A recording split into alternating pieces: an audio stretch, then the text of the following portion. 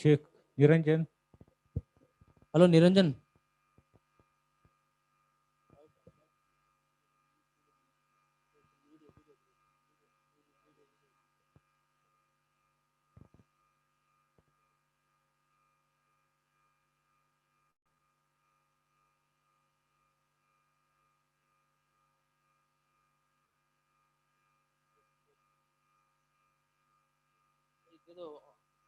Volume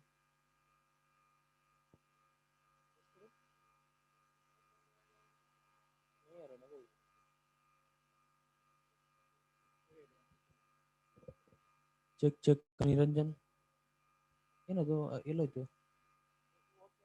hello hello Niranjan. Hello hello hello Niranjan.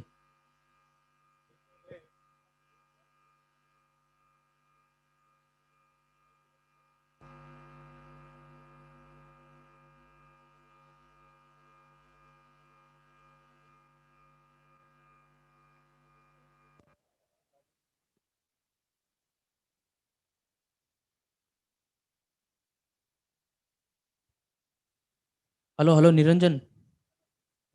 Niranjan ಬೇಗ ಓಡ್ ಬಾರೋ. ಬೇಗ ಏನ್ ಮಾಡ್ಕೊಡ್ಬೇಕು ಅಂದ್ರೆ ಅವ್ರು ನಿಮ್ದು ಸರಿ ಐತಲ್ಲಿ ಎಲ್ಲ ಬರ್ತಾ ಇದೆಯಾ? ಆ ಕಡೆಯಿಂದ ವಿಡಿಯೋ ಬರ್ತಾ ಇದೆಯಾ? ವಿಡಿಯೋ ಬರ್ತಾ ಇಲ್ಲ. ಒಟ್ನಲ್ಲಿ ನಿಮ್ದು ಕನೆಕ್ಟ್ ನಿಮ್ದು ವಿಡಿಯೋ ಲೋಗೋ ಇದೆ ಒಂದು ನಮ್ದು ಈವೆಂಟ್ ಲೋಗೋನ ನೋಡಿ, ಅಲ್ಲಿ ಆರೆಂಜ್ ಕಲರ್ ಲೋಗೋನ ಅಲ್ಲಿ ಹಾಕಿದಿರ. ಅವ್ರು ಏನೋ ಇದು ಕೇಳ್ತಾ ಇರ್ಬೋದು. ನಿಮ್ಮ ಹತ್ರ ಯಾವ್ದು ಬರ್ತಾ ಇದೆ ಸರ್? ಹಾಕು. ನಿಮ್ದು ಜಾಸ್ತಿ ಮಾಡ್ಕೊಂಡ್ರಲ್ಲ. ಒಂದೇ ಕಡೆ ಇದೆಯಾ ಅಂತ ಬೈ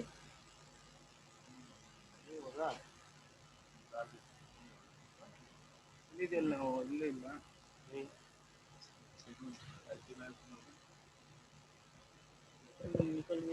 डालना है ना भाई, वही है भाई, वो टाइगर नहीं ये उधर हो जाएगा, ये अल्लाह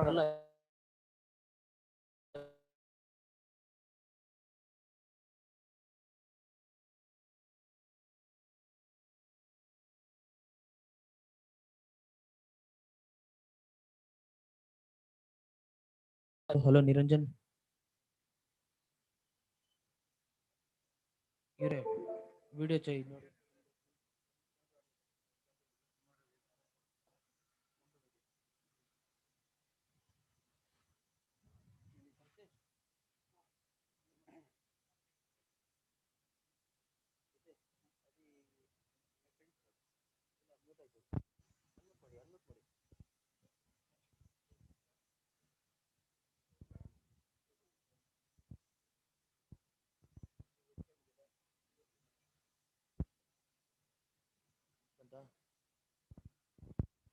ಚೆಕ್. ಇದು ಯಾರ್ದಿದು ಕ್ಯಾಮ್ರಾ ಬರ್ತಾ ಇದೆ? ಕ್ಯಾಮ್ರಾದಲ್ಲಿ ಇವ್ರೆ ಆನಂದ್ ಗ್ರೀನ್ ಗ್ರೀನ್ ಗ್ರೀನ್ ಆಗಿದೆ ನೋಡಿ ಕ್ಯಾಮ್ರಾ, ಅದು ಕಲರ್ ಕಲರ್.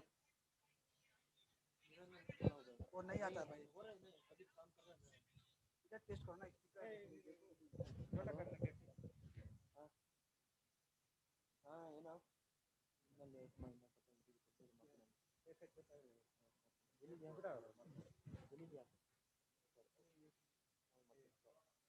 ನೋಡಿ ಗ್ರೀನ್ कितना छोटा चीज नहीं, वो एडमिन का आता है ना.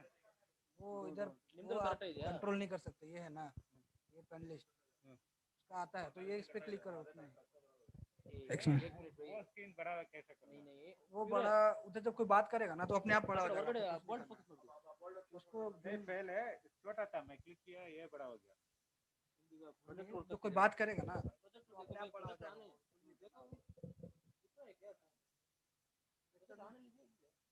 नहीं नहीं, ऑन नहीं है.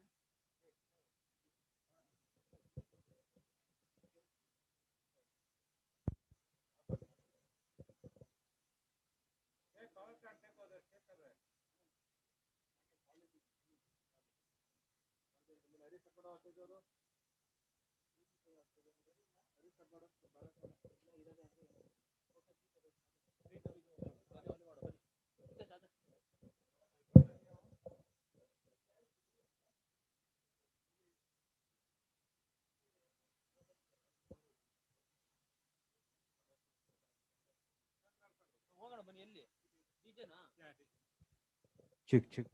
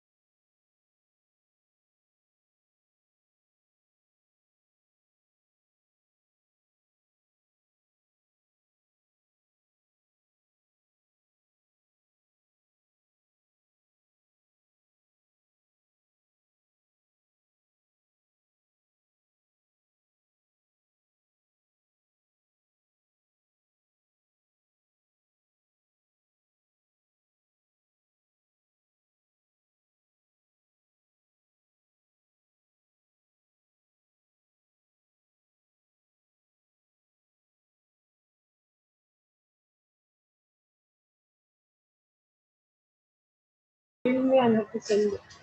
You send me. You sent my this one. But it will take 10,000 years to do. You have to copy it to me. We are not able to copy it. एक second भैया आपका इसका mail ID क्या है जिसमें ये login हुआ है? ये मेल आईडी मेरे को मालूम नहीं है अभी। आप मुझे पूछ के बताइए। Will come around 11, 12 o'clock. I think. Search. Search is not here. It's very cool. No, I didn't know search. Good morning, sir. Hi. You can choose and what it and India first. I came to know that He's also here. Carry on. So why did they change it? No. Workshop, why did they change it?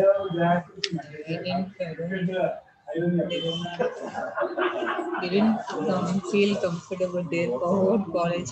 I think so. So only they change everything.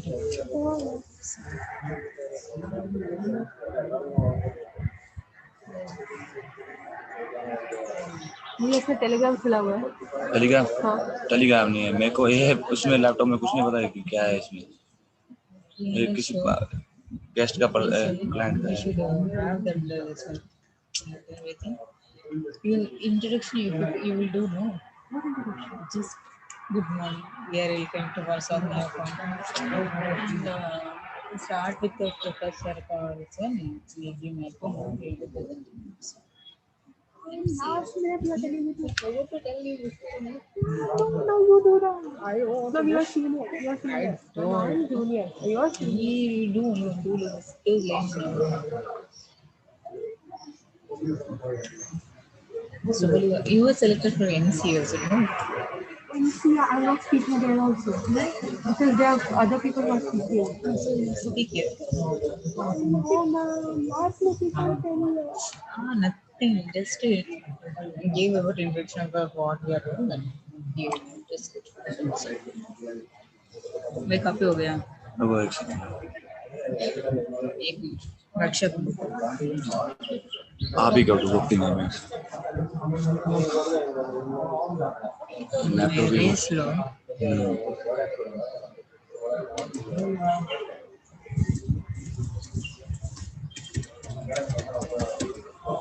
I have joined there. People joined. Ask him how many people are there joined. भैया कितने लोग join किए हैं? अभी ma'am check करना है मेरे को, वही करना। One first file is search.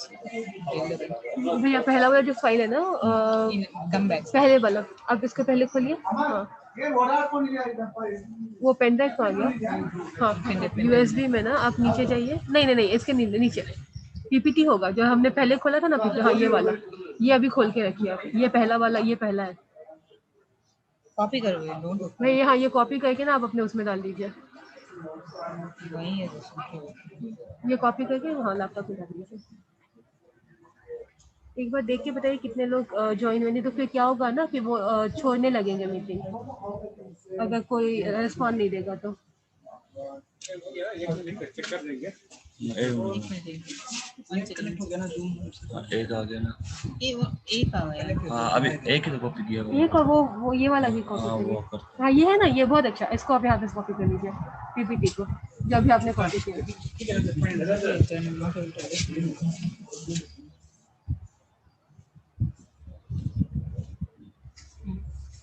ये तो ऑलरेडी है। नहीं पीछे जाइए। ये वाला ऑलरेडी डेस्कटॉप पर है, इसको कॉपी करके आप डेस्कटॉप पे लेकर आइए इसको। हाँ ना नीचे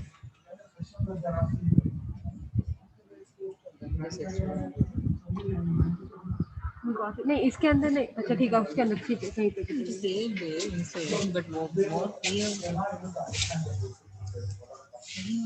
भैया ये नहीं क्या हो लो आप ही करो।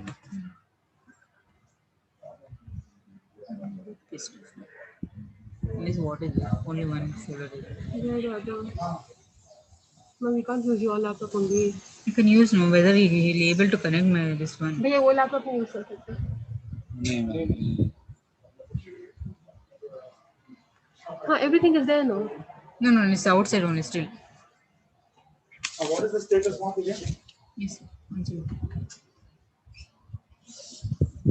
Are there any online people joined in? Or you got all the links to this thing, emails and all that of people? Yes, sir. You got it. How many are there? So right now, so 12 people are joining 13, the sir, workshop. 13 13 members are joining the workshop. Virtually. virtually. And here nobody is Physically, there. one. Here, only one was supposed to come. Then And then This is Dr. Gopi. I don't know whether. Gopi Krishna. Sir. Where is he? He does not come here. No, sir.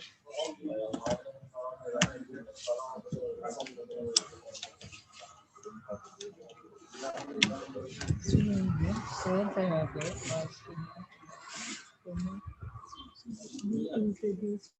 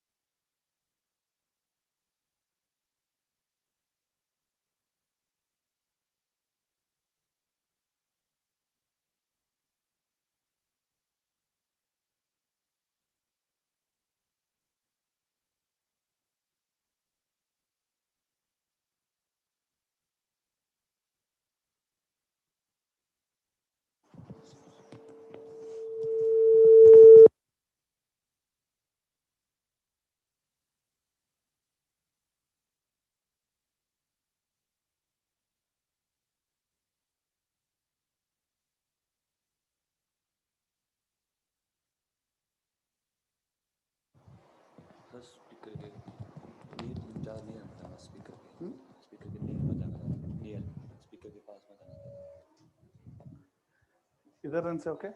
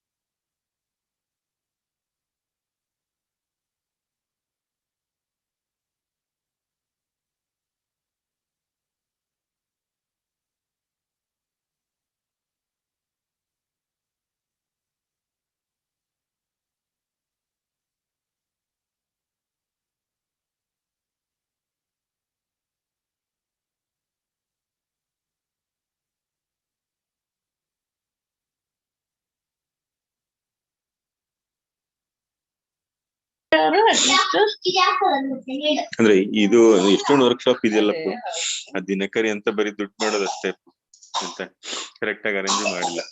ಇಲ್ಲಾದ್ರೂ ನೋಡ್ತೀನಿ zoom ನೋಡೋಣ ಇರುತ್ತೆ. ಹಾ ನೀವು ನೋಡ್ಕೊಬೋದು.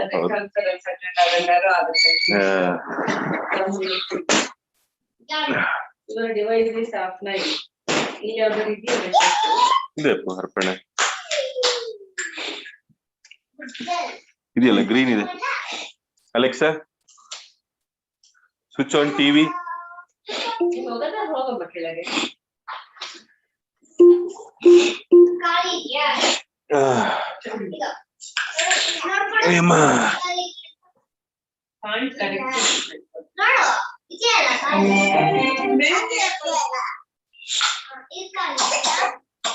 Alexa, tune into Zoom meeting.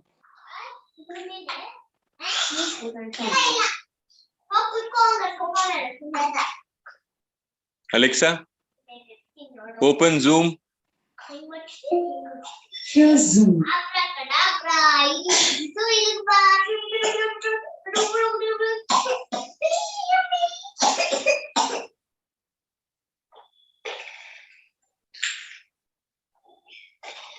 ಏನು ಸರಿಗೆ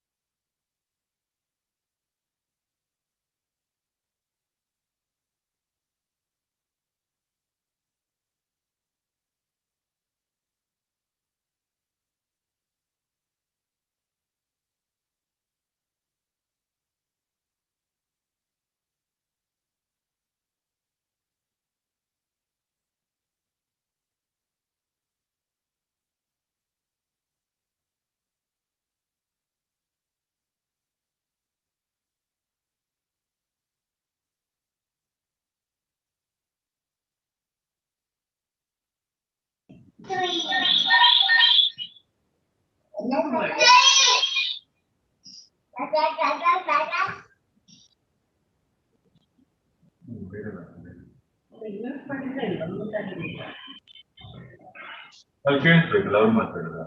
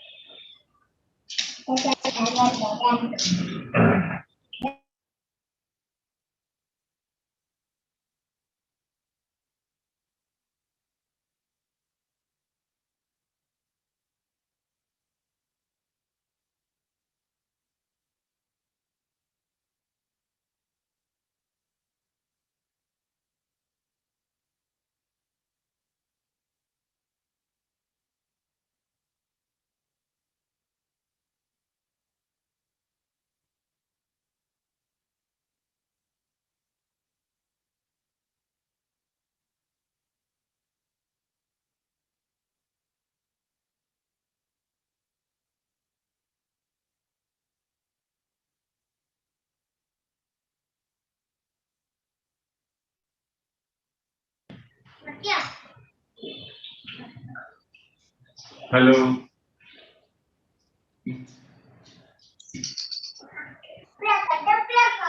ಇದು correct ಆಗಿ ಹೇಳಿಲ್ಲ.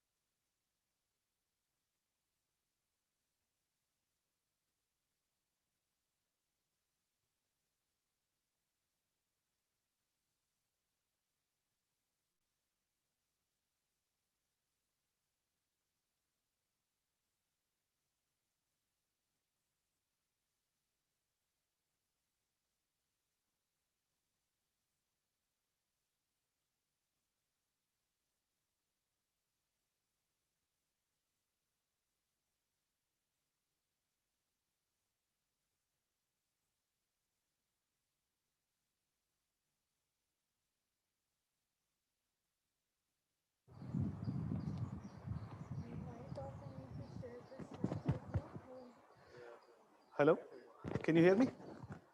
Can you hear me? Okay, fine.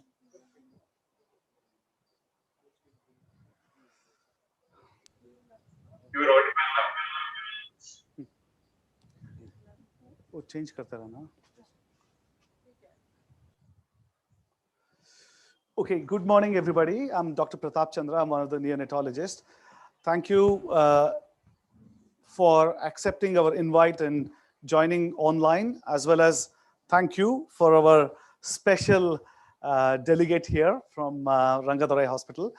So what has happened recently is we had a breakthrough trial in India, and the outcomes of that suggested therapeutic hypothermia may not be very suitable for low and middle income group countries.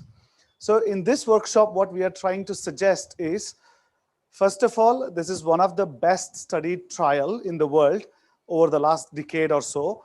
And the therapeutic hypothermia has given extremely good results in managing moderate to severe HIE. All right. So what has happened now, people have started cooling in India, and then now maybe because of this paper, then the clarity whether to cool or not to cool will not exist. So this is an humble effort from our side to make sure that we give the people a clarity that therapeutic hypothermia can be done, but in a very safe way, in a place where they have an adequate level 3 intensive care present already. Also, as we speak, there is a working committee which has been formed in India to examine and give us a verdict, which will probably come in the next few weeks' time. So without further ado, I'll start the workshop. A couple of changes in the talks are there. As we go along, we will understand. So Shema, start. Go on, quick. So I'll just go through some of the slides about a history, a pathophysiology, and there are a lot of other talks specifically talking about the different organ systems and all that. So we will move on, and then I'll tell you as we go along. So what happens in HIE? HIE is hypoxic ischemic encephalopathy, right? So a lot of people are suggesting now, especially in America, it's already changed, where you cannot just call anything as a birth asphyxia or an HIE. You have to give a global name as neonatal encephalopathy. And we all know HIE is one of the big contributors to neonatal encephalopathy. So Sharma, why are you going? Okay, fine. So what happens whenever there is hypoxia, that results in basically energy depletion in the cell. All this I'm talking about in the brain. Whenever there is energy depletion, there is a first thing which happens is a primary cell death. Can you see the slides? Yeah. So the primary cells, so some part of the brain cells will just die. So you cannot do anything about it. Then the brain will become like a storm. So inside the brain, there's a lot of other activities which is going on, and what we refer to as an injury cascade, right? In that, free radicals are released. The free radicals are in some way good, in some way bad, because why is it bad? It actually digests our own cells. So therefore, that is not so good. There are a lot of excitotoxicity going on in the brain. It's like a storm in the brain. In the excitotoxicity, it's mainly driven by the amino acids, right? Especially the glutamate. All this is happening, and there's a lot of energy needed. There's no energy available. That results in a secondary energy failure, okay? Once that happens, this slowly leads to delayed cell death, right? Next slide, please. So in here, as I was trying to suggest, excitotoxic glutamate is the main one. Keep going. What is its function? It helps in the progenitor cell proliferation. Keep fast, and differentiation of the cells, migration of the cells. So the cells has to migrate to different areas to do its own function, and it also helps in the survival. But when it is too much, when it's come to the level of excitotoxicity, then it helps in, all the calcium is influxed into the cells. Along with that, it sets up a pro-apoptotic pathway, which means a suicidal pathway. And this, along with lipid peroxidation. Lipid is your covering of the brain cells in the myelin sheet. So peroxidation of the lipid happens, and that will again result in a very profound and widespread brain injury. So first of all, there is a primary cell death. When there is an insult, some cells die. Then there is a cascade, injury cascade, which comes up. Because of that, so many other cells are going to die, or it becomes not so functional, right? So what happened, the cooling history goes to people who are skiing and all that, and they get buried in the avalanche. When they were retrieved by the rescue team, they actually had an intact survival. So that's when it started percolating into stroke management in the adults. Then it became, very popular in, the CABGs, the heart surgeries. And then it came into the neonatal world. And a lot of studies have happened. There's cool cap, where they just cooled the cap, the head of the babies. Then NIHCD is America, TOBI is UK, and ICE trial Australia. So basically a lot of trials happened. And I will just, this is the forest plot, if you understand what forest plot is, of a systematic review of all the studies that has happened in the world. So all you need to see here is this is the line corresponds to 1. Anything which is on the left of the line that suggests the therapy is beneficial. And this big diamond is the complete composite outcome, which means therapeutic hypothermia has been a very successful therapeutic modality in preventing death and disability in moderate to severe HIE. Shama, next. So how do we summarize these studies? Basically, it favors hypothermia for death or disability at 18 to 22 months when they did the follow-up. Then there is increased rate of babies who survived or normal, and it lowers the disability and the death rate. The number needed to treat varied between 6 and 9. What it means is, if you cool 6 babies, 1 baby will come out without having any major issues. So that's what it is. This number is unbelievably good, considering the number of HIE that happens in the world, especially in India, right? Next. So what happens in India? See, this is neonatal encephalopathy, 2 to 9,000 births in the West, right? So when you look at that, moderate to severe HIE is only 1 to 2 per 1,000. So it is all very hunky-dory. But it's about 60% higher in developing countries. So when we go to different peripheral centers, even the medical colleges, what we see, 50 babies admitted, 40 of them have the same diagnosis: meconium aspiration, HIE, meconium aspiration, HIE. So basically the numbers are staggeringly very, very, very high, right? And unfortunately, it is seen to be happening in more of a low socioeconomic strata, right? There are various reasons for it. One is lack of awareness. The second one is, the referral. The third is whether the antenatal care is going on really well or not. So all this kind of contributes. And actually, when the baby is born, we know the centers, they've got lack of training and especially resources to even manage these sort of acute babies. So this is one of the examples of a baby that we have retrieved from 90 kilometers away. Very uneventful antenatal period. It's a term baby boy. Mother came in with loss of fetal movements for about 4 hours. And then they noticed that there is meconium stained amniotic fluid. CTG, when they did, was abnormal. Unfortunately, they refused the LSCS at that point in time. Then they had to wait for some time. Do you have water? Then after that, they finally agreed to go for the section upon counseling. Then they noticed abruption as well. So here, loss of fetal movement is one problem. Meconium is another problem because it's not going to allow the baby to breathe. Then the third problem is your abruption. So this baby has got a lot of things going along. Thanks. Okay, next slide, please. So what do you think at that point in time? So this baby could have, and did not cry at birth, could have neonatal encephalopathy as a broad diagnosis, and most probably it is HIE, correct? And then you think there is, wait, Sharma. Then you think there is meconium aspiration. So this baby is also prone to develop pulmonary hypertension, okay? And this baby is in a place where it's the intensive care is not offered. So therefore, the baby has to be shifted out. You need a good transport system. Overall, you're thinking that there is a very sick baby who needs good level of intensive care, both in terms of your management of the, the brain, your management of the other organs as well, right? Go on. So now you get this sort of a baby. First of all, you need to see how you're going to assess the suitability of this baby towards cooling or not cooling. So first of all, we talk as antenatal risk factors. Very, very important. Is this mother had preeclampsia, eclampsia, or diabetes? Diabetes babies are more prone to be really big. Therefore, more CPD, cephalopelvic disproportion. Therefore, more shoulder dystocia. So all this is very important, whether she had lack of fetal movements or no.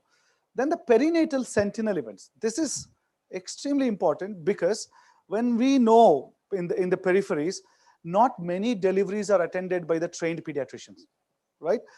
And in a lot of centers that I've gone, small districts and towns, there's one pediatrician going around 10 different hospitals, right? So if somebody tells me that there is an issue here, then it is worth for the pediatricians to go and attend, especially those who have learned the NRP as well, right?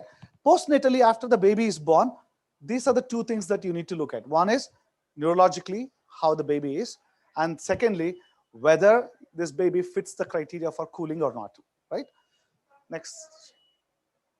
So in terms of antenatal risk factors, low socioeconomic population, if there is any history of placental insufficiency, whether it is mother hypertension, diabetes, or if a baby is very small, they're already very stressed out inside, and if the baby is very large, as I told you, shoulder dystocia, and maternal eclampsia and the diabetes.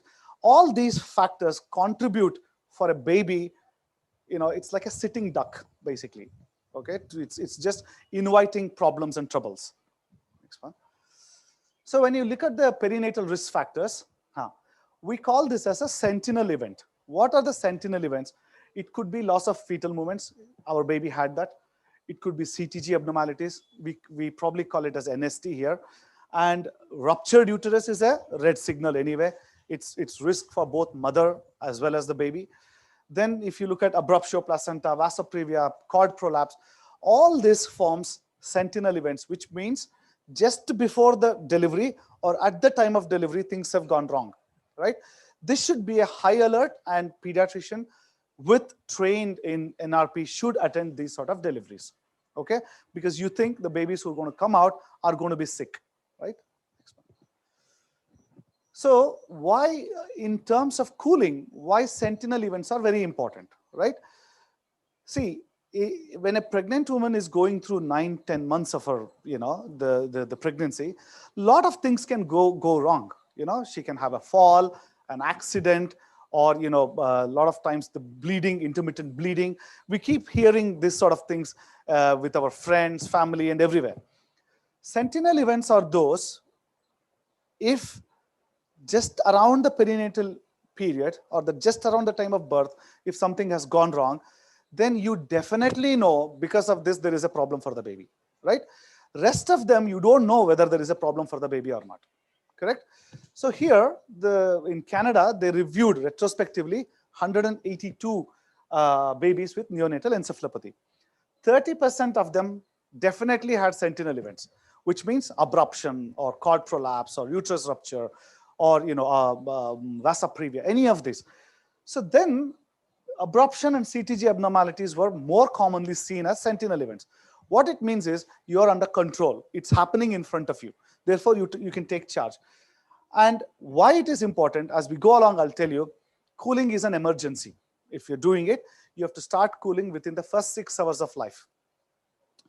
Therefore, selection of the timing will become more and more accurate.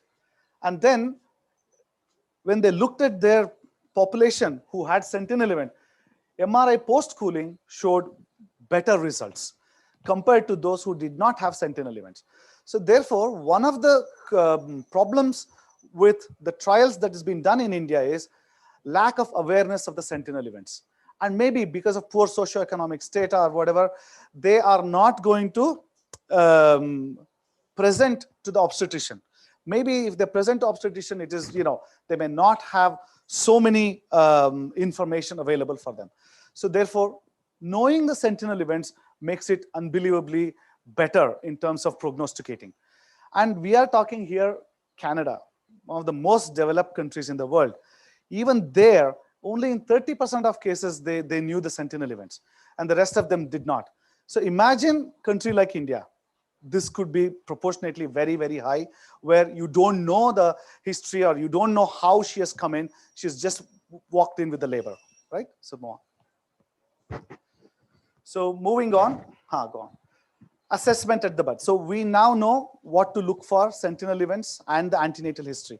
Now you got a baby with you. How do you assess the baby? One, condition of the baby at birth. It is a dictum of life that every term baby who's born should cry.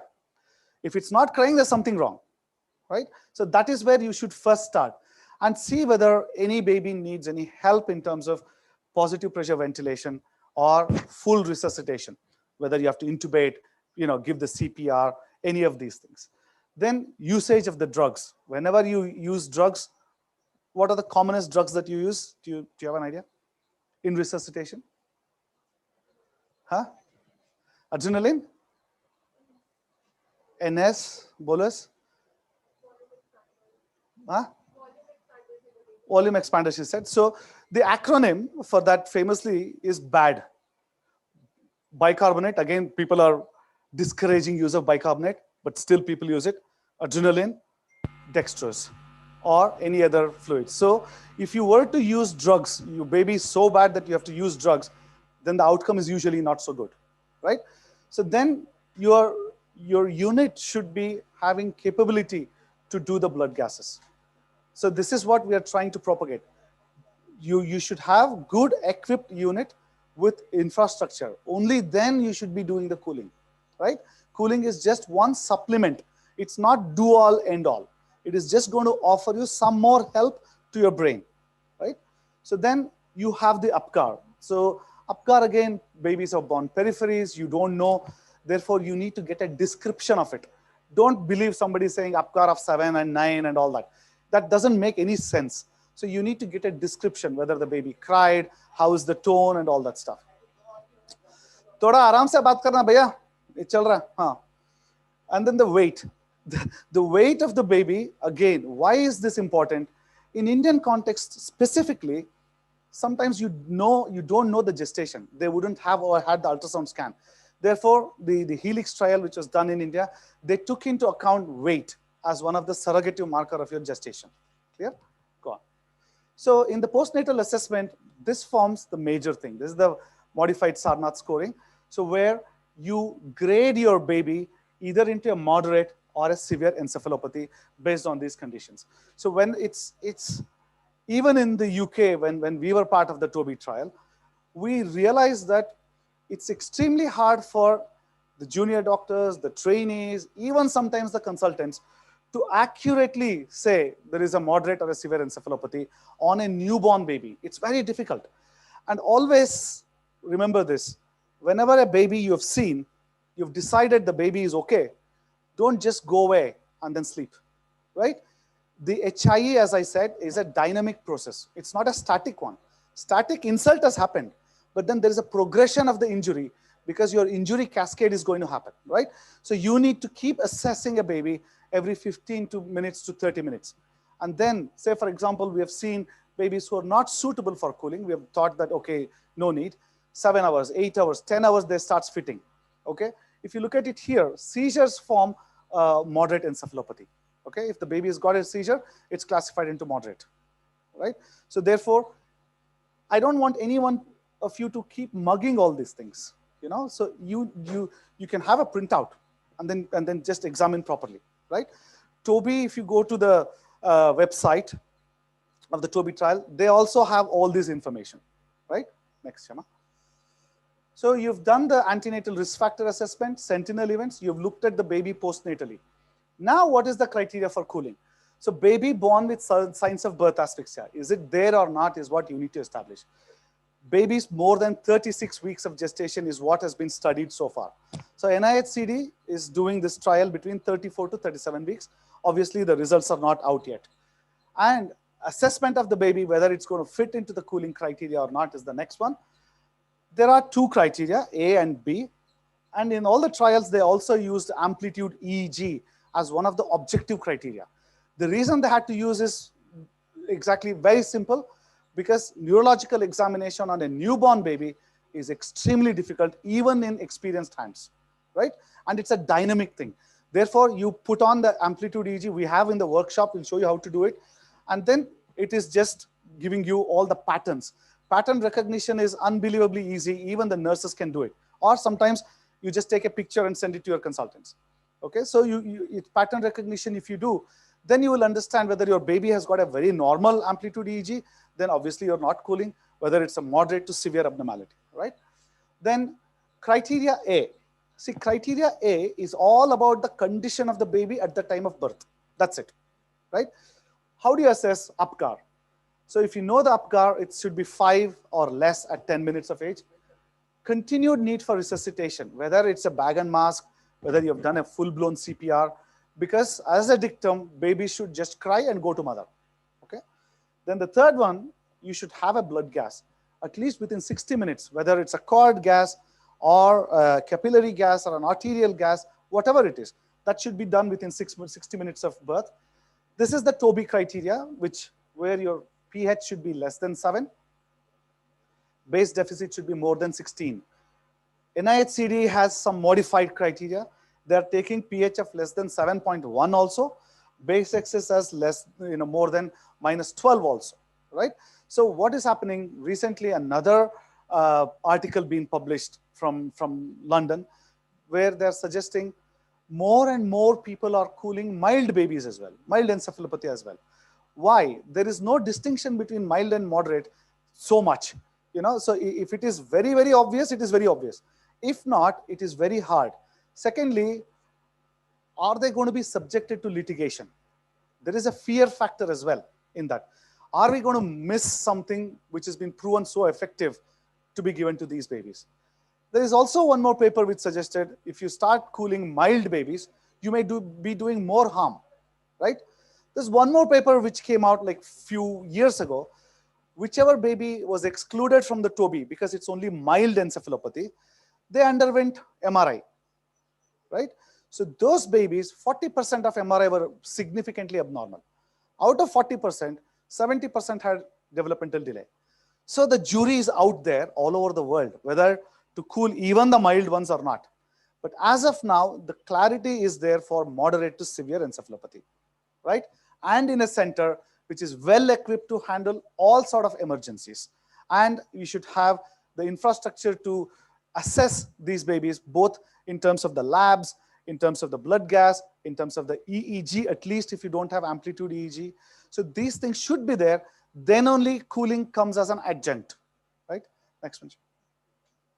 So criteria A, condition of the baby at the time of birth.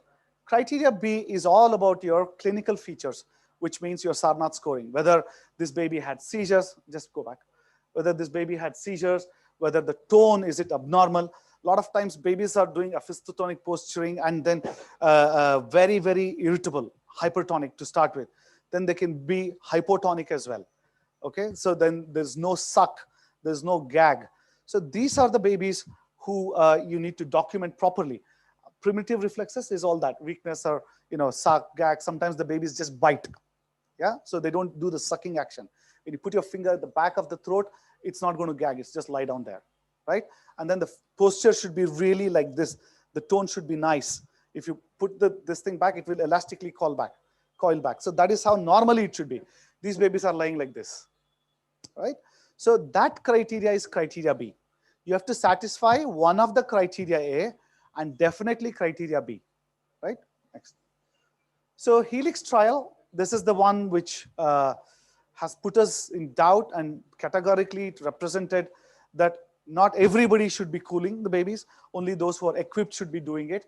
So they had a lot of dilemma as to, we don't know the gestation, we don't know the UPGARs and all that stuff. So therefore they went by the criteria, less than 6 hours of age is a must, more than 1.8 kgs, more than 36 weeks based on the reported EDD and ultrasound if it is there. And obviously need for continued resuscitation should be there. Then your UPGARs, you derive that by taking the history from whoever the caregiver is, right?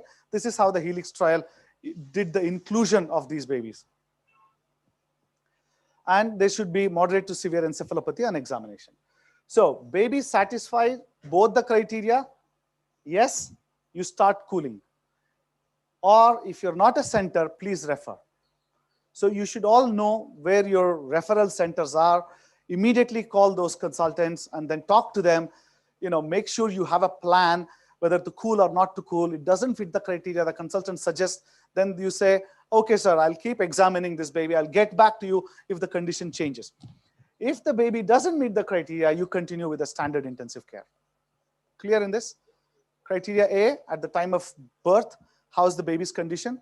Criteria B is your neurological examination. Both should satisfy, then you go for cooling. So what they did in 2B trial is they included one more criteria, which is amplitude EEG, because it's an objective way of assessing. There's no subjective way there, right? Tone can be normal for you, maybe very abnormal for me, if I just look at the same baby. But this is very objective way of saying it, right, Sharma? So total body cooling, this is a servo-controlled machine. What it means is, we will show you in the workshop, what it means is you set the temperature and it will maintain the same temperature.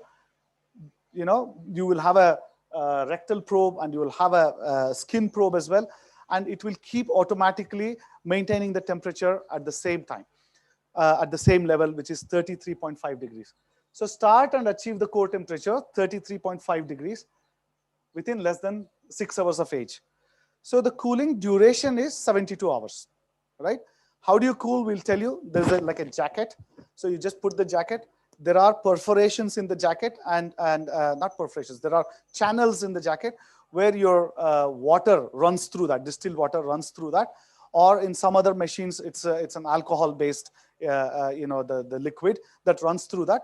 And then this machine basically looks at the core temperature, which is from the rectal probe, and then looks at the skin temperature, and it keeps the temperature at one range for 72 hours continuously, right? After 72 hours is done, you need to slowly rewarm over the next 12 hours, 6 to 12 hours. Sharma, slow rewarming, 0.2 to 0.5 degrees, okay? So when you're rewarming, most important thing, some babies, if they're good, they're happy. Some babies, you would have suppressed your basal metabolic rate. That is the whole point in cooling, right? So you're making sure that the storm which is happening there, it is all reduced. So whatever insult which has happened at birth, nobody can do anything about it. There is a small amount of recovery of that will happen with cooling, but it will make sure that the progression of the injury is stopped, correct? So there is another way of method of cooling the baby. This is indigenous to India, which is developed with CMC Vellore and I think IIT. So this also we have it, we'll show it to you. I don't know what the suggestions are going to be coming from the committee to cool or not to cool. If you're cooling, whether you're going to use servo controlled or can you use this phase changing material or not, we don't know.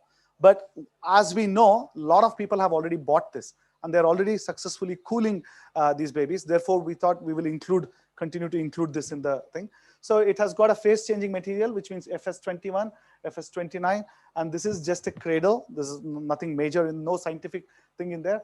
And this is the baby which is going to be placed on that. And there's guidelines as to how to do this, which we'll do it in the workshop. So you start the cooling. The phase one is to bring down the temperature to 33.5, right? This is called as the induction phase. Then you have the second phase, which is the beginning of the maintenance phase. Then after that, this maintenance phase is going on until 72 hours. Then after that, you have the rewarming phase, which will take you for another 6 to 12 hours of time. Any doubts so far? Okay. Online, if there are any doubts, you can always post the questions. We'll answer later. So what are the complications of cooling? What we have realized is from the trials across the world, it's usually safe. There are some complications that happens, sinus bradycardia and thrombocytopenia. These are the significant complications that you expect. There are others like cardiac dysfunction can happen. Hypotension is noted in some of them. Increased need of inotropes. But what we have looked at is basically you and your center should be equipped to handle all these emergencies or all these complications out of cooling. So cooling per se is safe, but what we are dealing with is a very sick baby. So handling the complication of sickness of HIE is what you should be equipped with, right? Next. So these are some of the investigations. I think other speakers are going to go in detail. Obviously, you should go with the CBC, electrolytes, coagulation profile, LFT.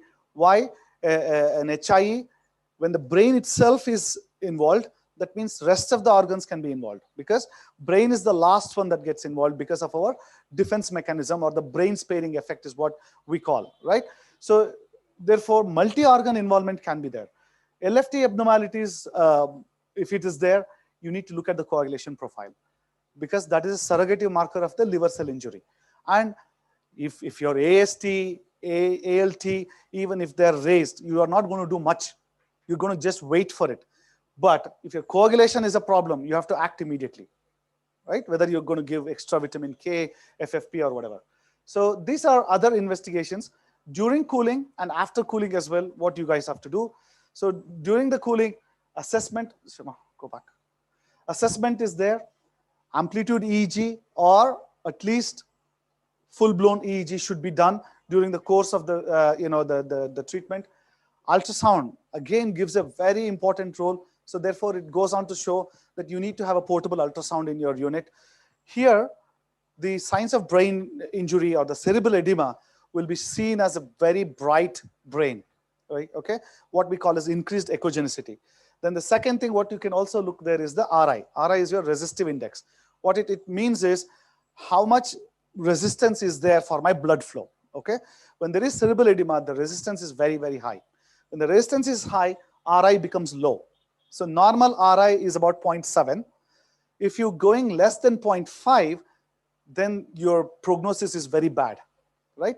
Also, ultrasound, again, don't use it as one shot. You can use it every few hours if you want, or every day at least. Then you will know the progression, how the baby is progressing.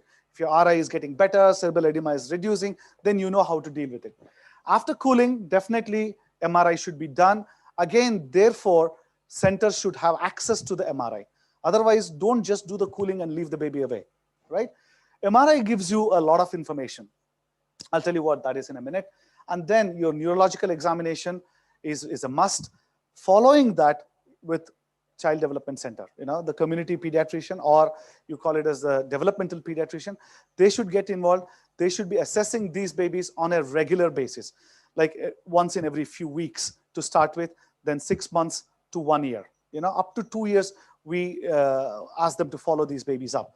Why? The outcome of babies who had severe HIE could be significant neurological deficit or death, right? Outcome of moderate could be getting better, almost normal, or it can be static, still having moderate disability as we go along. Therefore, it is very, very important for us to follow these babies up. And early intervention plays a huge role. You start from early itself, just after the discharge or before discharge. You start with your oromotor stimulation. You like how you brush the teeth, you stimulate the gums, have the baby KMC with the mother, try and see how they can go on for the breastfeeding. Then the babies tend to develop spastic cerebral palsy is what the problem is, right? Then the stiffness, how do you handle that? Whether you go give them regular exercises, passive movements, tummy times, so because the neck has to get developed properly. So all these things forms part of the early intervention. Next one. So in MRI, usually we tend to do now very, very early. In our center, we do 4th day, or worst case scenario, 5th day, depending on the condition of the baby. Why? The later you do, the chance that pseudo-normalization can happen, especially after 14 days, right?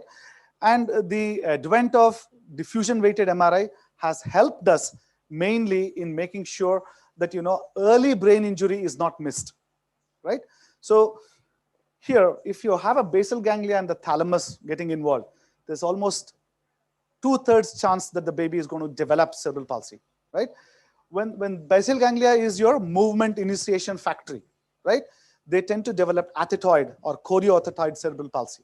You might be seeing children will be wheelchair bound and they just cannot stop, right? So that is what it is. Watershed area, if it is involved, usually it is not so bad.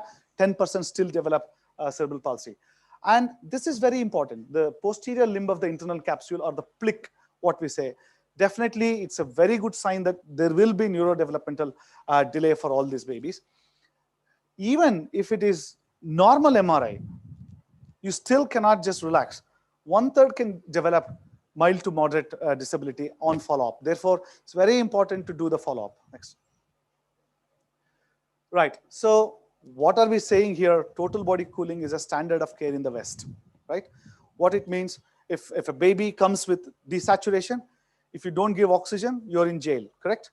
It's very similar. Standard of care means it's established. So therefore, any baby comes with HIE, you should be cooling or refer to the cooling center, right?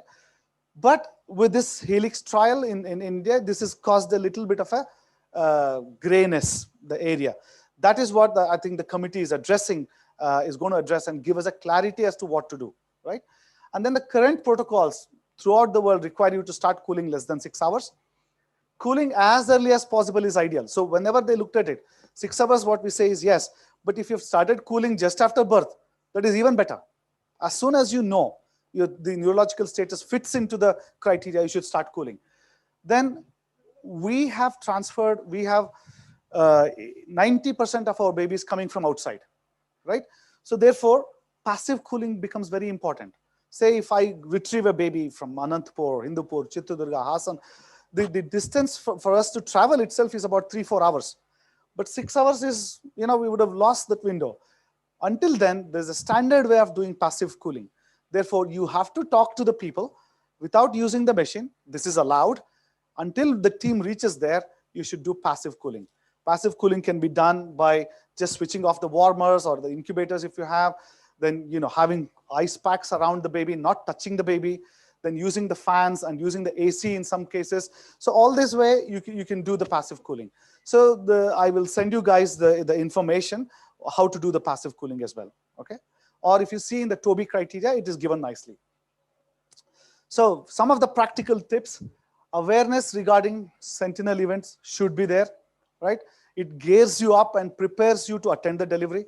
Then inform the cooling center if you're not a cooling center ASAP. Seek advice.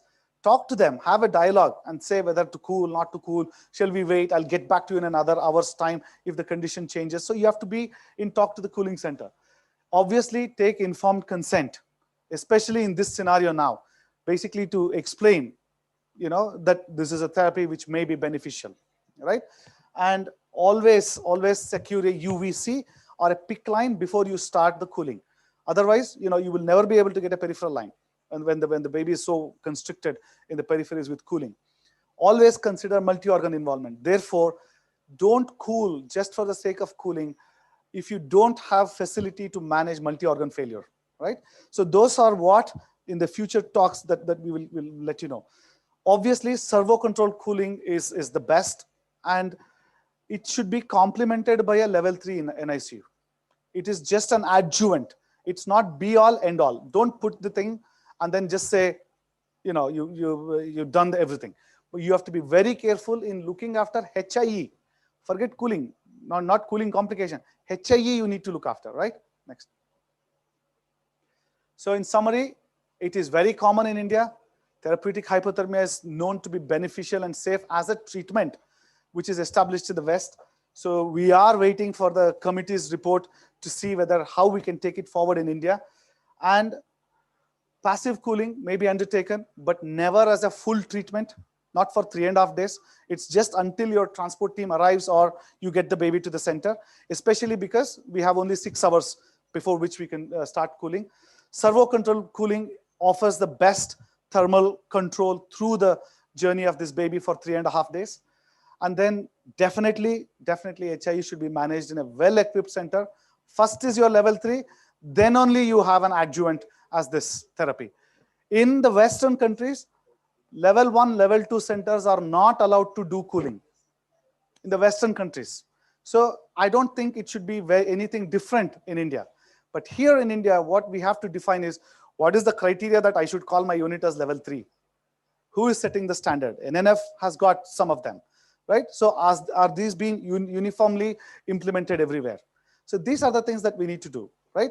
So as a standard of care in the West, you are sued or you're prosecuted if you don't refer these babies. But when there is a dilemma here, you've got equal chance that you will be prosecuted in India. Some learned people will come and say, it's a standard of care in the West, why can't you offer here? My baby fitted the criteria, absolutely. Some people will come and say, it said you cannot do it in India, why are you doing it? So therefore, a position statement with extreme clarity should happen, and which we will get it in a month or two's time. Until that point in time, have an honest opinion of yourself, see how level of care you're giving in the unit, see whether you're equipped to deal with all these complications, then go ahead with the cooling. See if I've got anything else. right?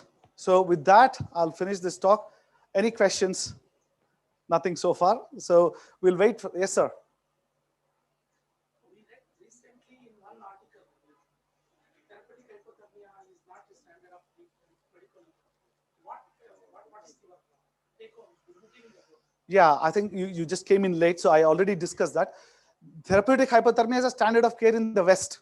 So whenever we discuss a standard of care, it means if you don't offer it, you're liable for punishment or you're liable to be prosecuted.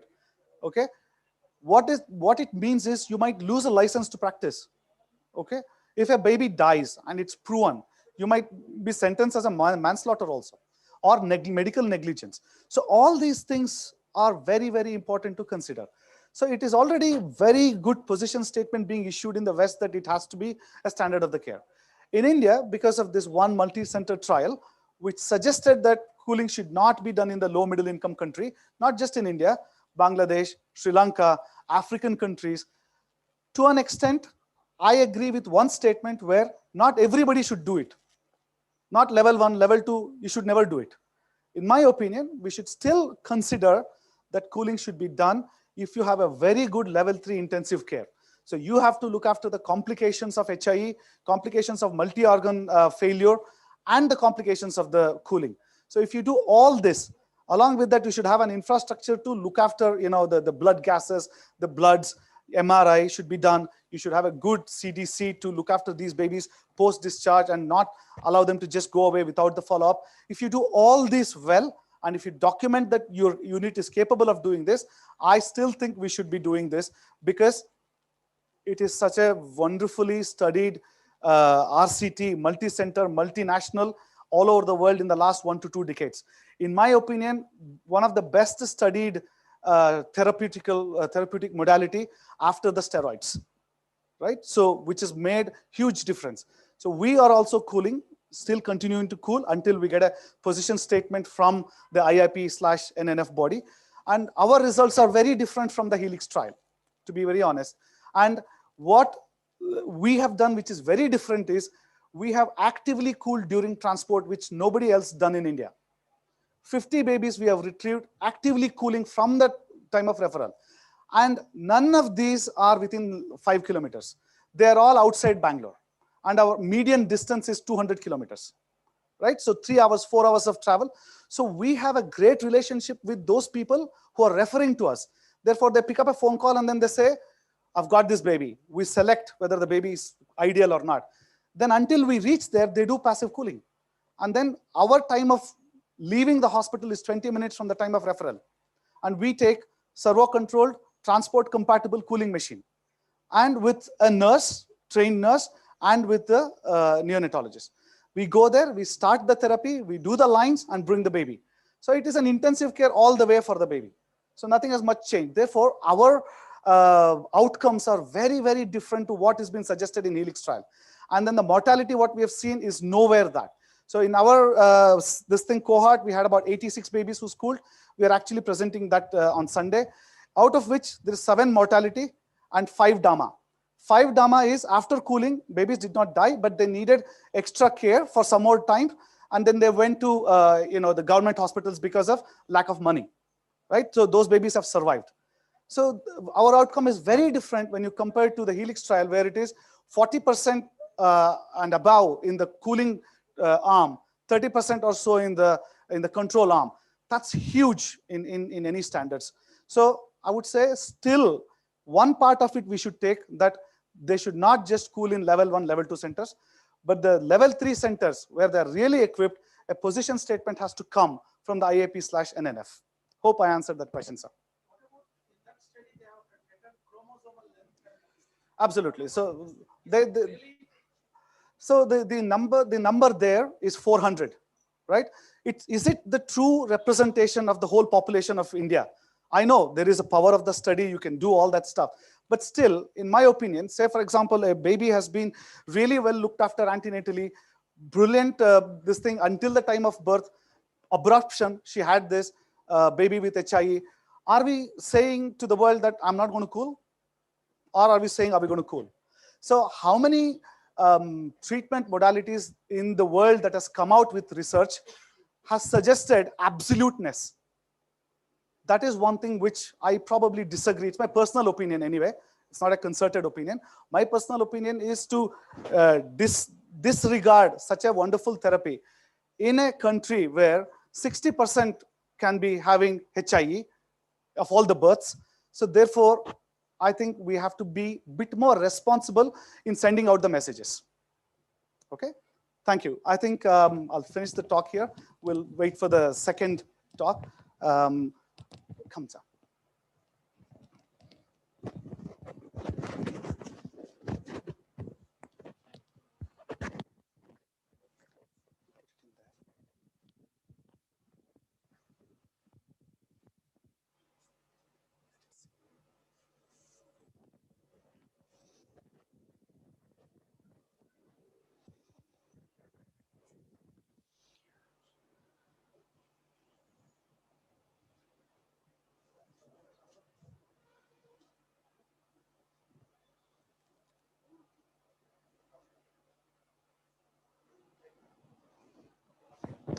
So good morning, everyone. That was a wonderful talk by Dr. Pratap.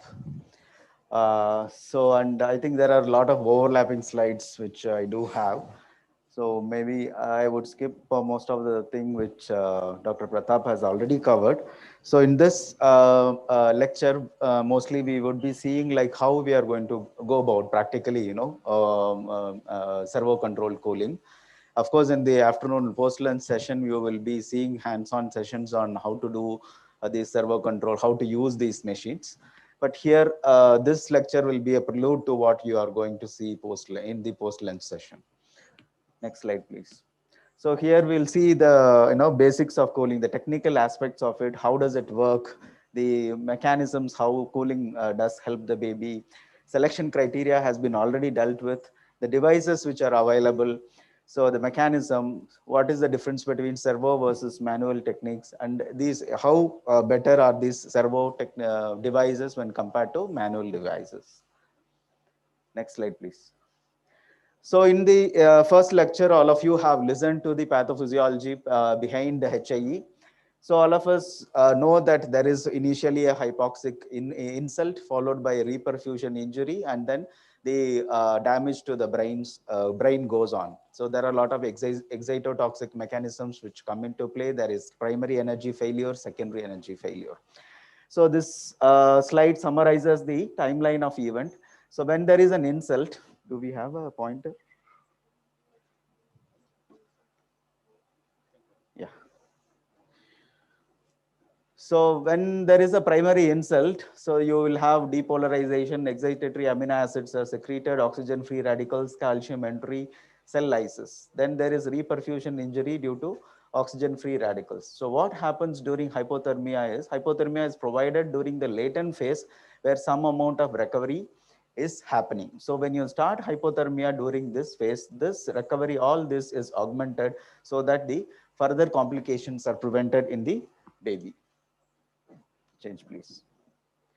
So how does this hypothermia protect brain? It has multi-pronged effects.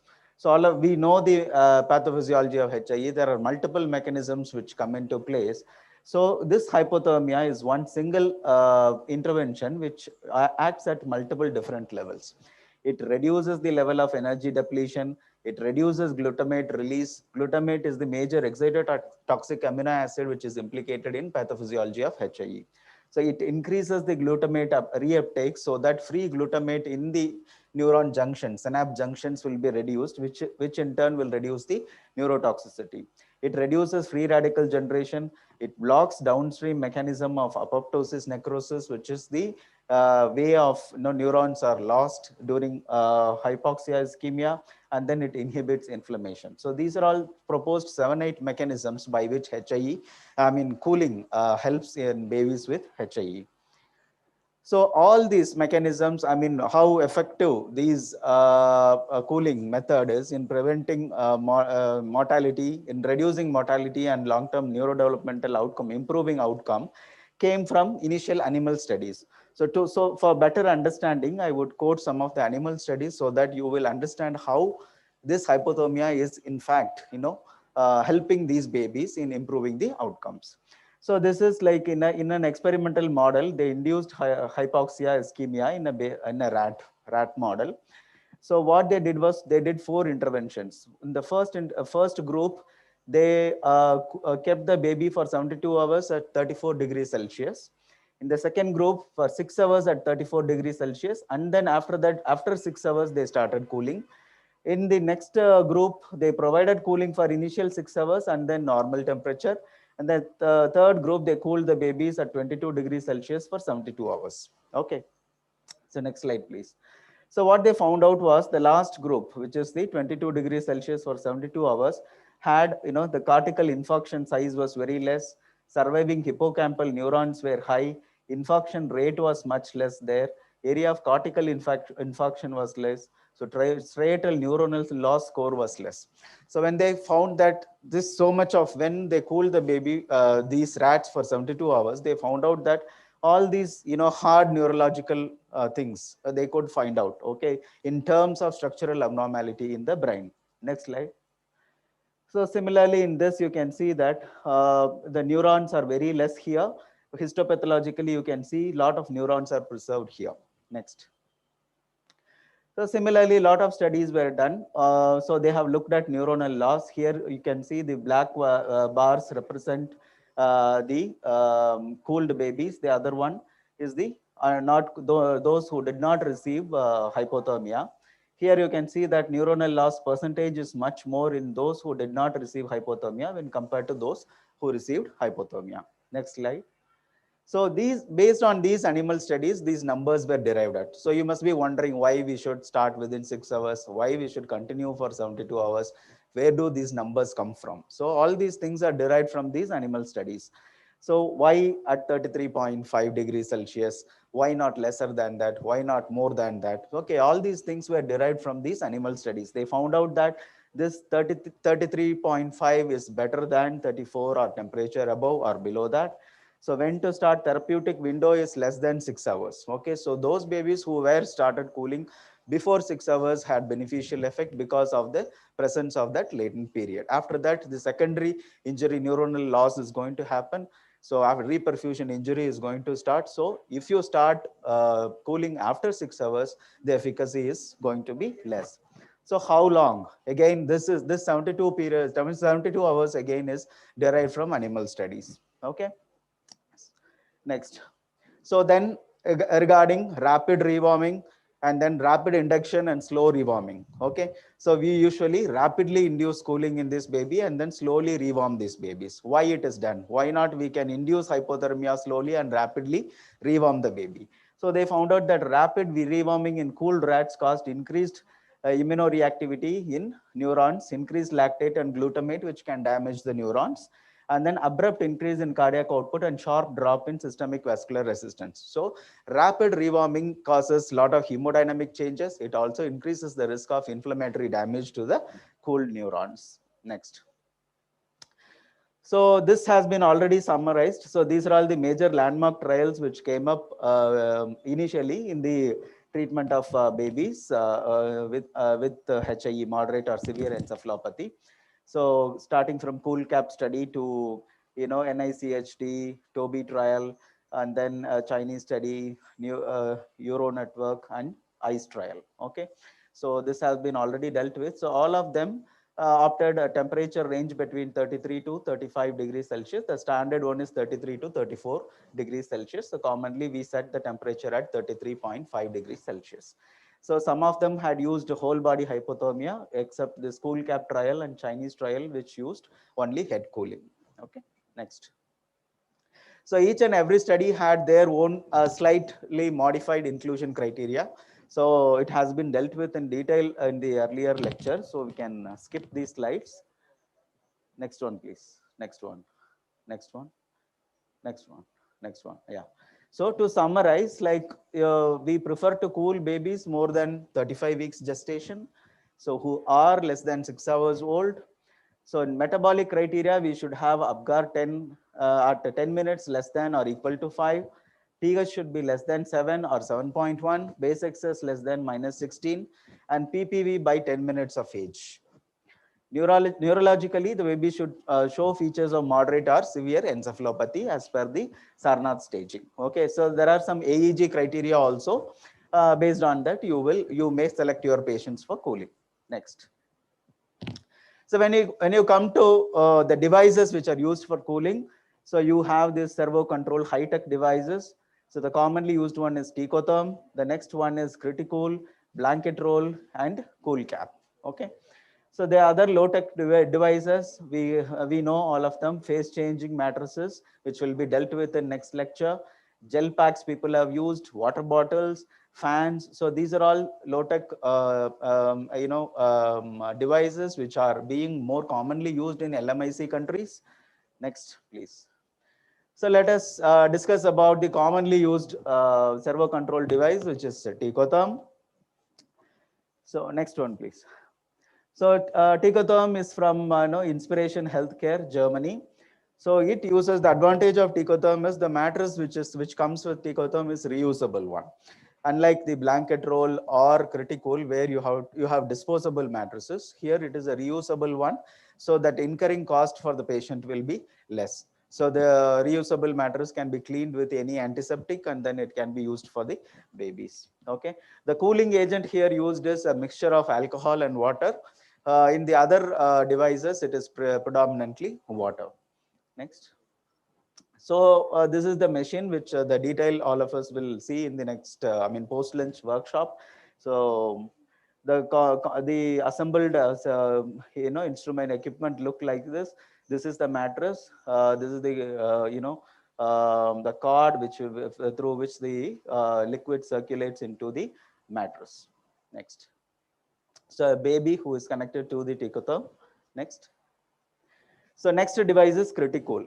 So the Criticool is also one of the device which is probably next popular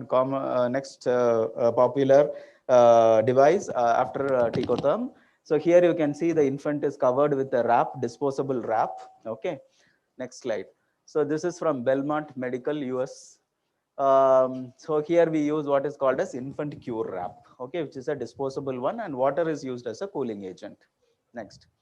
Blanket roll, again, this is also from US. Here also disposable wrap called Cool Kit Neonate is used, where the disposable wrap is, wrapped around the baby, and then it has to be disposed. Each and every patient, you have to use a new one. So it's a fully servo controlled mechanism. Next. So cool cap is not now commonly being used. It was used in couple of studies. So where only selective head cooling for the baby is done, but whole body cooling is not done. Okay. Next. So this table compares the cooling devices available. So blanket roll uses mattress, Ticotherm uses mattress, Criticool there is a wrap, and in cool cap only cap is there. So all of them use water except the Ticotherm, which uses alcohol-based coolant agent. So type of this thing is head cooling here in cool cap, here whole body cooling in all others. Okay. So this nursing input may be highly required based on how much it is servo controlled.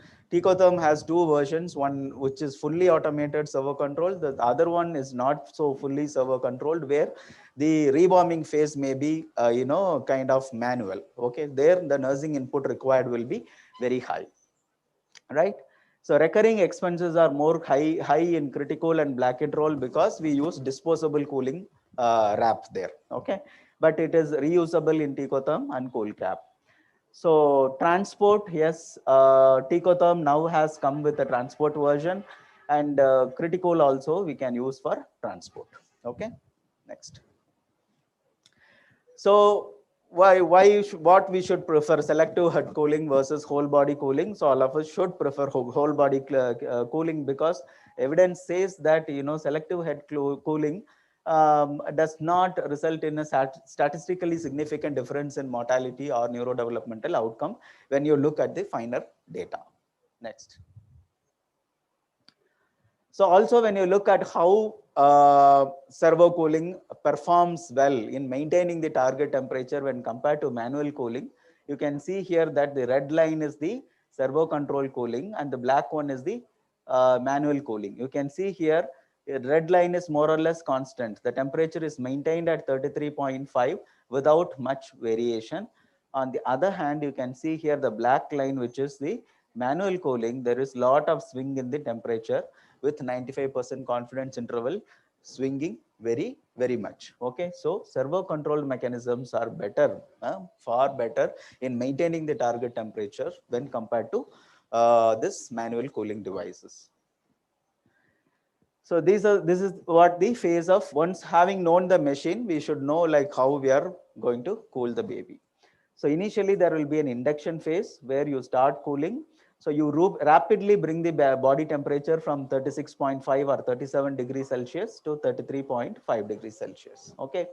And then you maintain the baby in that 33.5 degrees Celsius for next 72 hours. And then you start the rewarming phase at a rate of 0.5 degrees Celsius per hour, so that it takes around 6 to 7 hours for the baby to reach the normal temperature back. So I explained why we rapidly induce cooling and then why we slowly rewarm the baby and why this 72 hours is recommended. So there are studies again by Sita Shankaran group from US. They have looked at prolonging the duration of cooling for beyond 72 hours or lowering the temperature below 33 degree. So they found out that these things are not helping the baby, and in fact there may be increased risk of mortality. Next. So rapid cooling in the induction phase to 33 degrees. It should last for 45 minutes to 1 hour. Within 45 minutes, you should reach the target temperature of 33.5 degrees Celsius, during which you should monitor temperature and vitals. If baby has shock or seizures, should be treated actively, and avoid shivering and overcooling during this phase. Especially these things may be common in manual cooling methods. Next. So in the maintenance phase, you have to monitor the temperature frequently. So vital parameters like heart rate, capillary refill, blood pressure should be monitored. Temperature should be strictly maintained between 33 and 34 degrees Celsius. So this should be monitored for next 72 hours, continued for 72 hours. You should monitor for multi-organ damage. You should monitor urine output. You have to adjust drug dosages if required. And during this maintenance phase, the complications which will be dealt with much later in subsequent lectures are common, and you should monitor for those complications like necrosis, subcutaneous fat necrosis, and other complications. Next, please. So rewarming phase, it has to be slow. It happens over a period of 6 to 7 hours usually at the rate of 0.5 degrees Celsius per hour. So during this, again, some fluid shift can happen, electrolyte abnormalities can happen. During the rewarming phase, most of the babies develop, hyperkalemia, and they can develop, bradycardia. Okay, so these are all the complications which you have to carefully monitor and then address to. Next. So monitoring, again, it has been dealt with in the initial lecture, and subsequently also you have a lecture on this. So I will just brush upon these things. Cardiorespiratory monitoring, fluid balance, hematological, skin monitoring, neurological monitoring, all these things are important. Next, please. So among the cardiorespiratory, you should take care of the correction of acidosis. Mechanical ventilation may be required in most of these babies, especially when there is associated lung complications like meconium aspiration syndrome. Avoid hypocapnia, aim for PCO2 around 45 to 50, maintain saturation more than 92% to lessen the risk of pulmonary hypertension, because they have higher risk of developing PPHN, especially when there is a combination of MAS, PPHN with HIE. These are all babies who are very difficult to cool. So arterial access is important to monitor blood pressure if mechanical ventilation is required. So because you will not be able to assess the perfusion of the baby. Baby is cooled already. So invariably the capillary refill time is prolonged. Pulse volume, peripheral pulses may not be felt well. So you have to have an arterial line to monitor your blood pressure. So regional perfusion should be monitored using, capillary refill scores may not be reliable. So you may have to use invasive monitoring to assess the perfusion. So aim for mean blood pressure more than 40. Perform echocardiographic assessment of cardiac contractility to assess the volume status and guide fluid therapy. Next. So you should avoid hypoglycemia. So plasma glucose should be monitored 4th hourly. So you should monitor urine output, and urine output should be meticulously maintained above 1 ml per kg per hour. Urinary catheterization should be done, daily weight monitoring, and initial intravenous fluid requirements should be based on your routine protocols. So fluid should be titrated as per weight gain, and serum electrolyte should be monitored closely, especially during rewarming phase where dyselectrolytemia is very common. Okay, right. So skin care is very important. Position has to be changed. Skin should be back to be inspected at least every 12 hours. Okay, so you can change the position to avoid fat necrosis. Hematological, this has been already dealt with. Next slide, please. Neurological monitoring is important, Thompson score or Sarnath score. So you monitor the severity of encephalopathy. aEEG, if you have, you continue monitoring aEEG. So it can be used to decide on initiating therapeutic hypothermia as well as for prognostication. So cranial ultrasound repeated serial monitoring is important. You have to look for RIs, hemorrhages, areas of hyperechogenicity.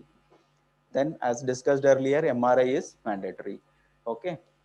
So supportive care, other things are important. Sedation of the baby is important because cooling is not very comfortable treatment for a baby. So always these babies are with sedation, fentanyl or morphine sedation. So nutrition of these babies, you have to take care. So, and then metabolic milieu, you should take care, glucose, calcium, potassium, sodium, and developmentally supportive care for these babies. So you know the evidence for cooling. So it reduces death or moderate to severe neurodisability by almost 25%. So if you cool 6 to 7 babies, one baby will come out normally without any major neurodevelopmental abnormality. Next. So this again shows the selective head cooling versus whole body cooling, which I have discussed earlier. So selective head cooling may not be that beneficial when compared to whole body cooling, right?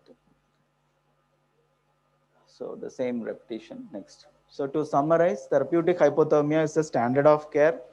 So even though there is a recent controversy after publication of Helix trial, I mean, in level 3 settings where all the facilities are available for cooling, for monitoring these babies, and where the baseline mortality due to asphyxia is less, definitely this is a standard of therapy and it has to be offered for babies born in LMIC countries as well.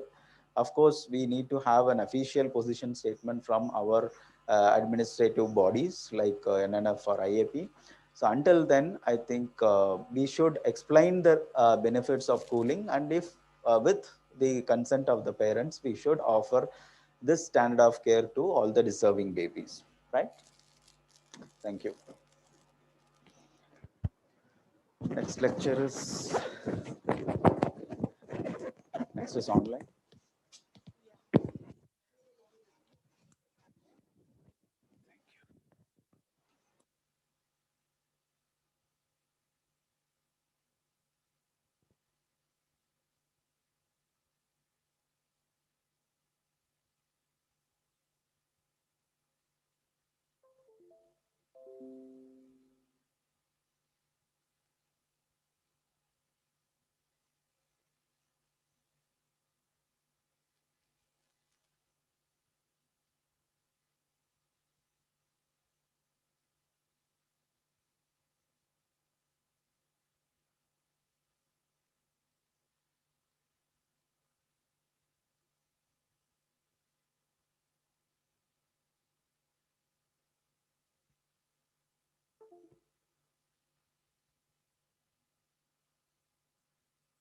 Good morning, everyone. First of all, I would like to thank the organizers for giving me an opportunity to do this.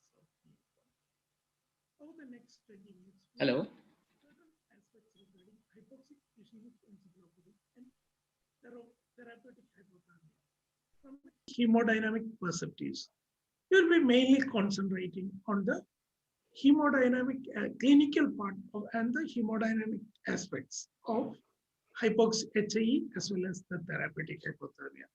So what is HIE? In a very simple term, hypoxic ischemic encephalopathy is lack of oxygen as well as lack of blood supply, leading on to brain injury, resulting in a brain injury. As the name indicates, hypoxia plus ischemia leading on to encephalopathy or brain damage. So it appears very simple. But things are not very simple as we see. If you see, this is the structure of DNA which we have learned in class 7 or 8. It appeared very simple. But once you have a closer look at it, it becomes more complicated. Same is the case for HAE also. Though by the definition, it appears as very simple, hypoxia plus ischemia leading on to brain injury. If you see a closer look at it, it becomes more complicated. Of course, I don't want to make it very complicated, so I will restrict my discussion mainly on the effect of hypoxia on cardiovascular as well as the lung, and from a clinical point of view. The next question is, why should you discuss about the hemodynamic aspects of hypoxic ischemic encephalopathy? Why should you discuss in a workshop about this? First of all, hypoxic ischemic encephalopathy is not a very rare condition. It is reported to be around occur at a frequency of around 1 to 3 per thousand population, 1,000 live birth. And therapeutic hypothermia has become a standard of care, though some controversies came recently, but it's still therapeutic hypothermia is a standard of care for hypoxic ischemic encephalopathy. So we should know what all these hypoxic ischemia as well as therapeutic hypothermia can cause to your baby. So apart from the brain, we always concentrate on the brain. Apart from the brain, this hypoxia also causes hypoxia of the heart. That is, there will be ischemia of the heart. Cardiac contractility decreases, leading on to cardiovascular dysfunction. Naturally, the heart won't be pumping the blood properly. There will be decreased organ perfusion. Again, the already affected brain will be more affected. That is leading on to poor long-term neurological outcome. Secondly, if you see the lung, after delivery, what happens? The oxygen is a potent vasodilator, leading on to pulmonary vasodilatation. That does not happen in a baby with hypoxic ischemia, leading on to decreased oxygenation, as well as this left ventricular flow volume will be less because of the hindrance at the level of the lungs, leading on to poor cardiac output and poor perfusion of the end organs, leading on to poor neurological outcome. So hypoxia, as apart from the direct effect, it also causes indirect effect because of the effect in the heart as well as the lung. Now coming to the therapeutic hypothermia. The therapeutic hypothermia also contribute to hemodynamic instability by causing pulmonary hypertension and other effects on the heart. Then during the rewarming phase of the therapeutic hypothermia, there is a sudden reperfusion of the organs occurs, and which can lead on to reperfusion injury. So the hypoxic ischemic encephalopathy as well as the treatment part is not a straightforward one. You have to assess the hemodynamic part as well as targeted management should be optimized to minimize the hemodynamic instability, thereby improve long-term neurological outcome. Often we used to hear the people saying the baby has hypoxic ischemic encephalopathy. We have cooled the baby, still the prognosis is bad. There will be either one of these two reasons. Either the baby would have been severely affected, or you may not have taken care of the hemodynamic part during cooling. That is the importance of knowing the hemodynamic part of hypoxic ischemic encephalopathy as well as therapeutic hypothermia. Now we'll just see how the HAE affects CVS. Suppose you are 37-weeker, born in the NICU, did not cry at birth. So there will be a lack of oxygen. This is the period of primary insult. What happens? That like the brain, heart is also affected. Impaired myocardial perfusion occurs. Second thing, what happens? The brain tries to save itself. So there will be cerebral redistribution of blood, thereby taking away the blood from the heart. So these two together causes impaired myocardial perfusion, and which leads to impaired myocardial contractility. This is not a very rare thing to happen. Cardiovascular dysfunction is almost noted in 62% of neonates having HIE. So you have to be very careful about it. Now coming to the lungs, how it is affected. Normally what happens after the first breath, oxygen goes in, which is a potent vasodilator, causes vasodilation, pulmonary vasodilatation, and pulmonary pressure comes down. This does not happen in HIE. HIE often associated with other conditions like meconium aspiration syndrome. But what it does, it limits the normal decline of pulmonary vascular resistance, leading on to acute pulmonary hypertension. And also our treatment modality, the therapeutic hypothermia, that also leads to acute pulmonary hypertension. Then what happens? Then there will be an obstruction to the flow of blood through the lungs, which causes decreased pulmonary blood flow. This decreased pulmonary blood flow causes an increase in the right ventricular afterload. So the right ventricle fails to pump the blood to the lungs. So right ventricular dysfunction occurs. So right ventricle is dysfunctional. There is an obstruction in the lung. So the blood reaching the left lung, the left side of the heart, that is the left ventricle decreases, which leads to left ventricular decrease in left ventricular preload as well as systemic hypertension with a poor prognosis. That is, already the brain is affected. This left ventricular outflow decrease, again decrease, leads to ischemia and further injury. This is a slide just to show how the sequence occurs. This is the period of insult, the primary insult, hypoxic ischemic insult, leading on to primary energy failure. Then there will be a latent period of around 6 to 15 hours, in which period the gradual improvement occurs. Later, there will be a secondary energy failure. It is in this period, that is within the 6 hours, that we think about the therapeutic hypothermia and other modalities of treatment. But the hemodynamic parameters you have to take care throughout this period. That is, throughout the front, right from the asphyxia towards the secondary energy failure period, thereby trying to decrease it. Actually,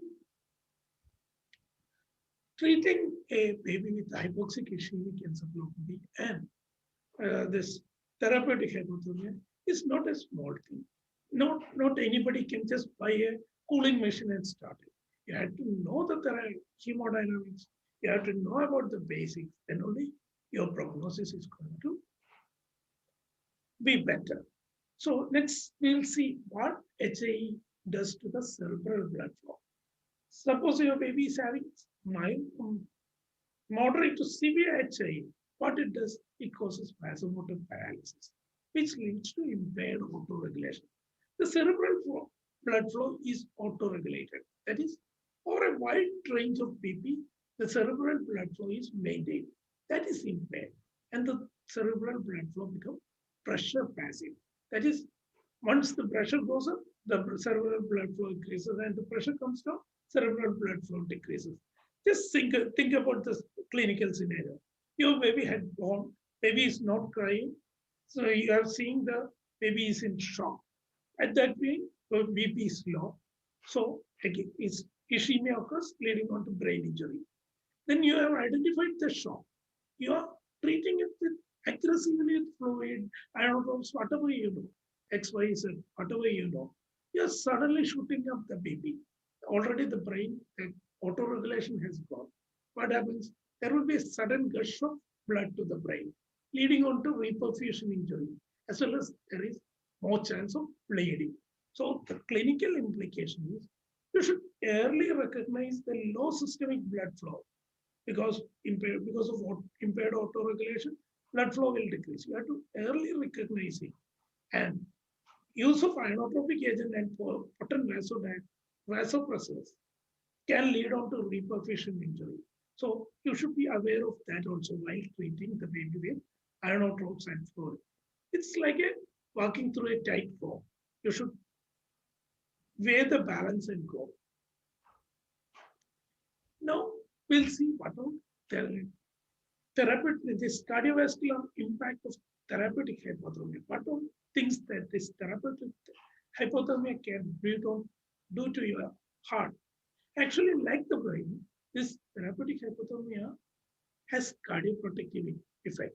That is, it decreases the need of the heart. Thereby, it reduces the ischemic effects of the heart. There will be a relative bradycardia. This, whenever you are cooling, anyone who cools the baby knows that. Once you start the cooling, the normal heart rate comes to around 90s. There will be a relative bradycardia.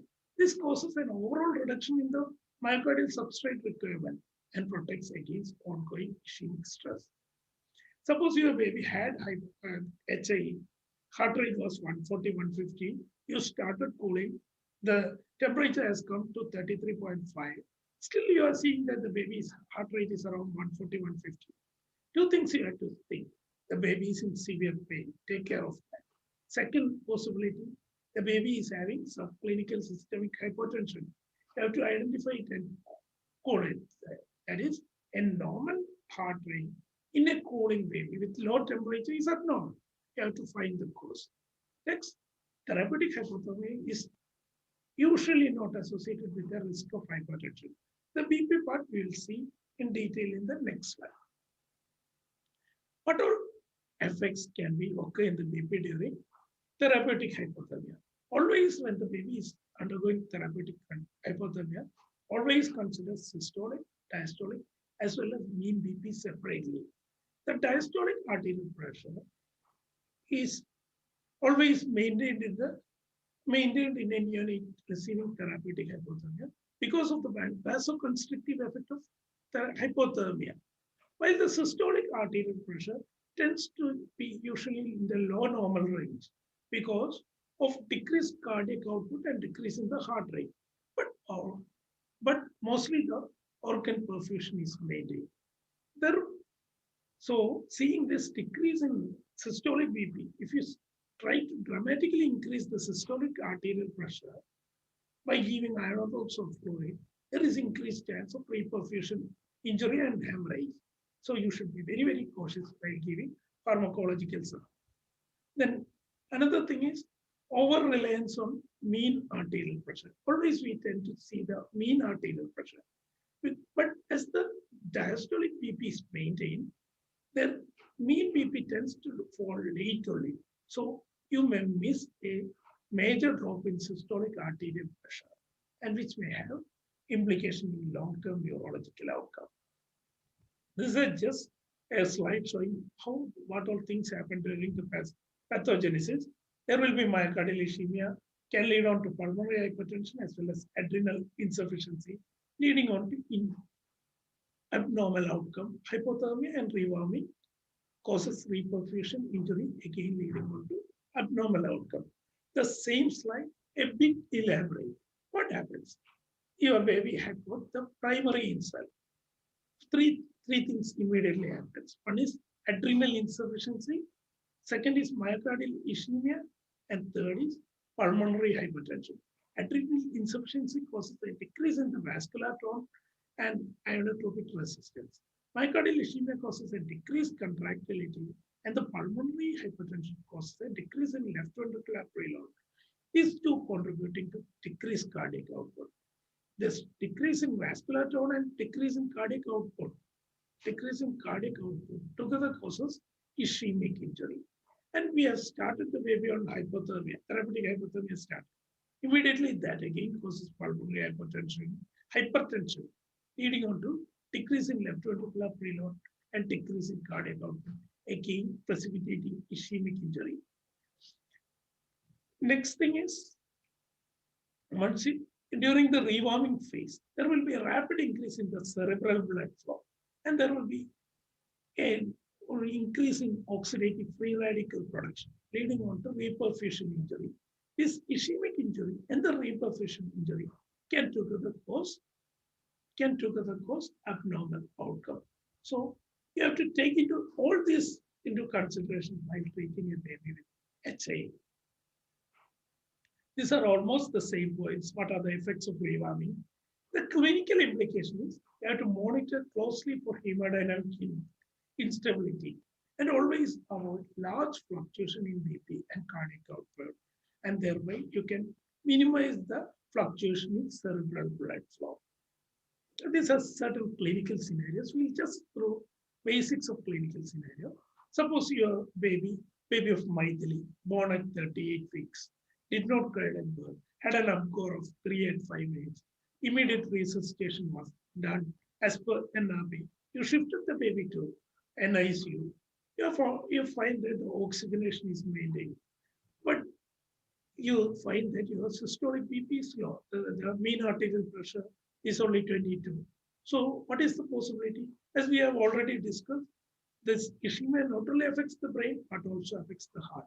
So the possibility is the heart will be dysfunctioning. There may be a right ventricular or left ventricular dysfunction or a combined dysfunction. So how will you confirm it?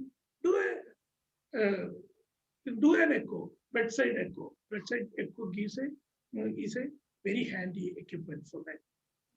You are finding that the baby, you confirmed the left ventricular cardiac dysfunction with the echo. Then what is the next step? Start with the ionotrope. So what is the first line ionotrope to be started? It is always dobutamine. Then second line comes the epinephrine. And if the baby is not responding to dobutamine or epinephrine, then you should think of adrenal insufficiency and give hydrocortisone. Now coming to the next scenario, the same thing, the same baby of Maithili, but you found that the baby is having a low systemic arterial pressure, but oxygen is also impaired. Then you should think that the baby is having persistent pulmonary hypertension. So it may be associated with left ventricular dysfunction, or it may be associated with right ventricular dysfunction. So immediately what you should do? First, conservative method. Now our conventional method. Ventilate the baby, optimize the ventilation, sedate the baby. If needed, muscle relaxant may be given. First line pulmonary vasodilator is always inhaled nitric oxide, though it may not be very effective. Then, as already said, if the baby is not responding, and the BP is not responding, you should think of adrenal insufficiency and give hydrocortisone. Meanwhile, you take care of left ventricular dysfunction part by giving dobutamine.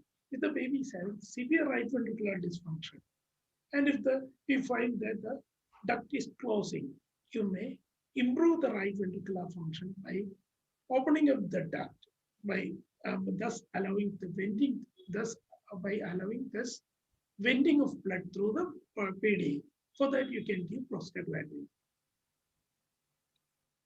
Now, certain one or two points regarding the approach to cardiovascular care in HIE baby. Most of the points we have discussed. If there is only isolated transient myocardial infarction, it's usually asymptomatic and improves over time. You don't have to aggressively treat it with fluid or ionotropes. Aggressive volume resuscitation should be avoided. Second thing, blood transfusion for anemia. If you find that the mother had abruption and the baby is anemic, you should consider blood transfusion should be optimized in order to improve oxygenation and decrease pulmonary hypertension. Always weigh whether impact of cardiovascular treatment or the confusion of or the consequences of reperfusion injury is more hazardous, and then take the choice. Always dobutamine is first line for isolated hypertension, systemic hypertension. Pulmonary hypertension, what all things we have to do? In a nutshell, ventilate, our conventional method, ventilate, sedate, always avoid excess MAP because that can have, again, decrease the preload. Always properly sedate. Inhaled nitric oxide is the first line pulmonary vasodilator. For systemic hypertension and pulmonary hypertension, dobutamine is the first line. Vasopressin, it's a selective systemic vasoconstrictor and it can cause pulmonary vasodilator. So it can be used as the second line. Another drug, which is commonly used as a pulmonary vasodilator, milrinone, but it cannot be used in the case of therapeutic hypothermia because the drug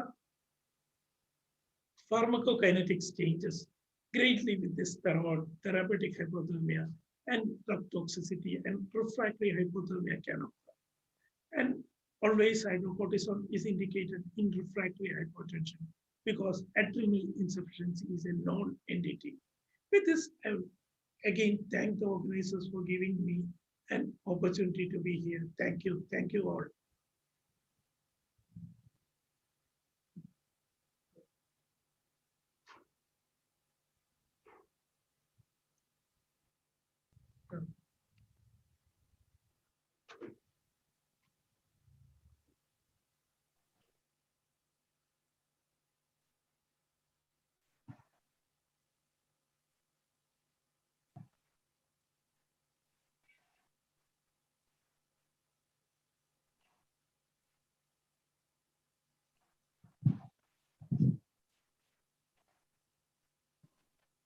Hello, is it audible?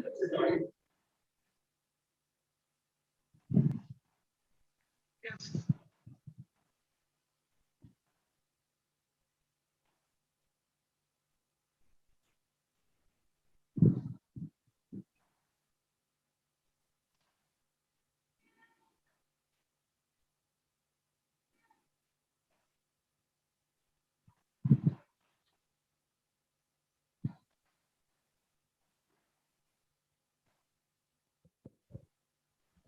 Hello, Pradeep, can you hear me?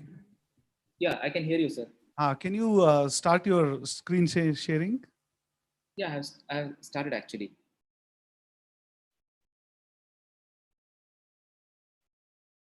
Is it not seen? It's on the other side of the thing.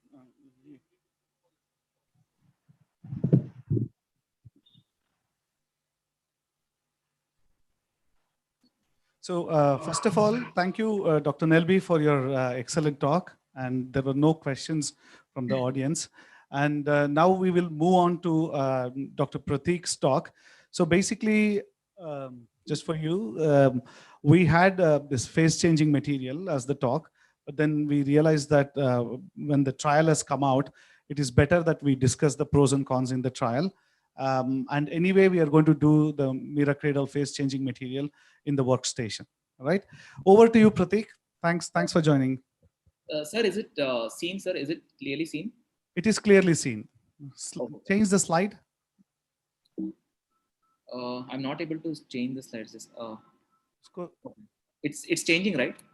It's changing. It's just a little lag is there. Okay. Good morning, everyone. Today I'm going to discuss about the HELIX trial, mainly the findings and some parts related to the discussion. We know the perinatal asphyxia accounts for nearly 1 million deaths every year worldwide, and 99% of the deaths due to perinatal asphyxia happen in low and middle income countries. And we know from the studies from high income countries that one proven treatment for perinatal asphyxia is therapeutic hypothermia. Let us see what is the current evidence from high income countries. The current evidence states that the therapeutic hypothermia reduces the combined outcome of death and neurodevelopmental impairment by almost 25%, and also there is reduction of mortality by 25%. So based on this finding, the International Liaison Committee of Resuscitation has recommended that cooling, that is therapeutic hypothermia, should be a standard of care in high-income countries. In low and middle-income countries, it was introduced into the clinical practice mainly based upon the extrapolated evidence from the high-income countries. And the number of studies which were done in the low-income countries were very small randomized controlled trials and observation studies using low-cost cooling devices. And whatever evidence was there, based on that evidence, again, the International Liaison Committee of Resuscitation, it recommended that cooling should be continued in LMICs, but the evidence was very weak. So let us see what is the current evidence from the low and middle income countries. The current evidence states that, based on this meta-analysis, it states that it is beneficial. But if you see individual studies, most of the studies have used suboptimal cooling devices like gel packs or ice packs, and some of them have used miracradle, even though it's not suboptimal. And another important thing what we can see in these studies is there is very low mortality in the control arm, indicating that the sickness state and the severity of hypoxia in these babies were not that severe. And there is also wide variation in mortality in the control arm, even from the single center studies, again questioning the authenticity of the data from these studies. So since the evidence was not enough, this HELIX trial was planned with the primary objective of whether whole body cooling to 33.5 degrees centigrade initiated within 6 hours of birth and continued for 72 hours, whether it will reduce the death or neurodevelopmental disability at 18 to 22 months in low and middle income countries. It was an open label randomized control trial, which was conducted in 6 centers in India, Sri Lanka, and Bangladesh. All the participating centers had facilities for cardiovascular monitoring, ventilation, and had access to 3 Tesla MRI scanners. One center had facility for inhaled nitric oxide, and the doctors and nurses were trained in the servo control cooling before the beginning of trial. Coming to the inclusion criteria in HELIX trial, the inclusion criteria was age less than 6 hours, birth weight more than or equal to 1.8 kg, and gestational age more than or equal to 36 weeks. Need for continued resuscitation till 5 minutes of age and or 5-minute Apgar score less than 6. And there should be evidence of moderate to severe encephalopathy at less than 6 hours of age in the structured clinical examination, which was already dealt earlier, that is based on the modified Sarnath and Sarnath staging. Exclusion criteria in this trial was absent heart rate at 10 minutes of age, major life-threatening congenital malformation, and if the parents were a migrant family and if were unable to contact them at 18 months, these were the cases who were excluded. So this is the modified Sarnath and Sarnath the examination pro forma, where there are a total of 6 categories, and the neonatal encephalopathy was classified based on these 6 categories. Only the neonates with moderate and severe encephalopathy were enrolled in the trial. A total of 6, the total score is 6. So a maximum score of 3 or more in each category would be considered into the enrollment. If the patient had a score of 3 in moderate and a score of 3 in severe, then the category 1 was seen. That is the level of consciousness category. Whichever the scoring was high in this level of consciousness category, then the patient was enrolled in the respective category. Other important thing is, if the patient had seizures and if they had mild encephalopathy, it was considered as moderate encephalopathy. This is the schedule of enrollment, intervention, and assessment form. All the babies at enrollment, the detailed antenatal history and birth history was taken. A structured neurological examination was done by the principal investigator, and eligibility screening was also seen. The consenting was based on a video-based consenting process, and also the written informed consent from the patient was also taken. The groups were randomized at enrollment, and the patients who underwent whole body cooling for 3 days, and in the usual care, again, the usual care in the unit was given for another 3 days.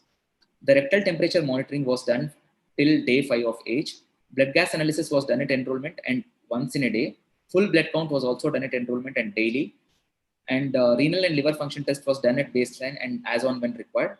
Coagulation screen was done at enrollment and also it was done daily, but here it's not written. An infection screen was done at enrollment and also on day 4 of life, just to see for any hospital-acquired infection.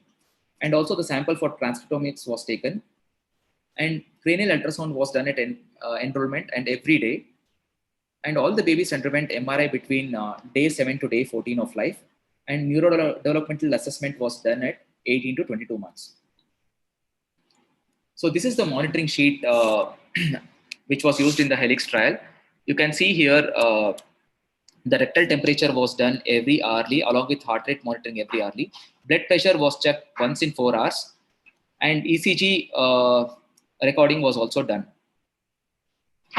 This is the investigation sheet, which has the details of all the investigations. You can see here the temperature control. The temperature control was almost between 33 to 34, and there was very less deviation from the baseline. Coming to the results of the trial, a total of 2,296 infants were assessed for eligibility, of which 576 neonates were eligible, and ultimately 408 neonates were randomized. 202 to the hypothermia group, and 206 to the control group. Out of these 202 babies, 195 neonates had primary endpoint, and in 206 babies in the control arm, 199 babies were analyzed for the primary endpoint.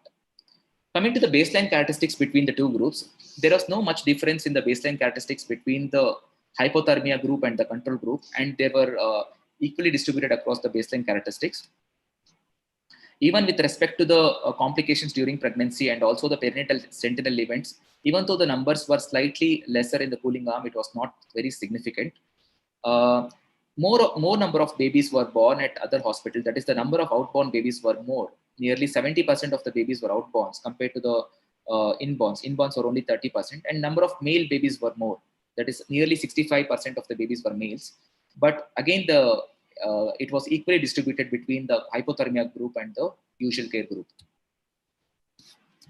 If you see the cord pH at admission, in both the groups, the pH was relatively very less. It was somewhere mean of 6.94. Nearly 50% of the babies required endotracheal intubation at birth. And coming to the age of admission to the cooling center, the median age was nearly 2 hours in the cooling group and nearly 2.5 hours in the control group. The babies who were born at the participating hospitals, they were randomized, they were admitted early, somewhere in 30 minutes, but the babies who were referred from other hospitals, they were enrolled somewhere at 3 hours of age. Again, coming to the state of encephalopathy, most of the babies had moderate encephalopathy, and in the incidence of severe encephalopathy was only 20%. Rectal temperature at admission, it was the mean of 35.7 degrees in the cooling group and 36.4 degrees in the usual care. Nearly 74% of the babies in the cooling arm and 73% had seizures at randomization. That is, more than 2/3 of the babies had seizures at randomization. This coming to the primary outcome, which was death or moderate or severe disability, there was no much difference between the hypothermia group and the control group with respect to death or moderate severe disability, and the p-value was not statistically significant.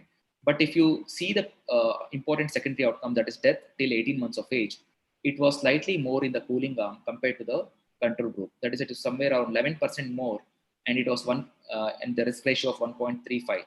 Even though the confidence interval was slightly wide, but the p-value was statistically significant. The babies who had severe disability, among the babies who survived, were actually less in the hypothermia group. It naturally explains the babies who had severe encephalopathy would have also died. So that's why the numbers were very less in the hypothermia group. Even though the numbers were less, that again the difference was not statistically significant. Other exploratory outcomes like Bailey's language and motor composite score and other outcomes, they were not. There was not much difference between these two groups. Coming to other important secondary outcomes, the babies in the cooling arm, they had higher incidence of gastric bleeding. This was one finding which was found in Helix trial, which is not described in other trials from the high-income countries. And this was also found in the Helix feasibility study also, probably because the studies from the high-income countries considered this outcome as a part of delayed coagulation. And another important outcome is persistent hypotension. The more number of babies had shock in the hypothermia group, there was more coagulopathy in the hypothermia group. More babies had metabolic acidosis, and the duration of hospital stay was also higher in the cooling group. And the death before discharge was also significantly higher in the babies who were cooled.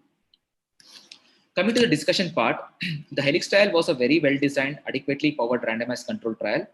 There were very less protocol deviations. That is, only 3 babies, in only about 2 to 3 babies, there was deviation in the protocol.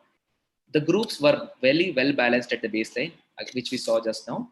The outcome assessors, that is the people who did Bailey's, were masked to the group allocation, and there was minimal loss to follow-up. Almost 97% of the patients were followed up till 18 to 22 months of age.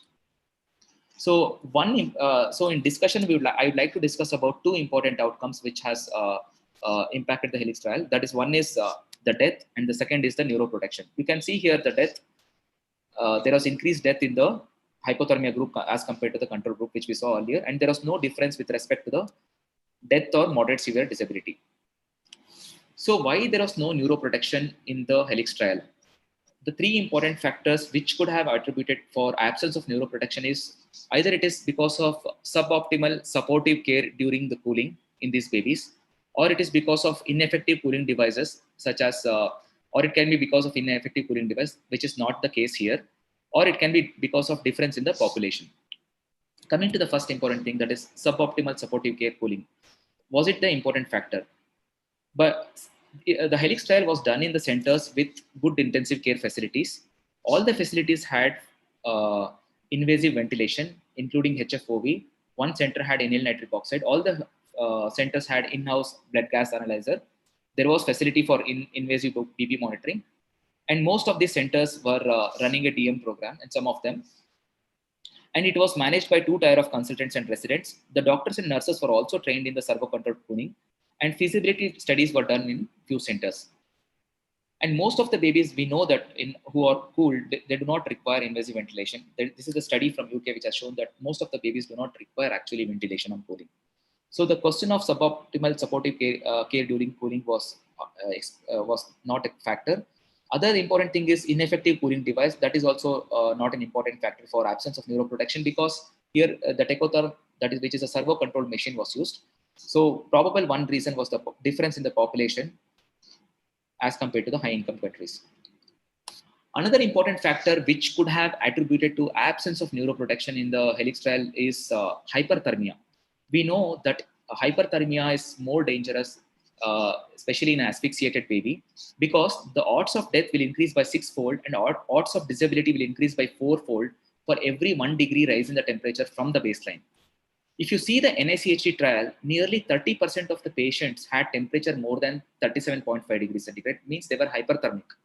Even in the CoolCap trial, nearly 1/3 of the patients had temperature more than 38 degrees. But in the Helix trial, the patients who are hyperthermic were less than 1%. So the hyperthermia in the non-cooling arm would have actually diluted the treatment effect. So in these other trials, probably the hyperthermia in the non-cooling arm would have resulted in better outcome, would have shown a better outcome in the cooling arm. So this is one reason why in Helix trial, the cooling babies did not have a better neurodevelopmental outcome, because the hyperthermia was not much common in these studies. Another important factor which could have led to absence of neuroprotection is the type of injury. If you see the Helix trial, the basal ganglia injury, which actually indicates acute hypoxic event or a sentinel event, the incidence was only 25%. If you see the overall white matter injury, which again indicates subacute or prolonged hypoxia, the incidence was 75%. In Helix trial, again, as I told earlier, the incidence was 25%, that is basal ganglia thalamus lesion.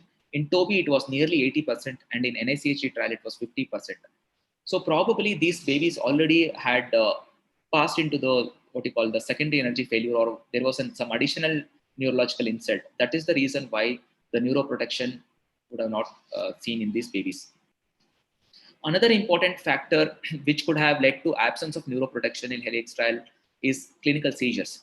We know that in Helix trial, as I told in the earlier slides, 75% of the babies had clinical seizures within few hours of birth. In the trials from high-income countries, the median age of onset of seizures was more than 10 hours. If you see the seizures indicate the onset of secondary energy failure in animal studies. If the patient has developed the seizure, probably has already slipped into the secondary energy failure. In CoolCap trial also, in the newborns who had seizures on amplitude integrated EEG, there is no clinical improvement and the neurodevelopmental outcome was not better. So probably one of the reasons why no neuroprotection was seen in Helix was most of the babies had injury earlier and the seizures were detected early. And these babies would have already gone into the secondary energy failure. Coming to the timing of cooling, we know that the earlier we cool, the better is the outcome. Early cooling within 3 hours is better compared to more than 3 hours of life. Again, if you see the Helix trial data, the more babies were, there were no more number of outborn babies. That is, they got admitted somewhere around 180 minutes of age. That is somewhere around 3 hours. So probably these babies were, that is one of the reason why neuroprotection was not seen, and probably one of the reasons. Coming to increased death. Increased mortality is another important outcome from the HELIX trial, that is, which was a predefined secondary outcome. There was statistically significant increase in the death, and it was seen in all the centers, even though in some centers it was statistically significant and it was very high. In some centers it was not much of difference, and it was seen throughout the period of recruitment. If hypothermia is continued based on this trial and based on whatever findings is there, one additional infant will die for every 9 babies pooled, and 25 extra deaths will occur in LMICs if this is continued. Again, this is the survival analysis graph, which is showing that the death was more in the pooled babies, and it was present from the time of randomization throughout the period of recruitment till 18 months. Means the difference between with respect to the survival was maintained from the time of randomization till the period of follow-up. Comparing the HELIX trial with other cooling trials with high-income countries, if you see the mortality in the control arm, that is in NICHE trial, the mortality in the control arm was 37%. In the TOBI trial, it was 27%. In the HELIX was 31%.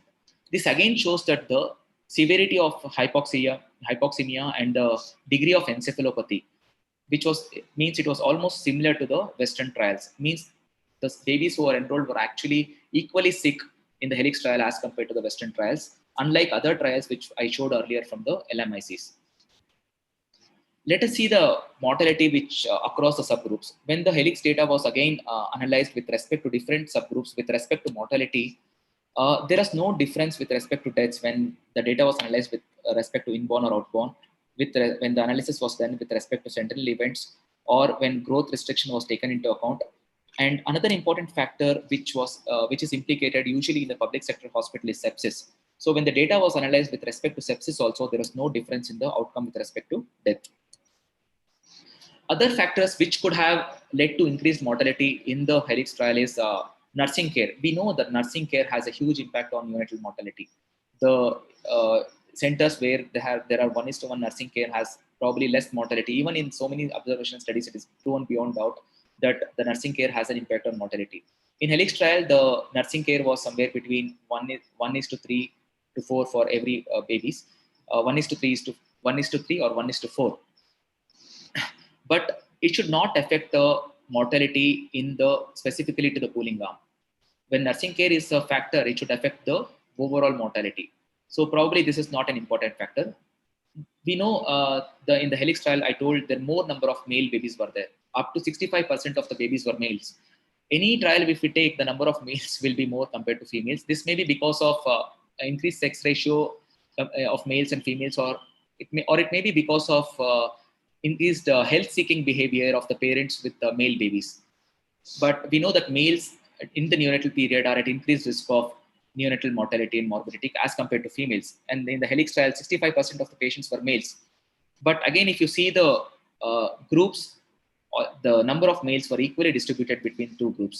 So this is not probably an important factor in the mortality in the HELIX trial.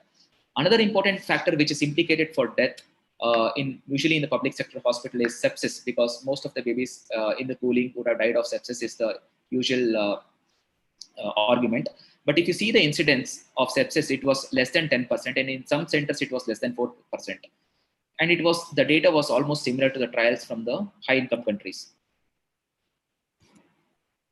Another important factor which could have had a role in mortality is admission temperature. If you see the admission temperature, the mean temperature was 35.7 degrees in the cooling arm and 36.4 degrees in the control group.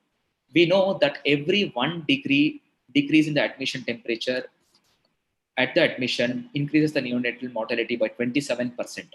So the babies in the cooling arm were actually more hypothermic. Even though there was no temperature fluctuations, these babies were never made hyperthermic. The fall in the temperature was towards the cooling group, but still the admission temperature was very low in the hypothermia group. So coming to the final, last but one slide. So the important question which arises from the HELIX trial is, are these results generalizable to all the population in LMICs?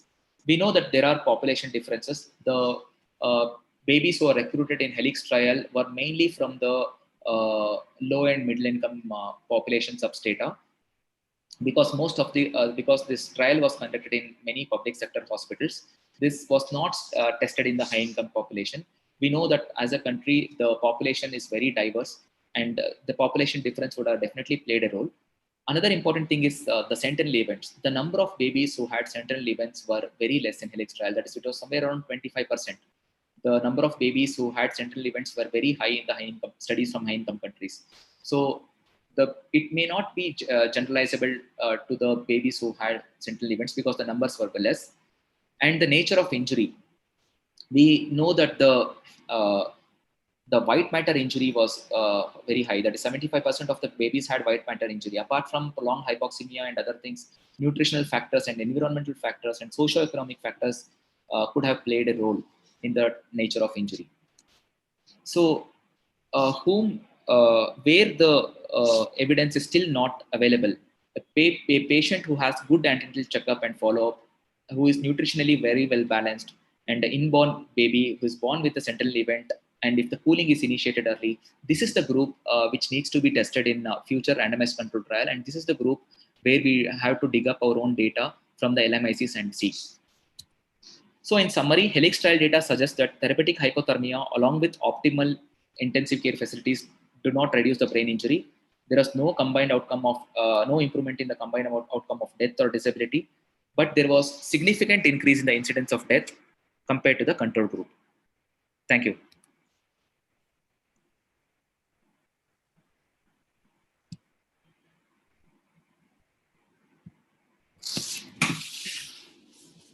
Thank you very much, Pratik. I think we all know that conducting multi-center trials in India is very hard, right? So I would like to see whether we've got any questions on this. There's no questions. So from my point of view, can you hear me, Pratik? Sir, I can hear you. I can hear you. Can you hear me? Hello. Yeah, I can hear you, sir. I can hear you.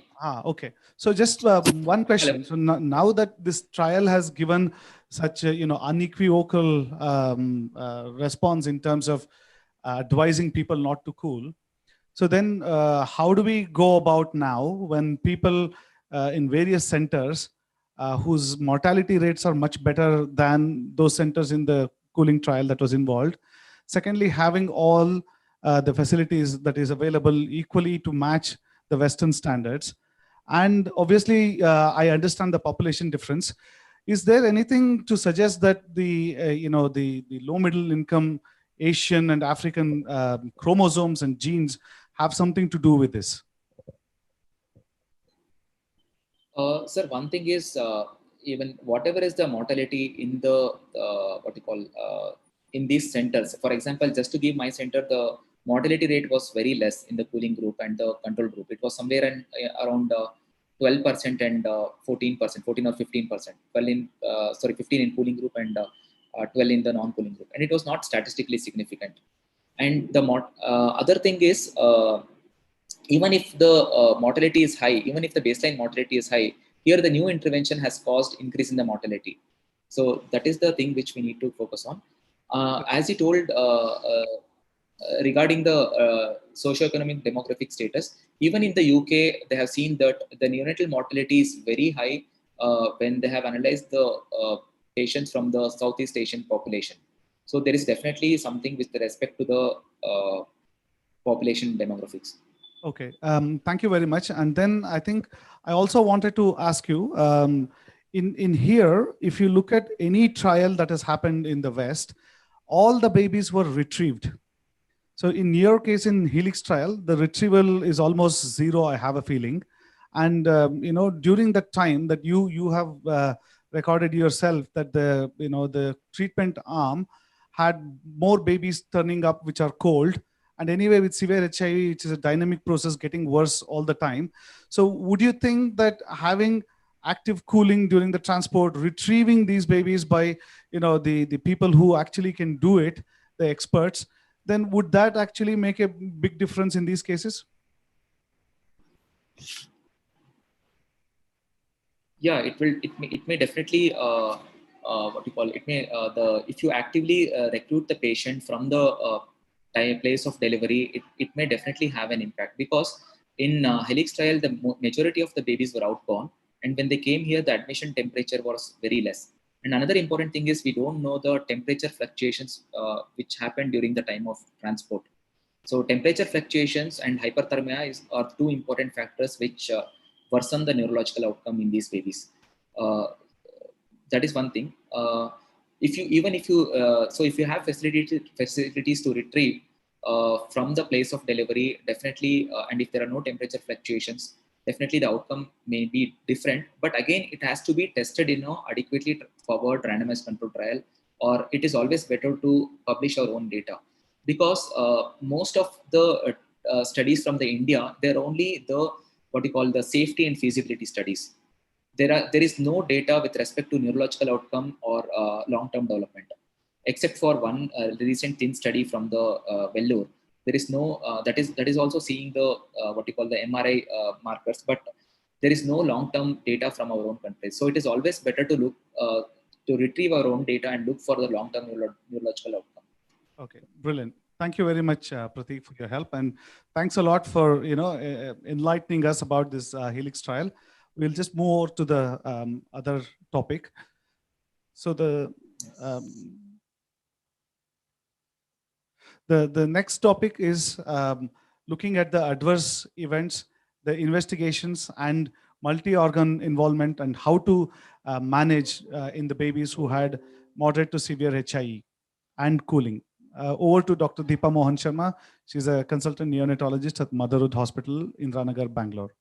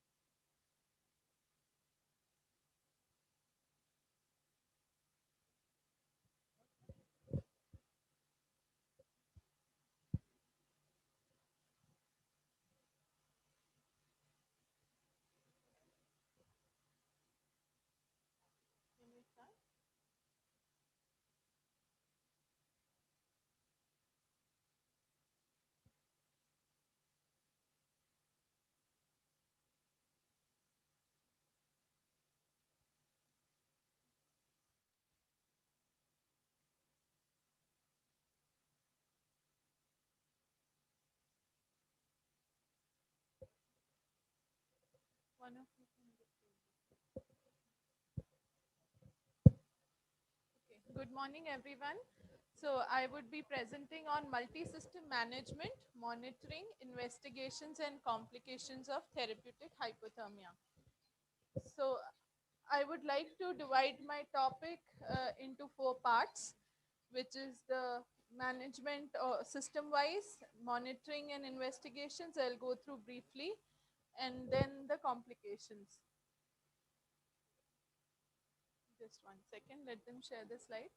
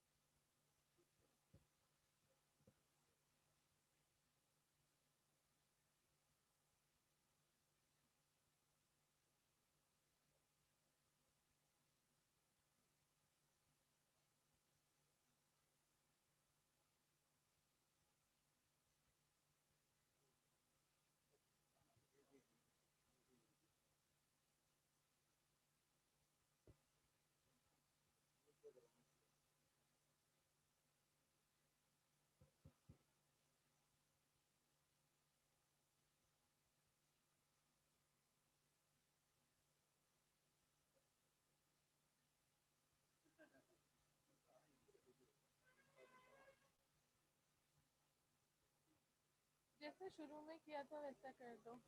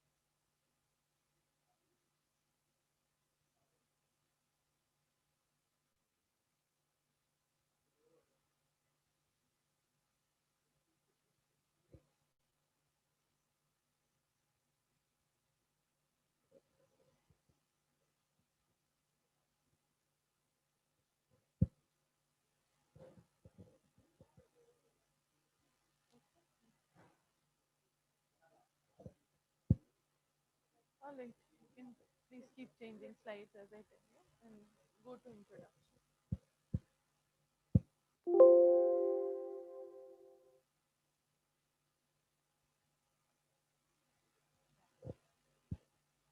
So like we've been talking since morning that cooling just doesn't, happen when you keep a baby in the cooling machine and leave it alone for 3 days. You need to have all the systems taken care of, which would mean that you need a team of doctors and nurses. And as we saw in the Helix trial, I would still say that 1:3, 1:4 nursing would probably not be enough.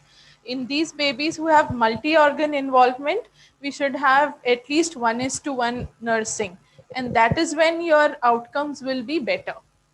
Also, what we need to know is the resuscitation which is given at birth, how effective it is. We know that these babies had a poor start, a bad start, but we need to get it back to normalcy as soon as possible, or stabilize the baby quickly by getting it into the NICU.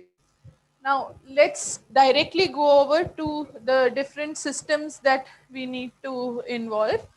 So, now respiratory support. So, not all babies that are cooled need to be ventilated. We have managed babies on room air, on low flow oxygen, CPAP, HFNC, as per the baby's condition. Also, we need to make sure that even though baby is being cooled, we still provide warmed air to these babies. Like, we give warmed humidified oxygen when the baby is ventilated. Also, as Dr. Nelby also mentioned, we should be avoiding hypocarbia and hyperoxemia, both. Now, go to the next.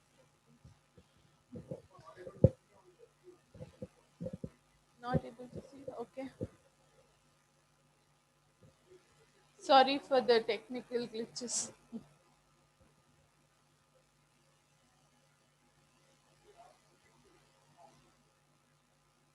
Okay. Maybe because you've given him the control to share.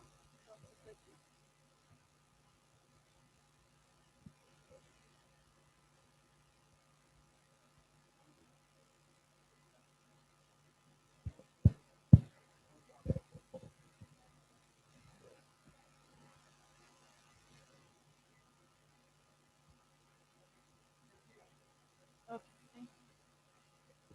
Next slide.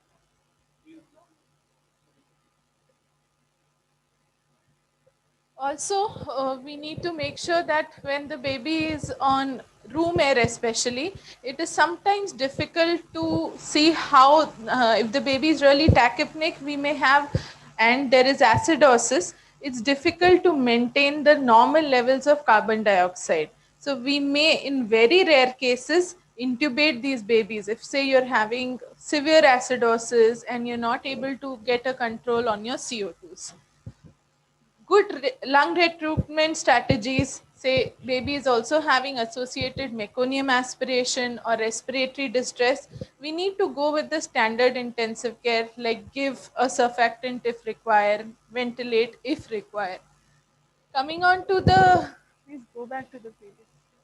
Coming back to the cardiovascular system, now make sure that we are monitoring all the vitals well. We need to get a good central line and a peripheral line before starting cooling. Otherwise, we're going to have difficulty with the access once the baby is cooled. Echo is a must for all babies, not just to rule out structural defects of the heart, but also to look at some important components like cardiac dysfunction, to know how much fluid we need to give these babies, and also if there is a complication like PPHN associated.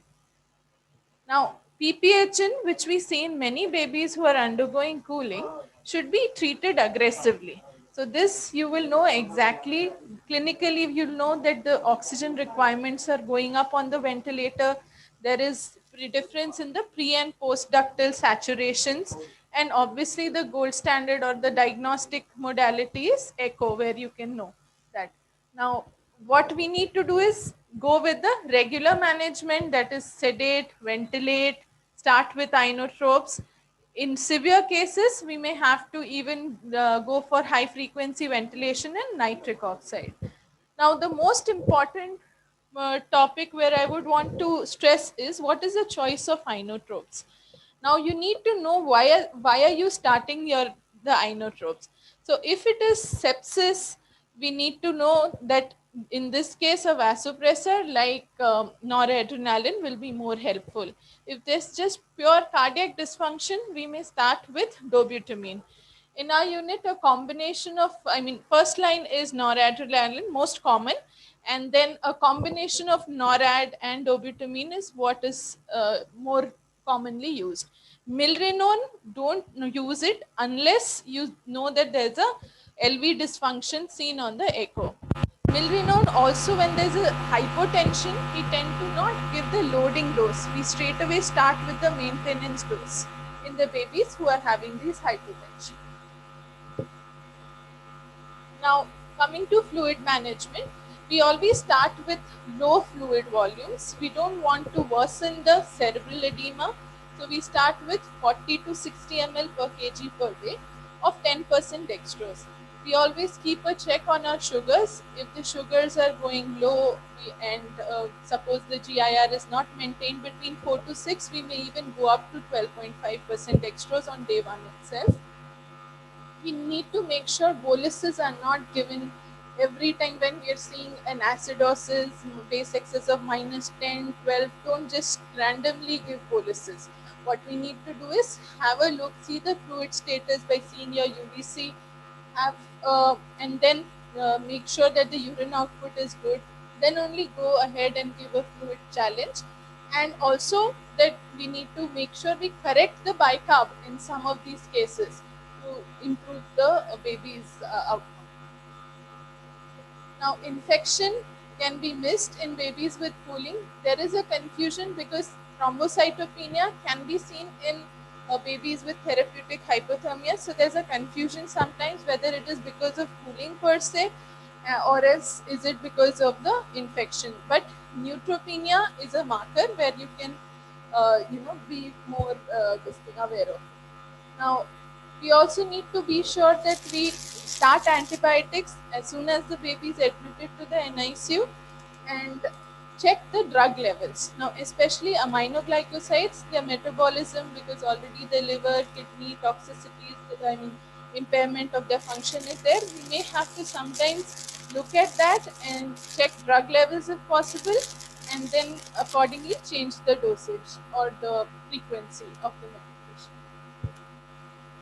Hematologically, like I said, thrombocytopenia is common, and also we need to make sure that the baby's coagulation profile is checked on day 1, 2, 3. All the 3 days you need to check the coagulation profile, especially because these babies are prone to sepsis, and secondly because there is liver derangement, function deranged of the liver. So that is when we need to see that you aggressively manage abnormal clotting profile in these babies by giving either vitamin K or FFP transfusion. Next. Now in the liver, we see that on day 1 of admission, if we do a baseline function LFT function, we see that there may be elevated liver enzymes. But this is transient, and usually we don't need to do anything specifically, and by the end of the first week, all of this improves. But we need to keep a watch and make sure that you keep an eye on how the levels are. The renal system, we need to catheterize all babies, keep a close monitoring on the input-output of the baby, and accordingly increase the fluid if we need to. Creatinine monitoring, very important, as we know that babies may have oliguric, non-oliguric AKI in these cooling babies. So accordingly, that is why here also important not to just inadvertently keep increasing the fluid on day 2, day 3. We may still keep it low. Unless the baby goes into diuresis, then we can keep it increasing. So very rarely we need to do an ultrasound KUB. This would be in cases of severe AKI, and rarely we may need a peritoneal diuresis. Seizures, very important to treat. We may have subtle seizures, we may have babies with focal seizures or a generalized seizure. And sometimes there may be nothing there clinically, but we see seizures visible on the EEG only. So we need to keep a watch on this. And in our unit, the first line is levetiracetam, and then later on we go to phenobarb, phenytoin, valproate, sometimes even on midazolam infusion. If you're requiring multiple anti-epileptics, we need to take care of the breathing, airway. So that is when we may have to intubate electively. So that you need to keep a watch. Like any seizure, please make sure that the calcium, magnesium, electrolytes are also corrected. More importantly, for all babies, we do the USG and the MRI. But in the babies who have, say, a focal seizure, or we don't know, it's not there on day 1, suddenly on day 3 you get seizures. In those cases, we may do even a MRI earlier. So EEG, amplitude EEG is preferred, which we would be knowing in detail with Dr. Deepak's talk. Intractable seizures, we want an early MRI, like I mentioned. Baby requiring multiple, sorry, that's not inotrope, it's multiple anti-epileptics, we need to take control of the airway. Now, in some cases, when there is severe cerebral edema, we may use 3% saline, 1 ml per kg as an infusion throughout the day, and this would help to reduce the cerebral edema. In rewarming phase, sometimes we may note breakthrough seizures, and in that case, we may have to reduce the rate of rewarming. So generally, we may give rewarm at 0.5 degrees Celsius per hour. We may have to do it slower, like 0.2 or 0.3 degrees Celsius per hour. So analgesia and sedation. So these babies who, like, especially with the normal delivery, when we see that the babies had difficulty in extracting and there's a big boggy swelling, they may be in a lot of pain. So please beware and give some paracetamol, and in some instances fentanyl or morphine may be used for sedation, though we don't use it routinely on every baby. Coming to the gastrointestinal tract, we follow that we keep the baby NPO for 3 days. There is a risk for ischemic bowel disease. But in some cases, in some institutes, they do follow giving minimal enteral nutrition or trophic feeds, like say 1 ml of breast milk every 6 hours. But this is used only very few centers. And once we start feeding the babies after the rewarming is done, we need to make sure we watch out for feed intolerance, signs like abdominal distension or vomiting, and make sure that swallowing assessment or the feeding is, maybe some of these babies with severe HI, they may not be swallowing well, there may be issues with breastfeeding. So all of this has to be checked on in your development assessment which you are doing after the baby is reborn. So we need to do your Hamilton neurological examination, look at the suck. Also, these babies need support in the form of oromotor stimulation. Now, skincare, we need to look for red sores, we need to look for nodules at the back, which could be because of subcutaneous fat necrosis, which is seen in these babies. Now, I would just quickly go through this. So, we need to monitor all the vitals, rectal temperature and skin temperature. If you have the critical or the tecotherm, it will come with an attached probe, so you don't need to do it separately. And keep watch on the urine output. Make sure you get an MRI after the rewarming is done, and amplitude EEG continuously if you have the facility in your unit. Next slide. Yeah, so 15 minutes, every 15 minutes we need to check the temperature in the induction phase, and by using the rectal thermometer. After that it is every hour. Next. Labs, already we've discussed this by Dr. Chandra, so we would be monitoring all the things like electrolytes, blood urea, creatinine, sugars, PTA, PTP. Also, I would like to mention the use of ABGs. So we make sure that you check your blood gases very frequently, especially in the first 24 hours. Coming to the adverse effects, which is the last part of my talk. So arrhythmias, bradycardia, and coagulopathy. These are the common side effects. And so in the trials, in a Cochrane systematic review, what was significant was bradycardia and thrombocytopenia. So apart from this, cooling is safe, except for this recent controversy.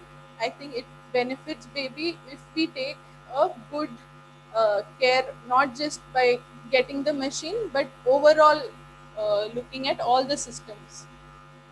So the last take-home message, always start with the basics, that is your ABC, and then only go on to your full.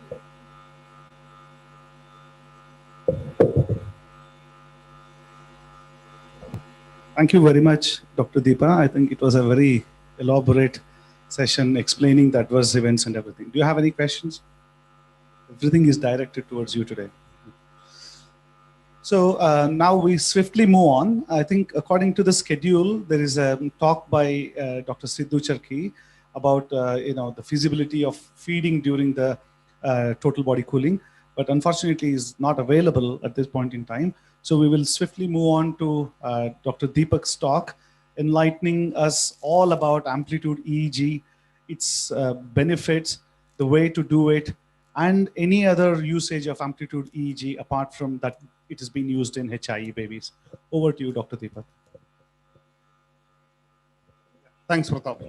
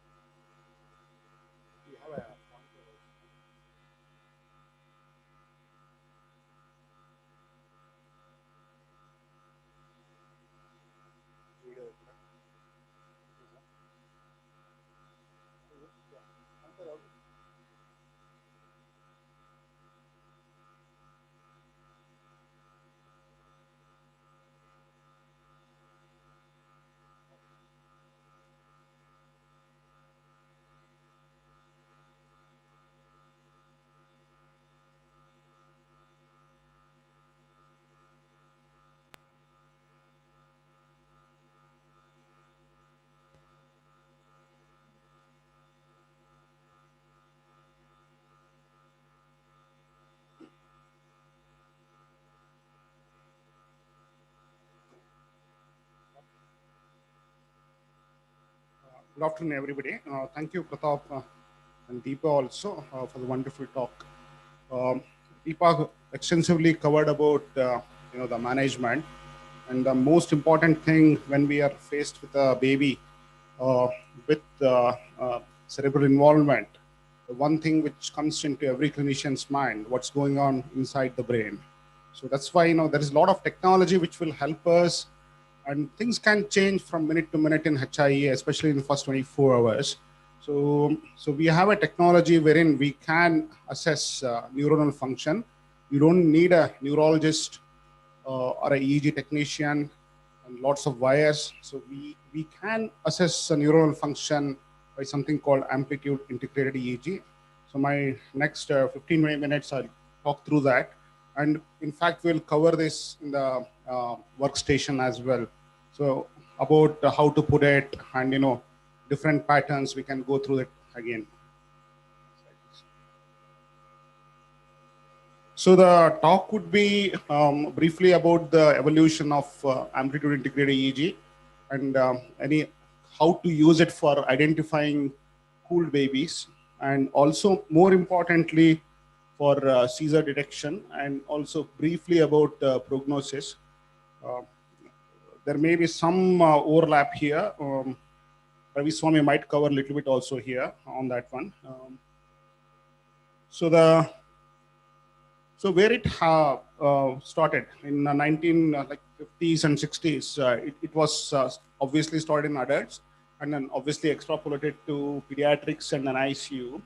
So it was called initially cerebral function monitor. Okay, so the as I told you, so EEG you need to learn a lot, and the neurologist, and there is a lot of creativity going on that. So clinicians and especially the neonatologists, they wanted something which will give us a pattern-based information from minute to minute, which we can interpret. So this is where it comes. It's direct information about neuronal function, and it should be non-invasive, and it's very easy to use. Somebody like, we won't be staying in the consultants, we won't be staying 24/7 in the hospital.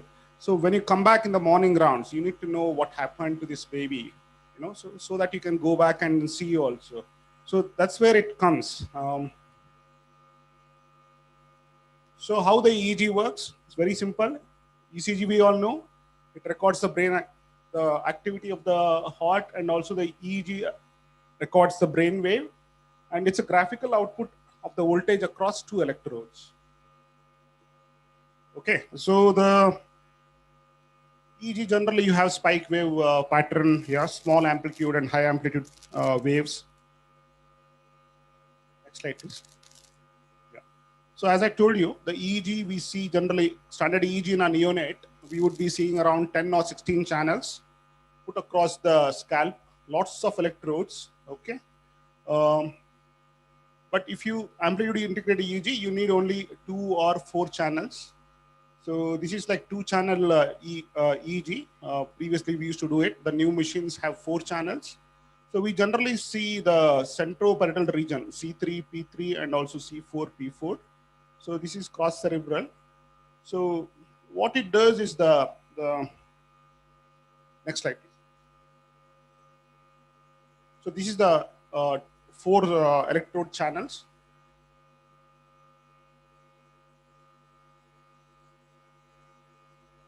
So what the amplitude integrated EEG does is it filters the EEG and it rectifies it, it compresses it, and there is something called semi-logarithmic amplitude phenomenon here which is going on, and also this is put across. Next slide, please.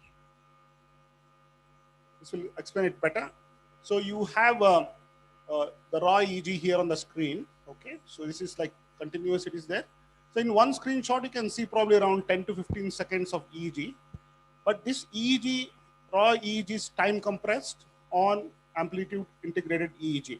So what you have is the small waves form the lower border of the amplitude, the CFM trace, it forms the lower border. And the big waves, these waves, okay, that forms the upper border. So you get a pattern. And also the frequencies between 2 to 15 hertz are amplified, so that, you know, something like muscle shivering and your artifacts are filtered out. So you get a trace. So this is probably our worth around 3 hours of trace. So if you put a cursor here, and you can see the corresponding EEG also. So the machine will record the raw EEG as well. So there are certain patterns for clinicians when you see a normal baby. So how does the amplitude EEG looks? And what happens if the baby's brain function is poor, yeah, severely asphyxiated, or if it's that's encephalopathic, moderate encephalopathy, what happens? Slide please. So this is very important. When you are interpreting cerebral function monitor or amplitude integrated EEG, the first thing what you are seeing is the bandwidth or the amplitude. And you have to assess the dense region, and you have to ignore brief spikes. I'll come to that next slide. Obviously, you are seeing sleep-awake cycle. We'll talk about it. And the other most important thing is, for a clinician, whether this baby is having seizures. That we will be covering also. So there is like something like pattern and voltage-based classification that we will come to that. But you know, the next slide.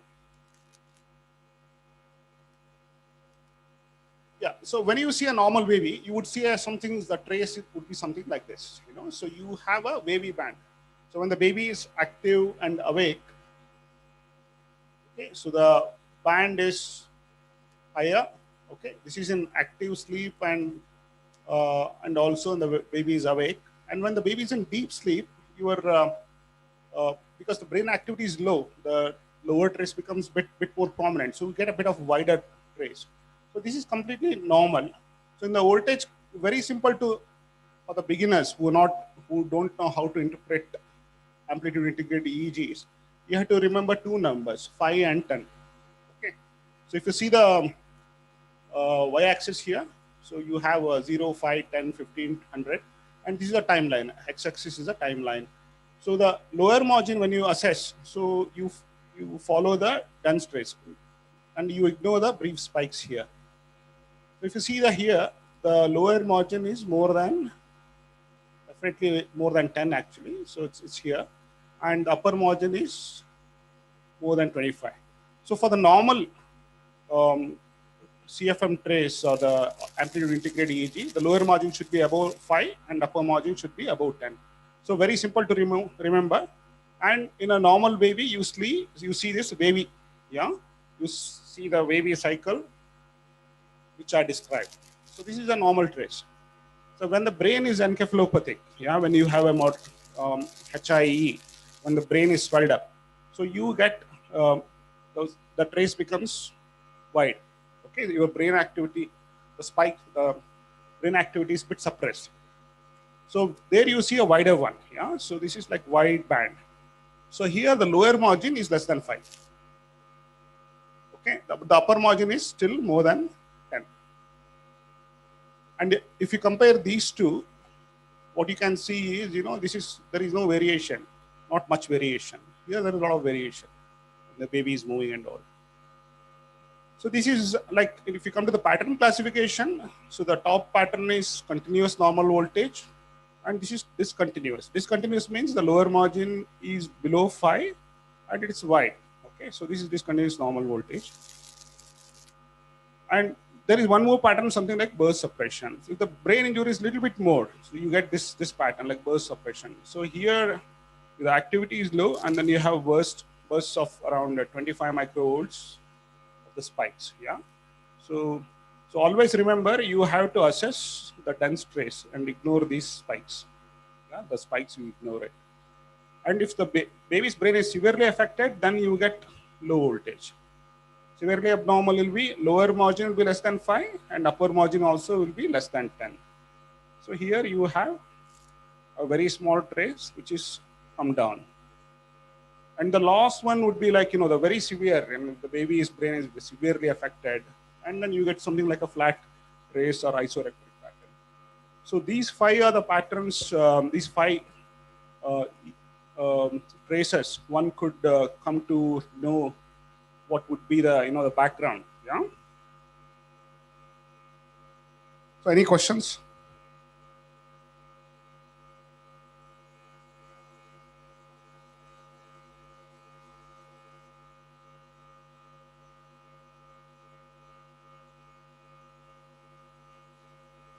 Yeah, so the moderate abnormal, what you have is burst up. If you see the dense trace here, so it's more than 10. Okay, it's wide. In the burst suppression, let's go back to one side.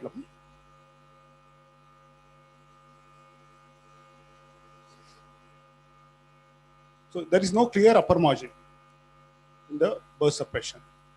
Yeah, but you have spikes up to more than 25. So it can be confusing. You might think that it looks like moderately abnormal. Yeah.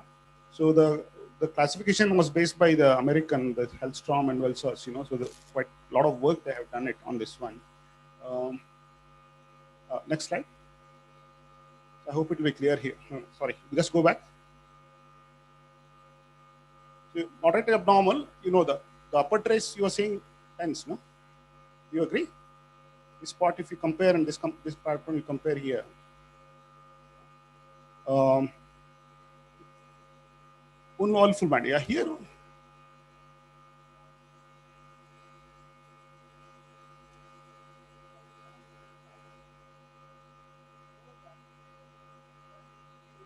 It's here.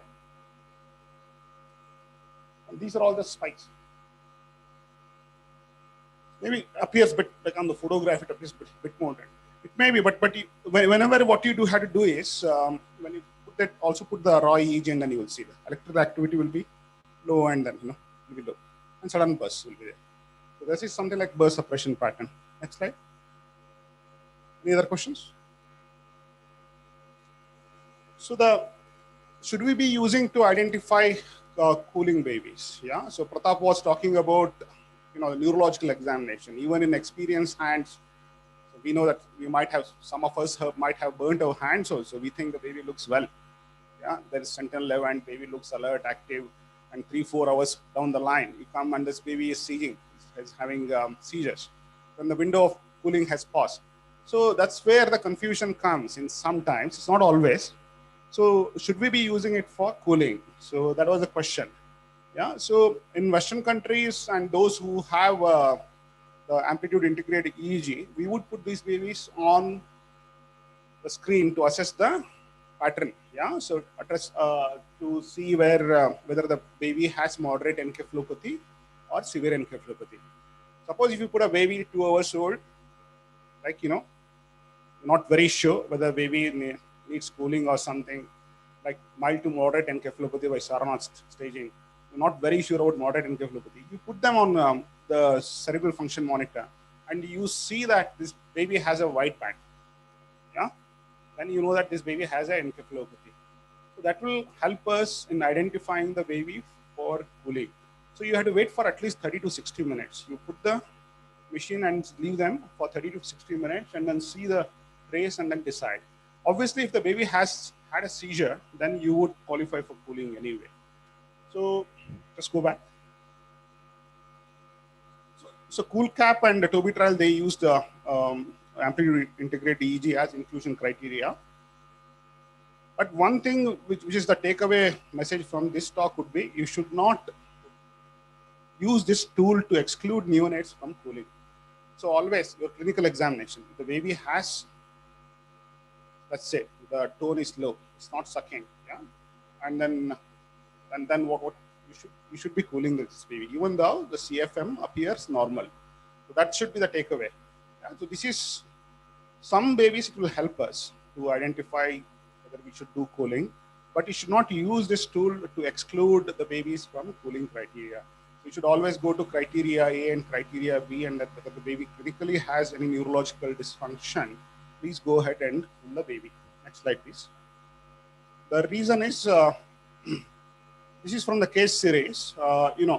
This is thought, like 17 babies, they thought that the baby were cooled, and they thought that baby had a normal trace.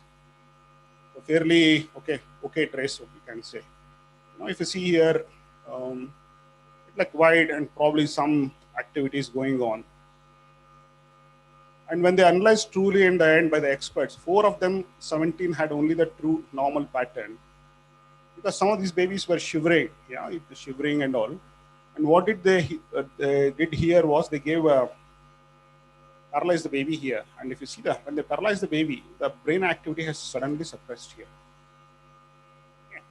So the shivering and your ECG and high frequency ventilation, so these can elevate your trace and then can sometimes give rise to artifacts. So that's the reason you should not go alone on amplitude integrate EEG to cool. Next slide, please. So just to recap, this is the wavy snaky pattern I was Pratap was alluding to. So when the baby is active, sleep or awake, you get this trace. So normally you get the trace around, the lower margin is above 10 generally, and then about 25, 10 to 40, what we say normal. And then when the baby is sleeping nicely, it widens. And this is the wide band, moderate encephalopathy. So this is your burst suppression pattern. It can be a bit confusing here, but see the dense trace here. This dense trace is yeah, absolutely. It's here, and then you got spikes here. This is the burst suppression. These two can be a bit confusing for beginners. Yeah. Then you have low voltage. Okay. And what is this one, Nidhi? Isoelectric or flat. Very good. Yeah. So the trace. So it doesn't need a lot of the nurses can be used to identify these things. So when you put a baby on CFM machine and then you see this pattern and you should or this pattern, and please go ahead and then cool the baby. Next slide, please. So one of the things would be the seizures. Yeah, I'm sure you would have seen babies with HIE. Yeah, sometimes the seizure is very clear cut. They have seizures, jerky movements, and you hold it, it doesn't stop. But sometimes they have smacking movements, lip smacking. You're not sure. Your professor will come in and say this might be a seizure. Yeah. And sometimes it might be associated with saturation problems or other things. But it's not very clear cut, even for the experts to look into the seizures clinically. So it is a challenge. So whatever seizure, what we see may be just the tip of iceberg. So majority of the seizures are undiagnosed. And also, they say up to 85% of seizures may not be diagnosed. Yeah, clinical seizures or electrical seizures may not be diagnosed. And the other thing is also overdiagnosis is very common. Yeah, up to 2/3 of babies, like if you think the baby has a suspected seizure, 2/3 of them turn out to be not seizure. And also one thing is, if you go ahead and then treat these seizures, it will in fact increase your hospital stay and increase morbidity. So just blanketly treating babies without seizures is also not good. So this is where the amplitude integrated EEG will come into help us. And also other very important thing, so when you give a phenytoin or phenobarbital, the baby will stop the clinical seizures or the muscle movements will start. But how do you know whether baby is still not having seizures? Yeah, it may be having electrical seizures. So there is a concept that electrical seizures also can be harmful, and majority of us would go ahead and then treat electrical seizures. Majority of us. There is a bit of controversy, but majority of the neonatologists would be in favor of treating electrical seizures also. So how do you diagnose seizure on a aEEG? Yeah, you know the seizure, no? Seizure, what happens? Your brain activity goes up, sudden burst. And then what you see here on the trace would be abrupt, transient, and sharp rise in the lower margin. And the band, which may be wide, becomes small, and it raises. Okay. Narrowing of the bandwidth is very much very important. And also you would see, most often you would see smaller rise in the upper margin also. And it's very important. Whenever you see suspect seizure, just put the cursor and also see the raw EEG. We'll come to that.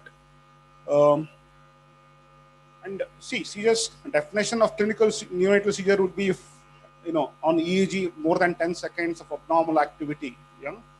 So then the abnormal activity, they would take it as seizure.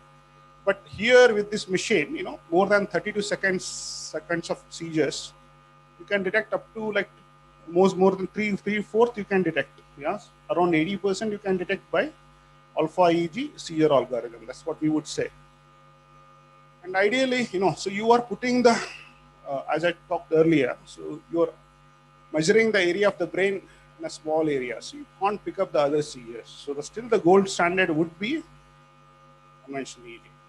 Conventional EEG during the pouring part.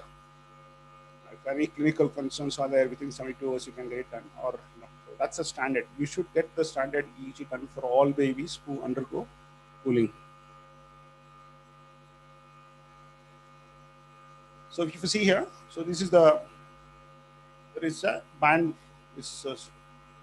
The lower margin has gone up here, and the bandwidth is small.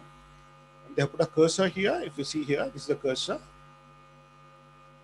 Maybe every 60 minutes or 30 to 60 minutes, you have a band which is, if you put a cursor here, what you are seeing here is a raw EEG, which is repetitive. Yeah, it's repetitive and high amplitude, spike and wave pattern, spike and wave. So it's repetitive. Repetitive pattern is very much important in diagnosing a seizure. So whenever you suspect a seizure, please also see the raw EEG.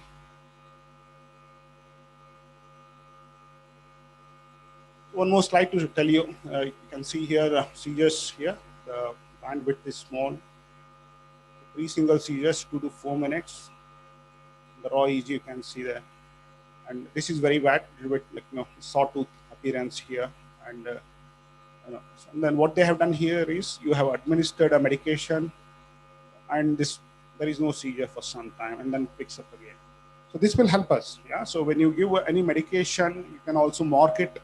When you're doing a procedure, you can do that. Yeah. And the last one, there's something like artifact. Probably we'll discuss this in the workstation. That's why the raw EEG comes into. It's not very clear, but this EEG, the raw EEG is normal here, but this looks like a seizure pattern. But this is due to high frequency ventilation. So when the brain activity is suppressed, even ECG also can raise your trace. Any questions in this? So we have covered like what amplitude integrated EEG and how to read it, detection, and also seizure detection. And will it help us in talking to parents and counseling them? Okay. So if you are not cooled, so suppose if there are no facilities for cooling, and then if you're using a cerebral function monitor, if you see a normal pattern in first day, you can be pretty much sure that this baby would be all right, 90% of would be doing well. And also the early normalization. Suppose if you have a moderate encephalopathy pattern, and then it goes into sleep wave cycle, and that predicts a better outcome. But at 12 hours, I'm talking about the babies who are not cooled. Yeah? So at 12 hours, severely abnormal background predicts that more than 90% sensitivity for predicting poor outcome. But this we have to, when you are cooling the baby, this all delays normalization. So we can't apply this criteria to the cool babies. This is to compare cool babies and non-cool babies. So non-cool babies, as I said, if you have a normalized background pattern by 24 hours, you could be pretty much happy. But when you are cooling the baby, it delays the normalization. So roughly around 48 or 72 hours. Gold standard would be 72 hours. By 48 hours, you will come to know that how this baby is doing. The baby has normal background pattern by 48 hours, and you're cooling the baby, and you can be pretty much sure that these babies will do well. Okay.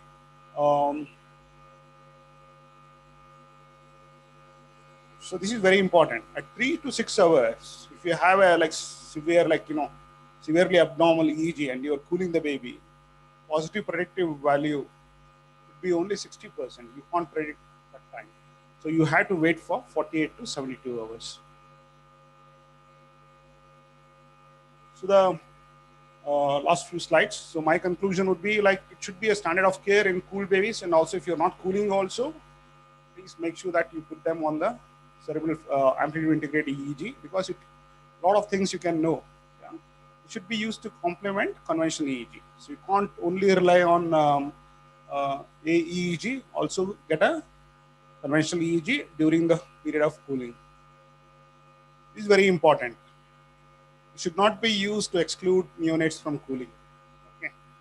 So, and seizure detection rate, I have told you, it detects 80% of all electrographic seizures, which are happening more than 30 to 60 seconds. And also one can predict, the later neurodevelopmental outcome in HIE, but you have to wait for 48 to 72 hours.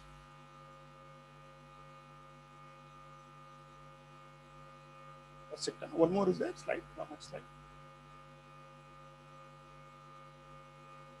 Just the one slide here. Pratap asked me, where else can you use amplitude integrated EEG? So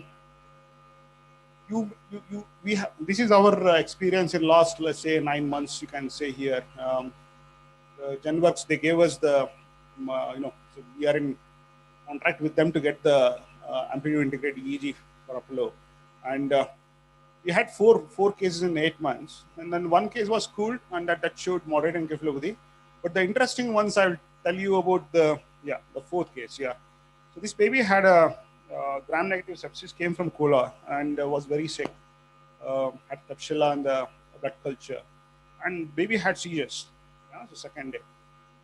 So, and the baby was sick. Baby was ventilated. It was on inotrope. So we were not sure what was going on. But when we put the cerebral function monitor, you could see the moderate encephalopathy. And after giving only one dose of phenobarbital, this baby never had seizures. So we didn't continue this baby on phenobarbital. So the only one time we gave it and then stopped it. LP we did, LP was normal. So metabolic encephalopathy, yeah. So you will get hypocalcemia and other things, wherein you need not put them on anticonvulsants for a long time. You can taper them and stop them. This is one thing which helped us. So other thing, this baby, one baby with second one, this is molybdenum cofactor deficiency. The child came, had a seizures, and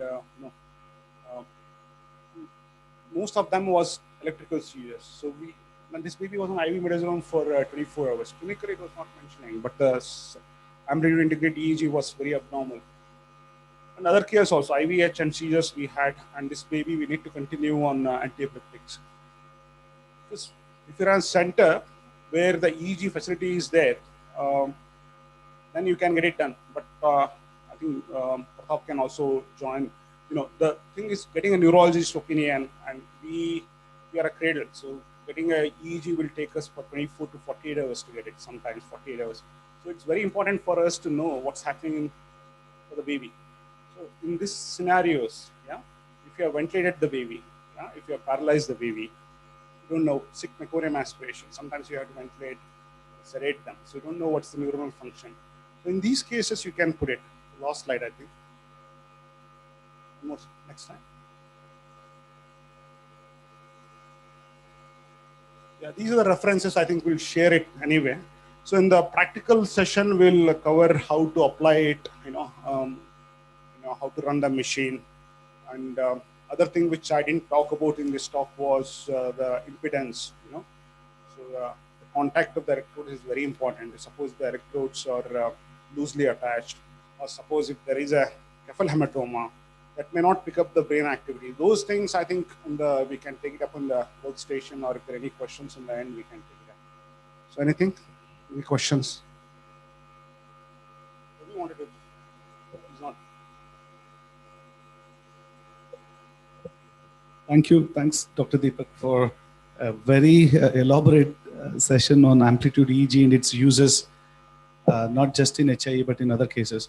So now we have looked at cooling as one of the therapeutic measures for birth asphyxia and HIE moderate to severe. So now we have a speaker with us.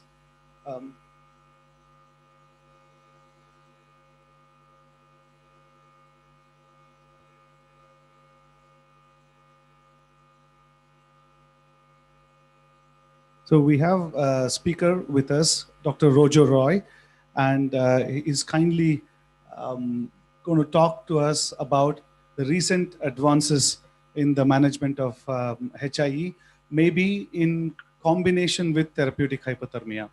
Over to you, Dr. Rojo. Thank you, sir. Am I audible? Yes, you are. Yes. Can I have my slides, please?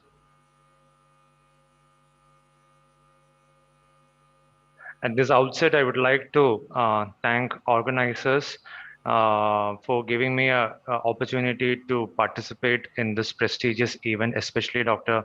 Dinaka. I am very grateful to all the organizers who have done. I think all of you have done a very beautiful job, especially in this COVID pandemic. I am sorry I could not join physically because I'm from Kerala, and you all know that Kerala is like the ranking one on the list of COVID right now. So sorry about that.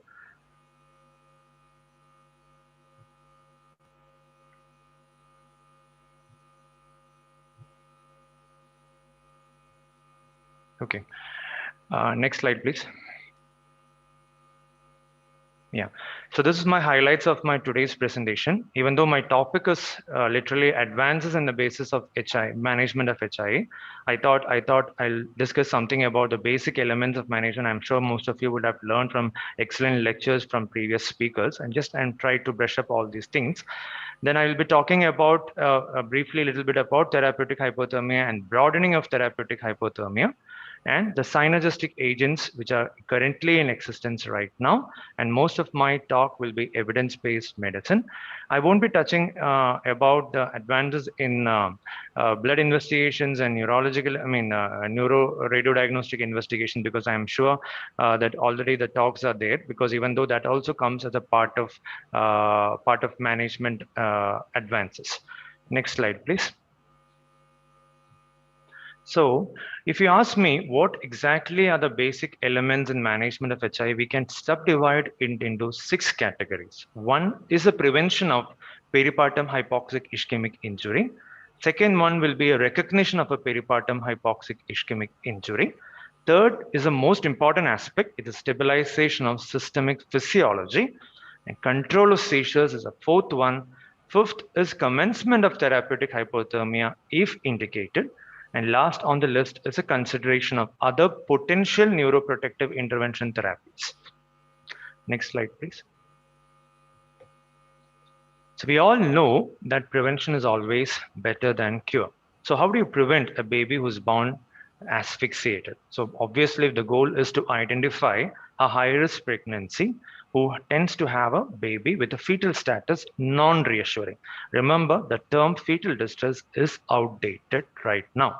Now, how do you identify such a baby? Is obviously by clinical methods and electronic fetal monitoring and blood studies. And if you find that this mother is a high-risk pregnancy with a baby whose fetal status is non-reassuring, you definitely make sure that delivery has happening in an appropriate place, that is a tertiary care center, and you have to decide on the mode of delivery, ideally cesarean section.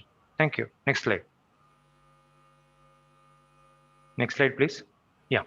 Now, next thing, the important thing is to recognize, sorry, previous slide, please. Previous slide, please. Yeah, thank you. Next thing is to recognize whether the baby which you are seeing has a, next slide, please. Next slide. Yeah, thank you. Stay on the slides. Thank you. Next thing is to recognize whether your baby in your picture has a peripartum hypoxic ischemic injury. Here, I would like to introduce 2 important terms. One is neonatal encephalopathy. Neonatal encephalopathy is a disease state of a newborn which is characterized by altered level of consciousness with or without signs of brainstem or motor dysfunction. And remember, HI is only one among the many causes of neonatal encephalopathy. So, as per, if you at the time of delivery, if you see a baby who is tend to be asphyxiated, or it tends to be encephalopathic, your aim is to identify whether the reason for encephalopathy was due to a perinatal asphyxia. We all know the aCEEG criteria, and the most important aspect of aCEEG criteria is to evaluate for metabolic acidosis. Now, the most important media for identifying whether the metabolic acidosis is there or not is the umbilical cord blood. And this umbilical cord has to be harvested after each delivery. And ideally in our setup, what we do is like we'll give 3 cord clamps at the time of high-risk pregnancy, so as to isolate at least a 10 centimeter of the cord. And then remember, and this cord has to be, while sampling, it's always better to keep the cord on the table and then do the sampling, because the cord being a flimsy structure, it can actually penetrate your fingers and can create, while sampling, the needle can penetrate your fingers and can cause a needle stick injury. And once the values, once you're done the sampling, you should know whether you are getting a arterial sample or the venous sample, and we should know how to interpret the value. And I'll be just showing the slide on that. Now, next thing would be, if you have a baby at birth who tends to be asphyxiated, the primary aim is to give an optimal resuscitation and stabilization of the infant, because it's a first point of care between you and the baby. And so if anything goes wrong at this point, it will have a long-term consequences. So you will have to resuscitate the baby as per the recent NRP guidelines. Now, if you are in a tertiary care center, where the cooling is normed, like my unit, I will try to do a passive cooling right at delivery room if I'm sure that this baby might require therapeutic hypothermia. But if you are in level 1 or a level 2 setup where the cooling is not feasible, always try to avoid hypothermia by removing external heat sources. Hyperthermia in setting of HIE is always a dangerous event. Now, you keep on doing a systemic neurological examination of the infant to see whether the infant classifies a criteria for therapeutic hypothermia identified by modified Sarnat and Sarnat or Thompson score. And as Sir was mentioning beautifully in the previous lecture, we should do a consideration of electrophysiological monitoring also to detect electrographic seizures. Next slide, please. This is what I was talking about, the umbilical cord sampling. You can see a 10 centimeter, at least 10 centimeter stretch of cord, and you try to sample while keeping the cord on the table rather than taking the cord on your hand and try for the sampling. Next slide, please. And once you get the value, you should know whether it's normal or not. Unless you know normal values, you won't know what it's abnormal. So this is what is the normal values of umbilical venous blood as well as an umbilical arterial blood. So pH of an umbilical arterial blood is lower than a venous blood by around 0.02. You just explain, and normally you don't get a pH of 7.35 because this during the stress of labor, definitely there will be some amount of hypoxia. PCO2 will be more in an umbilical arterial blood when compared to an umbilical venous blood. And obviously, PO2 will be more in a venous blood when compared to that of an arterial blood. And there will be a little bit of base deficit, something around 0 to -8 in both the blood samples. So these are the normal values. Unless you know this normal, you won't be able to interpret what is abnormal. Next slide, please. Yeah. Thank you. The most important aspect of management of any baby with hypoxic ischemic encephalopathy is the supportive management. Like, that is what is maintain adequate gentle ventilation. Your aim should be to provide normoxia as well as normocarbia. You would have heard previously that in a setting of HIE, you may have a auto-regulation would be lost, and we may have a pressure passive state.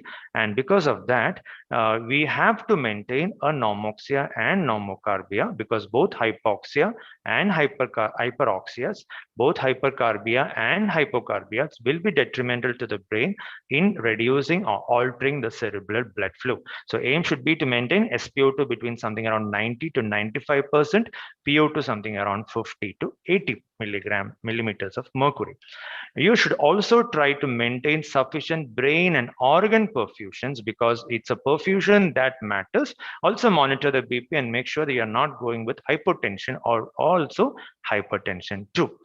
Next priority will be to maintain normal metabolic status. Obviously, most important is the glucose. We need to maintain glucose something around 70 to 120. We don't want hypo as well as hyperglycemia. And the nutrition also has to be taken care because it is a nutritional asphyxia, just like prematurity is also a nutritional emergency. And as sir was mentioning previously, the seizure control is at most importance because seizures, if you have both, we need to control both clinical as well as electrographic seizures, because in a setting of HIE, if seizures, it tends to alter the cerebral metabolism. It tends to cause fluctuations in cerebral blood flow. It tends to alter the ventilation as well as the cardiac function of a newborn. So everything can become disarray if the child tends to have continuous seizures. So definitely seizure control is very important so as to reduce the cerebral edema. Next slide, please.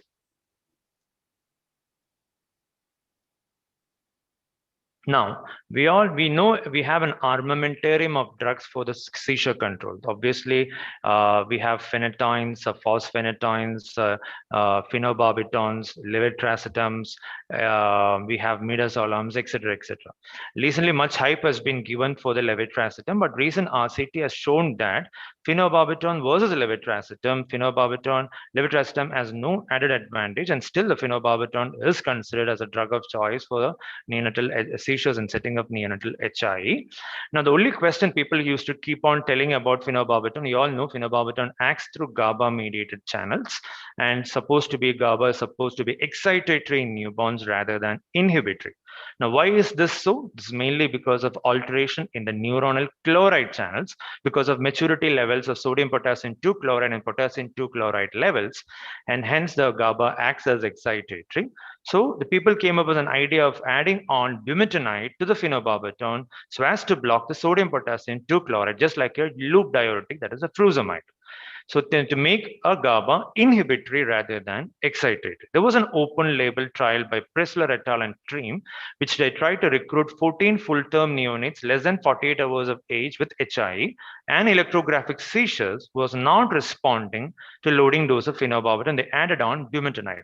But unfortunately, this trial was stopped earlier because of serious adverse reaction. In fact, they found that it might increase the risk of hearing loss, and also there was limited evidence for seizure reduction. So theoretically, it was useful, but practically, it was found to be useless. But we need more studies to on this to either support or refute this particular hypothesis. Next slide, please. Yeah. This is a schematic diagram. I'm sure most of you would be seeing throughout this workshop. I just want to emphasize only one thing, to say that HIE is not just a event that happens in days. After effect of HIE, we all know the primary energy failure, the secondary energy failure, and there is also what is known as a tertiary phase, which happens after weeks to years of insult. And that's why it's an ever-evolving dynamic process. That's which I just want to convey in this particular slide. I'm not going to details of these particular things, but I'm sure most of the time this has been discussed. Next slide, please.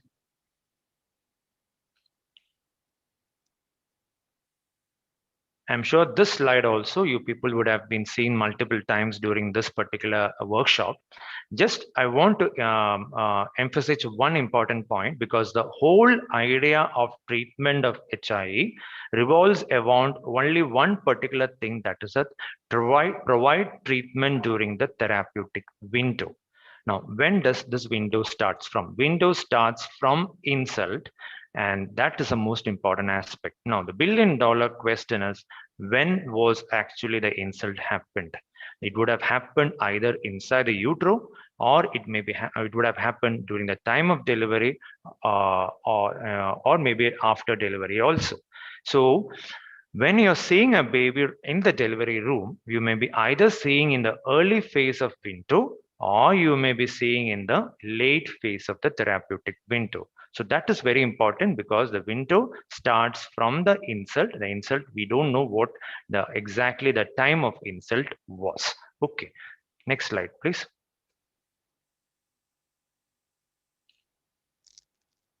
This slide is very crowded. I'm not sure whether it's clear or not.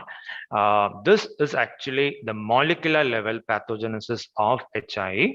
We all know the decrease in cerebral blood flow, there is a decrease in oxygen, and there is a decrease in ATP. There is a switch from aerobic metabolism to anaerobic metabolism, and there will be, because of lesser ATP, the sodium potassium pump fails, and that leads to either immediate cell death by necrosis, and the delayed cell death happens because of decreased ATP that causes increased release of calcium, and that calcium causes increased release of excitatory neurotransmitters like glutamate and aspartate, which tends to go on bind to NMD and AMP receptors, and there is a series of cascade of events that leads to what is known as a delayed cell death or apoptosis. So based on this molecular mechanism, the entire interventions has been devised for the management of a baby with HIE. And remember, whatever interventions you are giving has to be given within this particular latent period following a primary insult. Next slide, please. Coming to whatever interventions we have, obviously the topmost is a therapeutic hypothermia, and we also have other interventions like anticonvulsant drugs, xenons, melatonins, erythropoietin, magnesium, calcium channel blockers, etc. Next slide, please. I'll be talking about briefly about these interventions. Yeah, and this, I'm just going into the nutshell of these things. The therapeutic hypothermia is proven, the only proven therapy for moderate to severe HIE. And remember, if you are, this has to be done only in a tertiary care centers, which has a very good schooling protocols, because this needs a lot of staff education as well as staff ideas into it. And we need, what is most important is to have a very good structured protocol. And most of the centers are using the protocols well devised in NICHT as well as the TOBI trials. The NICHT trial, that is for the entry criteria. For the entry criteria, NICHT trial didn't have aEEG as an entry criteria, but the TOBI had aEEG as an entry criteria. One should strictly adhere to the protocol for inclusion as well as for exclusion, as well as for the process of cooling, or else the hypothermia can become a double-edged sword. And therapeutic hypothermia is the only intervention which acts in all the molecular levels, which I showed previously, of HIE so as to limit the brain damage. No, though the cooling started initially with the cool caps, but the selective head cooling, later on, it was found that whole body cooling is better than the selective head cooling, because the selective head cooling may not be able to cool the deeper structures of the brain, which are more prone to injury. That's a BGT lesion, the basal ganglia thalamus lesions may not be reduced with the cooling. So therefore, the whole body cooling has been the practice most of the centers. We have the cooling devices, a word about it. The servo controls are far better. The manual control devices may require a lot of manpower as well as a training. Now, we all know the phases of cooling. There are three phases. One is the induction phase, the maintenance phase, and the rewarming phase. I'll be showing in the slides. And the time of initiation is important. As mentioned earlier, we have to initiate the cooling within the therapeutic window, which is conventionally taken as within 6 hours of life. Now, there has been subgroup analysis of multiple trials which have shown that if you initiate cooling within 3 hours of insult or within 3 hours of life, the outcome is far better than the cooling initiated between 3 to 6 hours. The target temperature for cooling is something 33 to 33.5. And the duration of therapeutic hypothermia is 72 hours. And you keep on monitoring the surface temperature by the skin probe and the core temperature by the rectal probe. Next slide, please. This is the standard set of cooling criteria which is used in most of the trials. I'm not going to detail because this will be seen in your workshop. Next slide, please. This is the criteria, inclusion criteria for including babies into the cooling. And these are the phases of cooling. One is the induction phase. It should be done very rapidly within 30 minutes or so. And once the induction is done and the temperature is reached something around 33.5, you maintain that particular range for next 72 hours. And then comes the most important phase, that is the rewarming phase, and it's the most dangerous phase also, because everybody keeps relaxed up this point of time. And if you do relaxation at this point of time, whatever work which you have done in the last 72 hours goes futile. So you remember, the skin, the monitoring probes should be still attached to the baby, and the rewarming has to be done very slowly at the rate of around 0.5 degrees Celsius per hour. Next slide, please.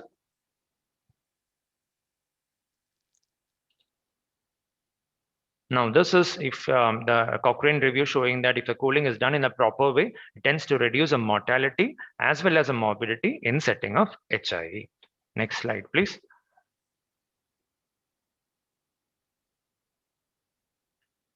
Now, regarding the broadening of the cooling criteria, what if we can decide cooling on a preterm babies? We all know preterms are more prone to asphyxia than a term neonates, when most of the trials have used babies more than 36 weeks of gestation.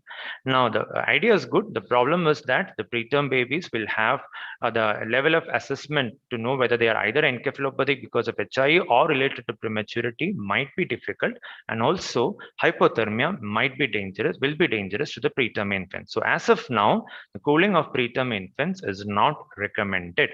Now, late cooling, that is, we usually, as I mentioned earlier, the cooling will be initiated within first 6 hours of life. What if the baby is brought to you to a unit at around 8 hours and 9 hours of life with features suggestive of HIE? Are you justified in cooling it? There was a study by Sridhar Shankar and his group. They tried late cooling for babies around, they did an RCT. The mean age of randomization was 15 to 16 hours, and they found that the death or disability was lesser in the cooling group when compared to the non-cooling group. So late cooling also has its own advantage. So we have more data, you will have justification to provide therapeutic hypothermia to the baby, term baby with features of HIE who presents late to your unit. Next slide, please. Now, regarding the cooling for a mild hypothermia cases, we all know the cooling has been used for moderate to severe encephalopathies, and we also know that babies with milder HIE tends to have neurological damage.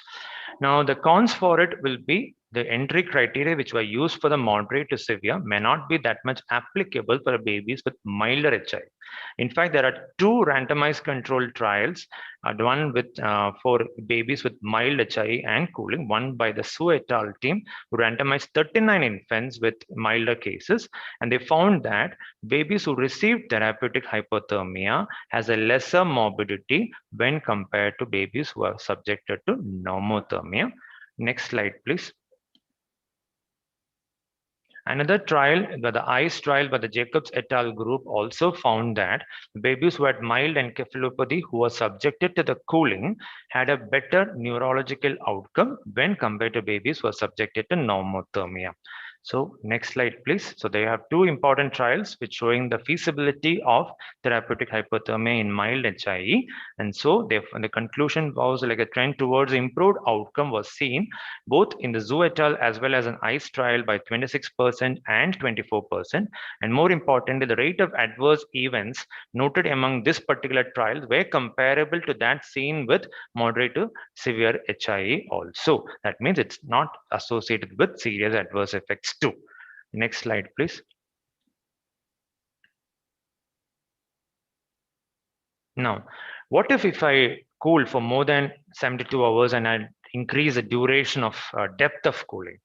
Because we all know, as I mentioned earlier, HIE is an ever-evolving dynamic process. There was a study by Sridhar Shankar and group. They found that, unfortunately, the death rate increased from 7% to 16% when cooling was extended from 72 to 120 hours, and also death rate increased when the cooling was duration of, the depth of cooling was increased to 32 degrees Celsius. So at this point of time, known protocol-based cooling is not at all recommended. Next slide, please. Now, this is a nutshell. The newer synergistic agents, they are not used alone. They are used in combination with therapeutic hypothermia. And we have robust animal data, but the amount of human data is reasonably less. I'll just go briefly regarding these particular agents. Next slide, please. Now, allopurinol, we all know it's a xanthine oxidase inhibitor. It's supposed to be thus as an antioxidant as well as an anti-apoptotic agent because xanthine oxidase is involved in the production of free radicals. There's a famous albino study that is going on that is effective allopurinol in addition to hypothermia for HIE on neurocognitive outcomes. It's a multi-center RCT done in 13 European countries to see whether a combination of these two drugs, those which are used as 20 milligram per kilogram in first 30 minutes, and thereafter a second dose was given in infants who are supposed to going to get cooled, and they're trying to evaluate the outcome at 2 years of age. The results are not yet out. Once the results are out, we may have something to add on to the therapeutic hypothermias. So next slide, please. Now, since allopurinol crosses the placental barrier also, people have studied whether the antenatal allopurinol can reduce birth asphyxia-induced brain damage, and by assessing the S100B, that's a neuronal cord blood marker. But unfortunately, the study didn't show that allopurinol during hypoxia did not lower the neuronal damage marker. So antenatally, it was found to be not that much useful. Next slide, please. Now, regarding the erythropoietin, we all know erythropoietin is a one drug that is most of the times used for erythropoiesis, so as to reduce the number of RBC transfusions in a preterm baby. The rationale for using it as a neuroprotective agent for a term as well as for a preterm is because it is an anti-excitotoxic, antioxidant, as well as an anti-apoptotic agent. But since it's a larger molecule, the doses required for neuroprotection is much larger than that required for erythropoiesis. The two important phase 3 trials going on regarding it, one is a NEATO trial, that is a neonatal erythropoietin and therapeutic hypothermia outcomes in newborn brain injury study. They tried giving 1,000 international units per kg per dose IV for 5 doses. Another one is an efficacy of erythropoietin to improve survival and neurological outcome in HIE, that they tend to give 1,000 to 1,500 units per kg per dose thrice daily, 12 hours within 12 hours of delivery. Though the results of these two trials are not yet out, the NEATO has given some amount of results. Next slide, please. Though officially they have not published the data. And they found that the group which was given erythropoietin in addition to the therapeutic hypothermia has lesser evidences of brain injury when compared to the control group. So the results are not yet out. We may have a better results out. We may have another useful agent which can be used synergistically with therapeutic hypothermia in the management of HIE. Next slide, please. There was another study which was a phase 2 trial done by the Neonatal team. They randomized newborns with HIE to receive erythropoietin or placebo, and they found that the MRA at the mean 5 days had showed lesser global brain injury. And also when they followed up infants in the erythropoietin treated group, and then when they followed up the infants at 1 year, they found that the infants who received erythropoietin in addition to the therapeutic hypothermia has a better performance in the motor range. So erythropoietin is proving to be a neuroprotective agent, but we need more evidences to recommend at this point of time. Next slide, please. Now, and erythropoietin has also some proposed added advantages. One thing is, like as I mentioned earlier, HIE is an ever-evolving process. And erythropoietin has not only neuroprotective agent property, it also promotes neurogenesis as well as angiogenesis and oligodendral glial development. So it may be helpful to reduce the tertiary phase injury, may be helpful in the reparative as well as the restorative mechanisms. And availability of an agent like a darbepoietin, which is supposed to have a longer half-life, may prove useful in this context, but studies are much needed on this particular aspect also. Next slide, please. Now, we all know regarding the neuroprotective effect of antenatal Maxil for the preterm babies, and magnesium, we all know it's an NMDA receptor blocker. And there was a famous MacCool study which is done postnatally in HIE babies, which was done in the Middle East to see the safety of combined use of therapeutic hypothermia along with Maxil. Though the study concluded that the Maxil was safer, there was no significant difference was seen in the short-term adverse outcome, but more studies are needed to see whether the short-term and the long-term outcomes are better with the Maxil, and there's no clarity regarding the dose also. Next slide, please. Then topiramate, it's an AMP receptor blocker, and that's why the rationale of using it as an add-on agent to the therapeutic hypothermia. The disadvantage is only oral preparations are available. So in a setting of HI, it might be difficult to administer to the baby. And there is an ongoing trial of safety and efficacy of topiramate in neonates with HI. It's a neonatal trial that is also going on. So results are more the results of these trials are being expected in the future to come. Next slide, please. Then comes another agent called melatonin. It's an anti-excitotoxic, antioxidant, as well as an anti-apoptotic agent. It tends to cross the placenta as well as the blood-brain barrier. So it can be tried antennatally. There was one study tried it, but it was not found very useful. There was one study by the LA and colleagues. It's a small pilot study. They tried therapeutic hypothermia along with melatonin. They found that though it was effective in reducing the oxidative stress as measured by the total antioxidant status and malondialdehyde levels, and also tend to improve the survival with favorable neural development outcome at 6 months. But we need more data, more studies to know what exactly the optimal dose, route, and the duration of administration to be decided. So these are all in the experimental stages. Next slide, please. Dr. Rojo, sorry to interrupt. Would you mind wrapping it up in the next? Yes, sir. Only two more slides, sir. Thank you. Yeah.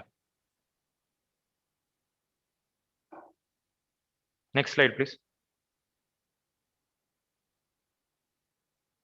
So xenon is another anesthetic agent. It is also tried in multiple other randomized trials. And as such, this combined with hypothermia has shown no significant difference in lactate and aspartate ratio. And they concluded that xenon is unlikely to enhance the neuroprotective effect of cooling after perinatal asphyxia. Next slide, please.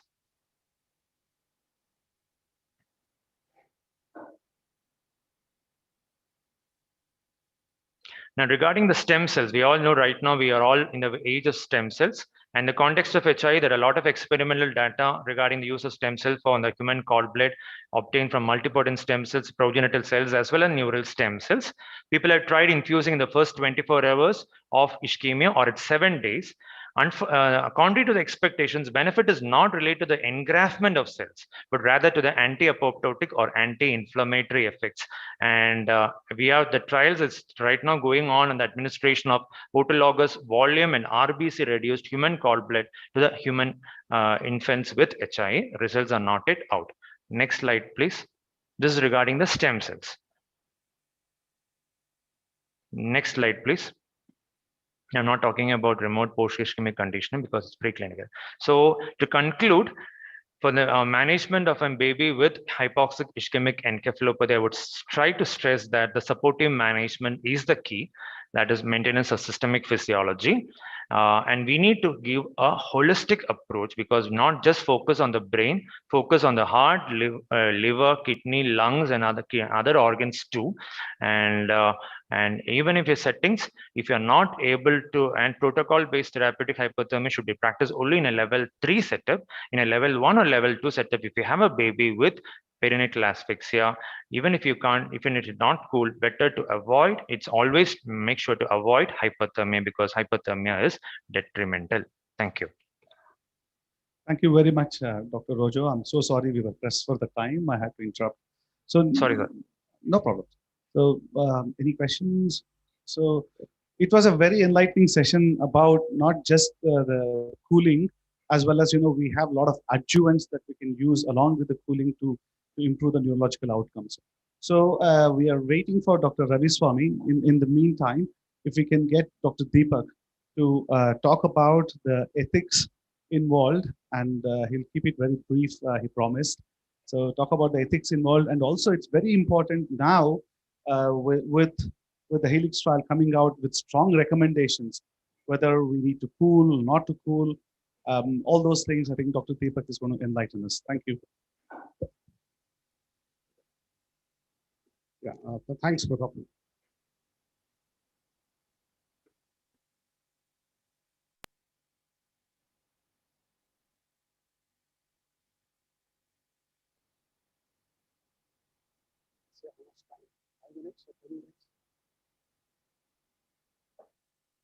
Yeah, we'll quickly whisk through. Rojo, hello. I think he's gone. I think final discussion is there. You can ask him questions. Yeah, so a lot of these things will be covered in the panel discussion anyway. If you have questions. Yeah.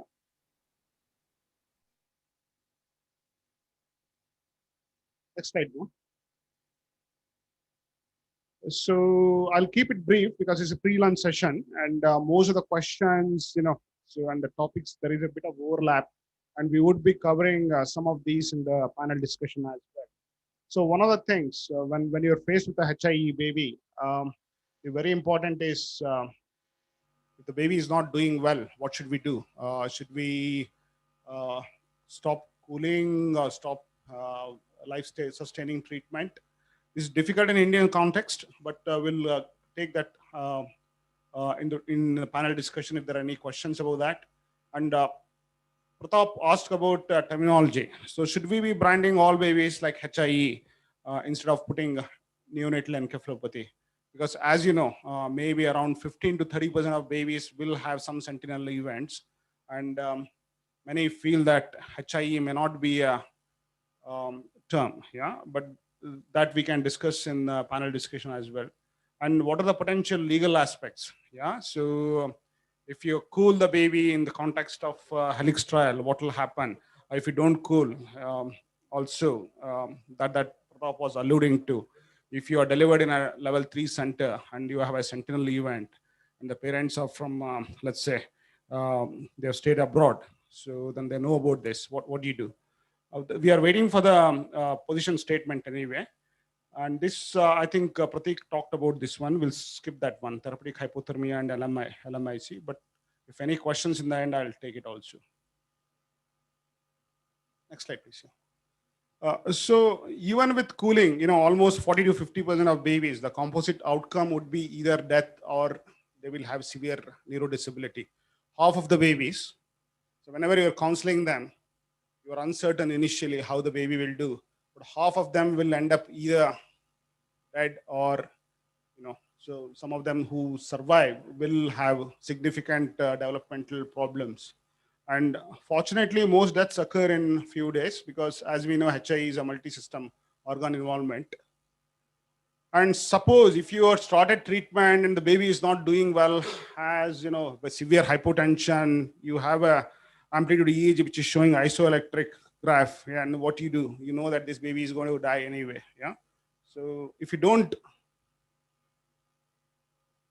involve during that time, and if the baby survives, and most often these babies will end up with tube feeding and seizures and significant problems for the carers. So what you do?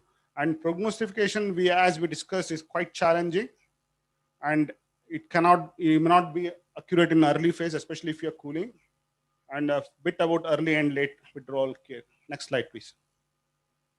So suppose if somebody decides that we are not going to carry on the life-sustaining treatment, or the baby is on 100% oxygen, severe hypotension, and if the baby has a cardiac arrest or something, what you do? Would you go on doing it? Probably no. So, but suppose there is borderline cases wherein you are not very sure. Let's go back here. Front, please, one more second. Yeah. So early treatment, you are not uncertain about prognosis, and most of them, it's much easier. And then these babies are, maybe you may have given some sedation or ventilated, they will pass away. But the parents, they don't come into that much contact with the babies, and they may regret later. But later withdrawal, you have given a chance to them to bond with the baby, and you explain to them. And later, anyway, there is someone who will say that if these babies are very bad, anyway, may not survive later also. So, but there are some babies, if you decide not to treat them and not to feed them, and they may take up to 3 or 4 weeks and they pass away. It's very controversial, that we will take it in discussion. Next slide, please. So again, if you withdraw the baby earlier, then it may be easier, but many of us are a bit hesitant. So if you take reoriented the care, and baby is going to die anyway. So many will say, if I take away the treatment right now, I'm causing the babies to die. Yeah. So so that is a bit conflicting, so that people are a bit reluctant to bite the bullet, I would say initially, because of probably this one. Yeah. Next slide, please. And so this I think will come in the panel discussion as well. We'll talk more about that one. So as we know that hypoxic ischemia encephalopathy causes only around 15 to 13% of neonatal encephalopathy. So one should be alert to the other diagnosis, especially if there is no sentinel event like abruption or anything.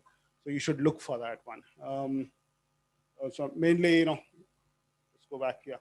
So you may be dealing with a stroke or an infection in our context mainly, or there may be a rare one, metabolic problems, or you may have a family history of seizures. Sometimes they can present early, so it may be conflicting, So those things we can take up for the discussion. Next slide, please.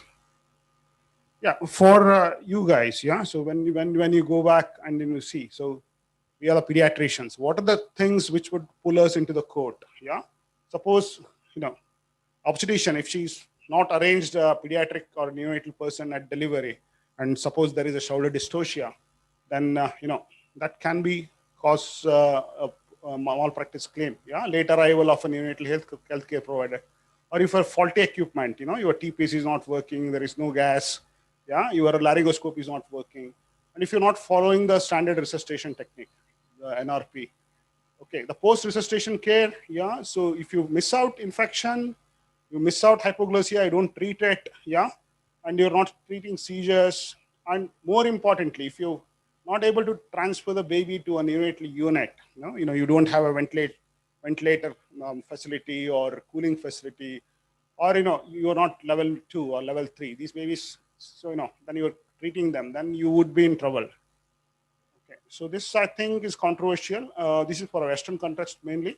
So there are a lot of litigations happened if you're not cooled in a Western country. There are case reports also.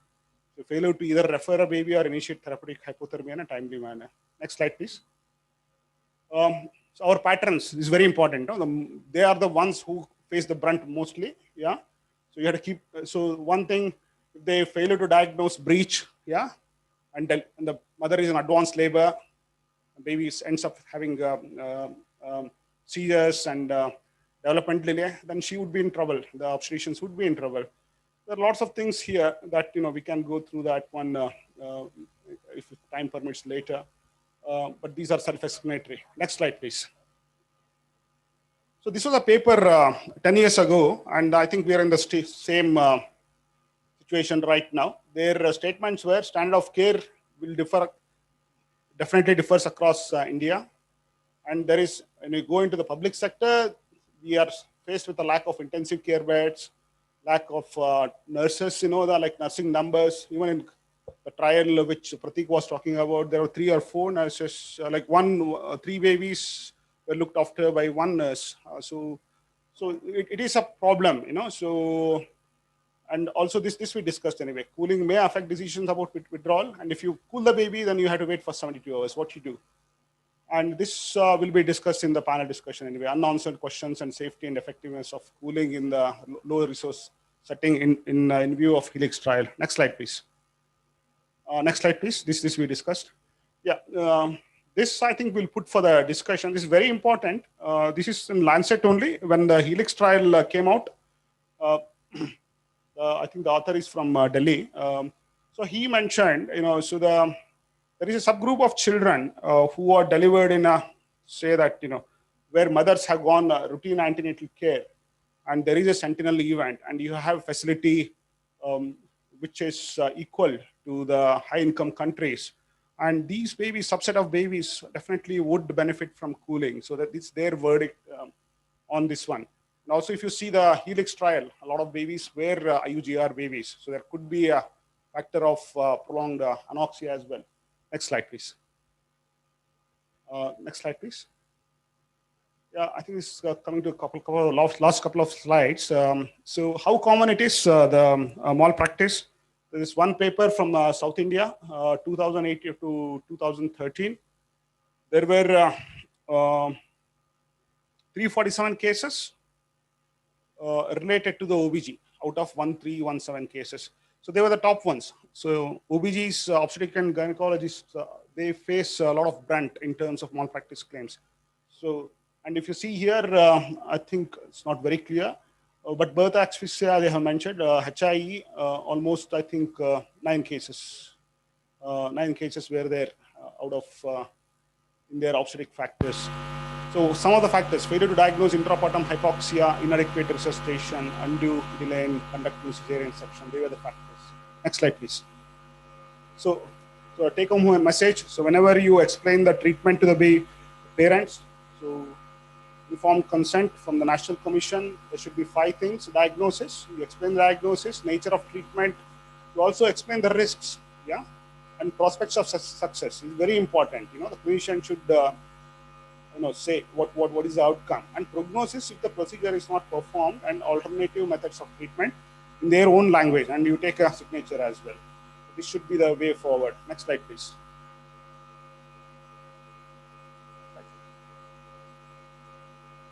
So I think, from the junior resident or a consultant, anybody point of view, so whenever we are involved with such babies, it's very important to go through the history, or document the sentinel event. Criteria, please document it. You know, if you're cooling or not cooling, and why you're not cooling it. And resuscitation, when is the first, gasp or heart rate, and neurological status. Yeah, consent we asked about.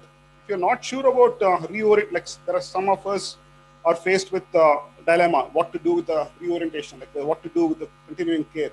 So we generally ask for second opinion. So we, a group of consultants, we ask, and sometimes they come over and then give their opinion. Very important.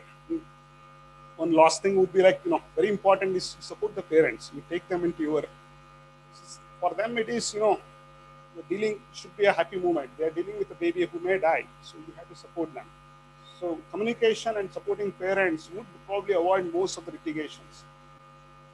And whenever you have an untoward incident, it's a practice to do an internal review and root cause analysis and keep it, because 9 years, 10 years down the time, they might come and you have a document. Next slide. So I think I'll stop here, Pratap. I'm not sure whether I have voted for the time. Thank you. I think you are absolutely good. This ethics and the malpractices, whether to cool, not to cool, this is an area of huge debate now, and I think this is a gray area, especially with the publishing of the recent trial. So I think until we get a very good position statement from IAP and NNF in combination, we should stick to this principle that total body cooling can be done, but in centers where you are level 3 equipped and you are able to deal with the intensive care, the complications and the adverse effects of HIE as well as total body cooling.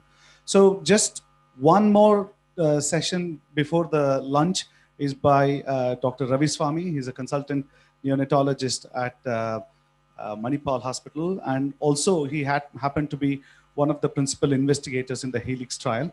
We are trying to now gauge the prognostication. So he's going to talk to us about ultrasound, MRI, and MRS, how these modalities of imaging is going to help us in prognostication of the babies who had HIE. I hope Ravi is online. I think 2 minutes. Any questions with regards to ethics or any other things that we discussed so far? Anybody can participate. Anybody has got other views? Dr. Prakash, do you have any other view on the, whether to cool, not to cool? I think we have been repeatedly saying the same thing again. I believe in cooling because I think you would have at least cooled about 100 babies by now, from the time you started cooling. And we are just taking out those data, and of course, thanks to Helix trial, so that we look back on the data, because we are just relying on, these things.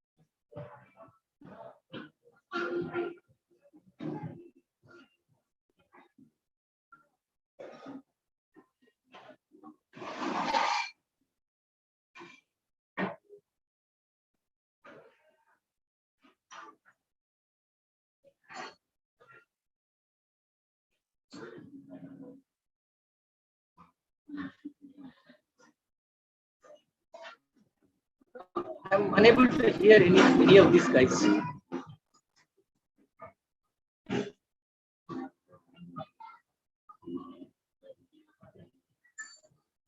I can't hear any of you guys. Yeah. Hi guys, you can hear me? You can hear me, no, that's fine. No, okay, that's fine. Okay, I'll start off then. Okay. Okay. Oh, can you see my slide? Oh, yeah, fine. Thank you. Thank you. Hi guys, thank you for the opportunity, Pratap and team from NNF. So hope I'm sure you guys can hear and see me. So what I'll try to talk in the next 15-20 minutes is all about using the ultrasound or the MRI in terms of prognostication after HIE. So let me start sharing my slide. So this is the next 10 minutes, for 15-20 minutes, I'll brain injury. Then I'll look into why should we start recognizing these children earlier, and then what are the ways you can recognize the developmental delay. Okay. Pratap?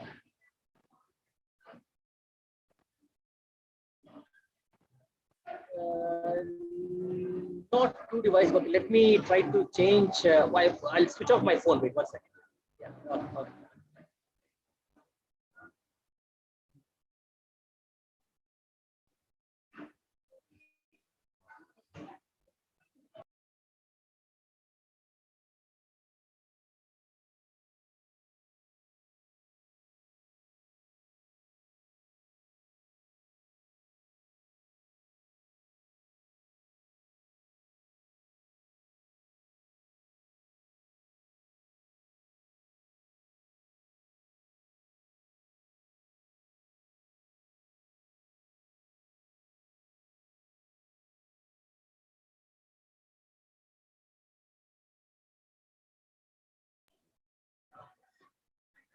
Guys, I've cut on the other device, so hopefully any better now.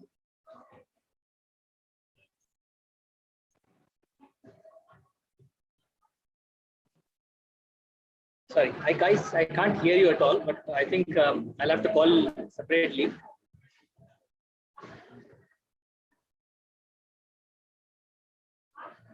Okay, fine, thank you. So let me go for it now.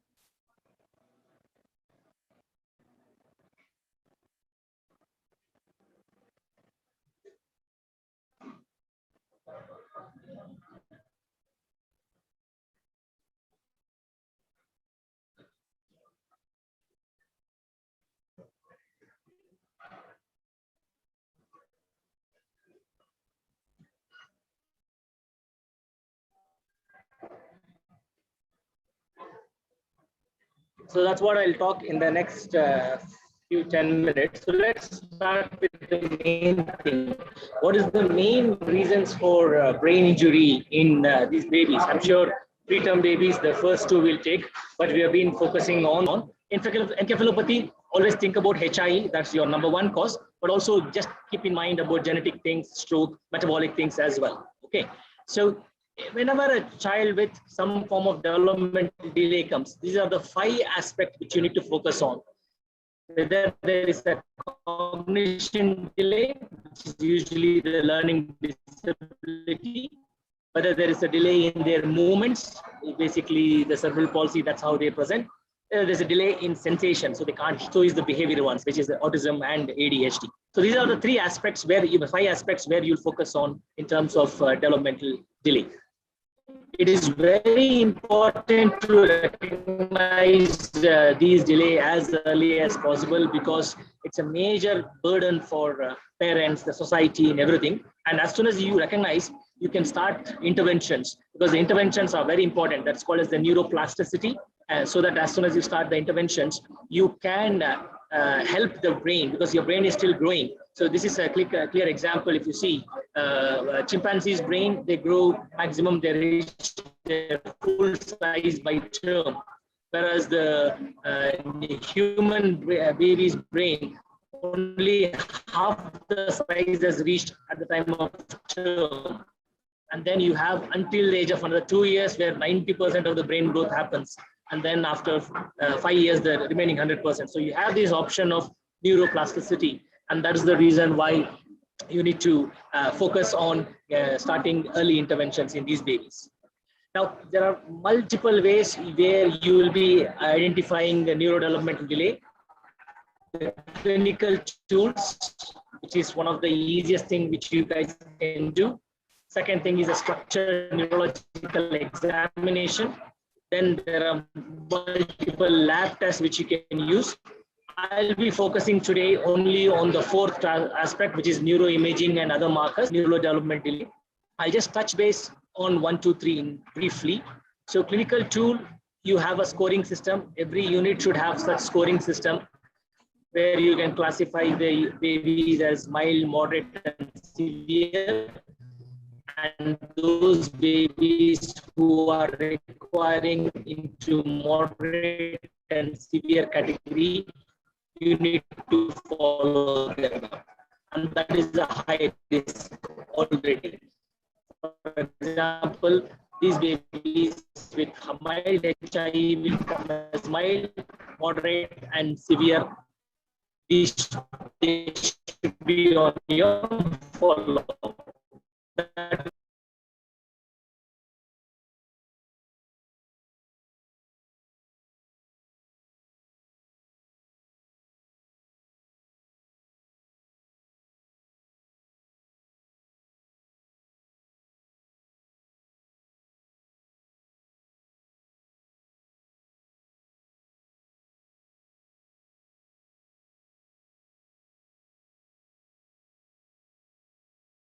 Okay, fine.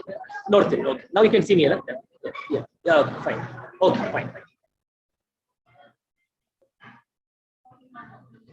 Apologies, guys. Seem to have lost you again.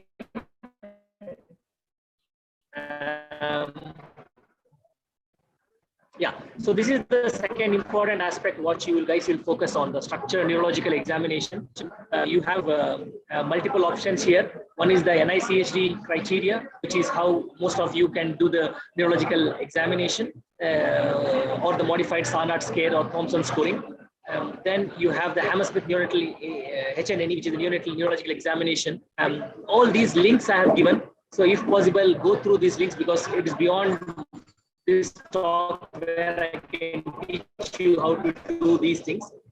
There's a practical neurological examination, neurobehavioral assessment, and so on.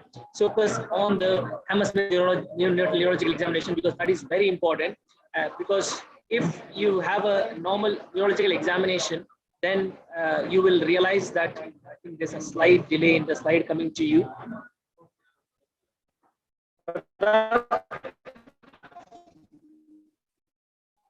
Yeah.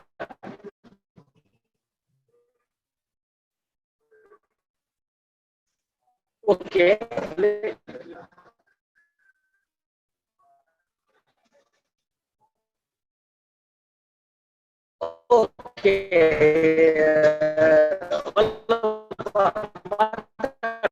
Okay. From slide.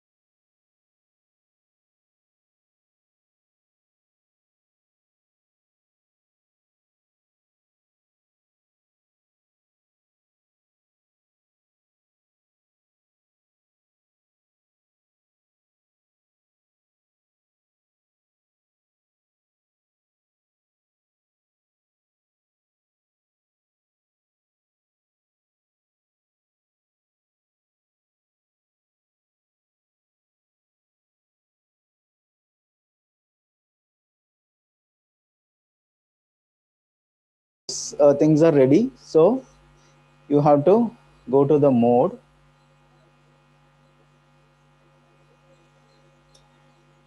Okay, targeted temperature management. So that is the mode which we have to choose.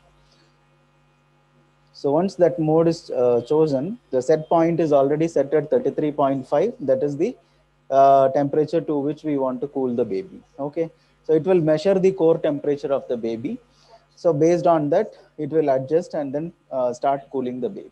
So once the set point is reached, then the maintenance phase will start and will be there for next 72 hours. Okay, once the temperature reaches 33.5, then this care time will start. Okay, so that will go until non-stop until 72 hours.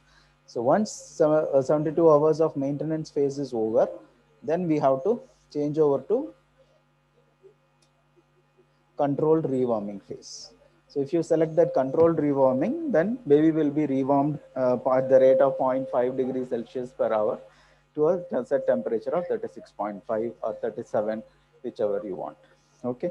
So otherwise, any other alarms which we need to be careful in this? One will be the water tubes. If the water tubes are closed, it will show that the water check water tube. Yeah. So this one, as after you have connected, you make sure that this one is open. Okay. So usually they will close it and keep like this. Make sure that this one is open. Then only water will freely circulate in this. Okay. Otherwise, usually this machine does not give much of alarm. So it's very user friendly and simple to use. Okay. Does not require much of monitoring. Okay. So induction, so induction will be decided by the machine based on the baseline temperature of the baby. So we assume that it is at least 36.5. Some of the babies may be hypothermic at presentation itself. So from there it cools as rapidly, within 45 minutes, it should achieve that 33.5. So that machine will decide. Yes, yes, yes. Yes, yes. Okay. Anything more you would like to add? Fine. Yeah. Once you finish cooling, then you need to let the water out, right? That's how the nurses give it people. So how do they do it? So once that's done, if you want to take out the water, just put it on standby. Then go to services, and there is an option. There is a first option known as empty. If you press empty, the water will start coming out from this. We have to remove the connecting tubes, and the water will start pouring out. So does it have a battery backup? No, this machine does not have a battery backup. Okay. It needs continuous power to run. You have a critical mini here. Where is it? So they also have come up with critical mini, which is smaller than this. It's as big as this. So that is actually transport compatible as well. Okay, and it is quite portable compared to this. So this has to be, stationed next to the bedside only. So the other one is, it's quite compatible. You can use it on the transport also, right? So I guess that's it.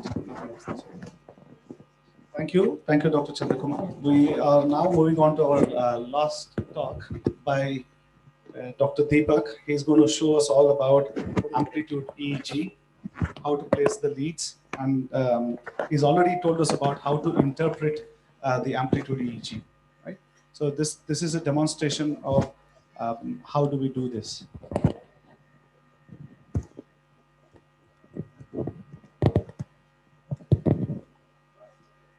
Okay, in the meantime, we also got the critical mini that I was talking about. So let's just briefly show you this. So this is the transport compatible cooling machine. It just does the same job as the bigger machine. And it has got all the same ports, like, the core temperature, the surface temperature, and, where the rectal thermometer is put in. And it is also quite easy to use. Again, here same input is going to be in there. And once you switch on the device, this is where you're going to put in the distilled water inside. And once you put on here, there are only few buttons here. It's quite straightforward to use it. And you're going to use the same jacket as we use it in the other critical machine, right? So I must be proud to say that I think we got the first in India critical mini into our unit. So it's quite fab. Thanks. So you can just demonstrate a couple of things. So you've got this different modes, normothermia, and this is targeted temperature.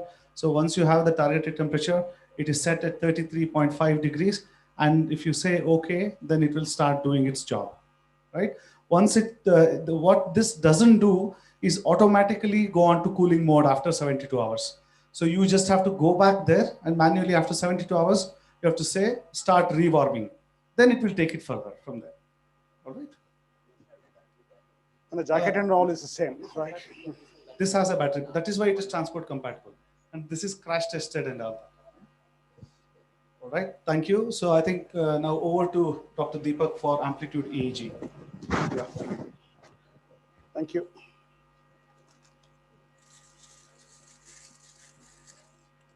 So anybody have used this one? No, Nidhi, you have not used it. Moti-san, I need you to just hold it up, I think, no? So this is the monitor. So it comes in a stand, okay? And then you have a module. If you want, you can come nearby. So this is the module. Yeah, you can move this.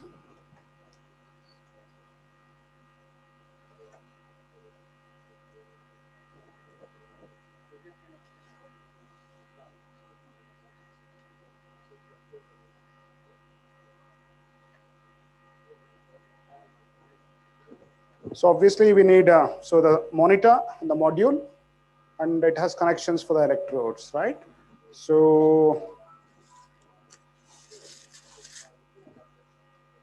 they give you choices. One of the things would be like, the electrodes, these are the gold cups, you can reuse that. Okay, so but you need a gel for that. And the more commonly used ones are the needles. Generally, I think I prefer needles. I don't know about Pratap. So, yeah, lot of hair and all. So needles, the contact is very good over there. The needles, we can talk about how to insert it and all later on. The needles is one. The other one is the hydrogel electrodes.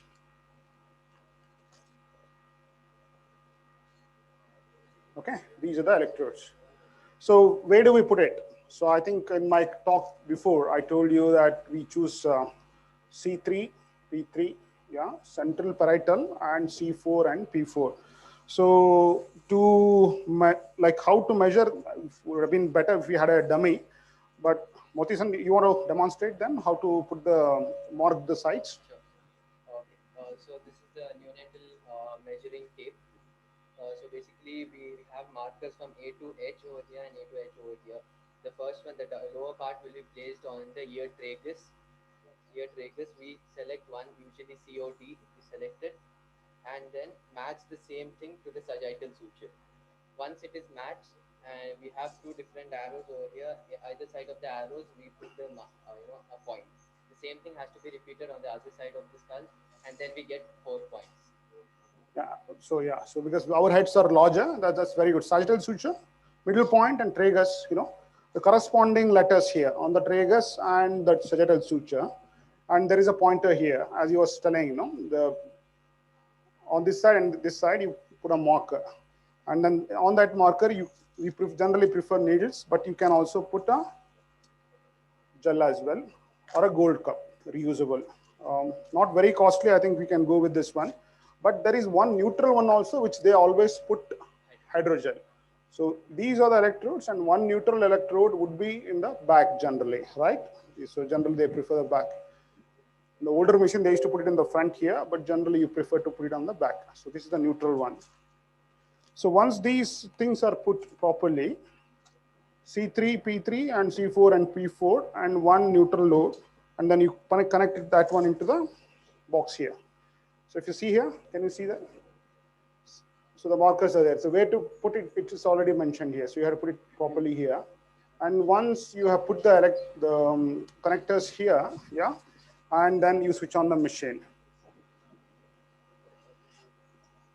So once you switch on the machine, so it will show you the you have to enter certain details, the patient, yeah, and the machine, once when you press start recording here, then what will happen is it will go you have to enter the details. Then you do that and then start recording. This will undergo self checkup. The machine will go self calibration, and it will tell you whether you are put properly also here. So it's like self-explanatory. So when there is anything loose contact is there or anything, then it would highlight it, or if the lead has come out also, it generally reflects here, right? Yeah. Reflects. Once the recording starts, and even if one electrode comes out but the impedance is not proper, it will reflect the exact electrode where the problem is, so that we can make the adjustments, and then it will go on smoothly. So this is clear, right? So how we set up the monitor is there, electrodes, and to put the electrodes, generally, for needles, you just need to clean it with alcohol swab, yeah, and then put the needle and then put the tape on. If you are putting the hydrogels, the electrodes, these ones, then you need to prepare it using Motisam, correct me if I'm doing wrong. Yeah, so this is like new press. Yeah, so this you had to take a ear swab or something, or cotton stick, and then you put this one and rub it, not very vigorously, and then you put it, and then you put the conducting gel also. This is the conducting gel. Now on the top you put the gels. So this may be a little bit more. So that's what Pratap was telling is needles are fine, but when you're putting the needles, make sure that you're putting in the caudal direction. Yeah, caudal direction. So towards the leg you put the needle. Then when it's put, then securing, you might use a CPAP hat, or generally sometimes they provide the wrap also. Yeah. So you provide the wrap here, and your ultrasound and other things can be done, and then this is good to go. Yeah. Once you start recording, this is what you see. So this is a single screen. Yeah, you can move over. This is dual screen. Left and right. Okay, left and right, you are assessing the trace on the left hemisphere and the right hemisphere also, and this is cross cerebral. So if you are assessing the background or pattern, you should go for the cross cerebral one. So then, Nidhi, what do you think about the trace?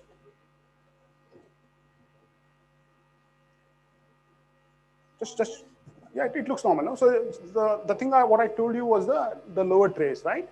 So yeah, and the upper margin. So ignore these brief spikes. Yeah. So these ones ignore. The dense, you see it, and you can also see it is like wavy, right?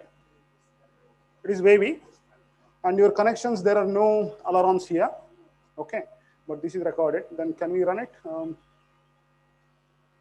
Yeah. So this is cross cerebral 2. And also you can see here, these two are here, right? This is like an impedance, right? This is the impedance. EEG. So one thing which I want to talk to you about the impedance, yeah? It's very important. Suppose if you see any abnormal pattern here, you make sure that your impedance is okay. Generally, I think it should be less than 10, yeah? Less than 10. So that means your connection electrodes are absolutely fine, yeah? So if it's above 10, then whatever you are interpreting may not be right. Above 20, it will also color it will show you some different colors and tell you, the machine will tell you, but for clinician, you should make sure that the impedance is less than 10. It's nice here. Yeah. So then, I think it will change to red color. Red color, it will change. Red, and I think one more color change. The other main thing is the raw EEG. Okay, I will put my cursor here, and then we'll run it here. So just run. It's quite beautiful. So this is like background. This is like, you put a cursor here at, I don't know, whatever time it is, 2 o'clock. Then this cursor will move. So slowly you are seeing the EEG. So this is this is probably the normal one. This is not repetitive. No, it's a bit covered, like, so different colors. Yeah. So any other background we have? Seizure, yeah.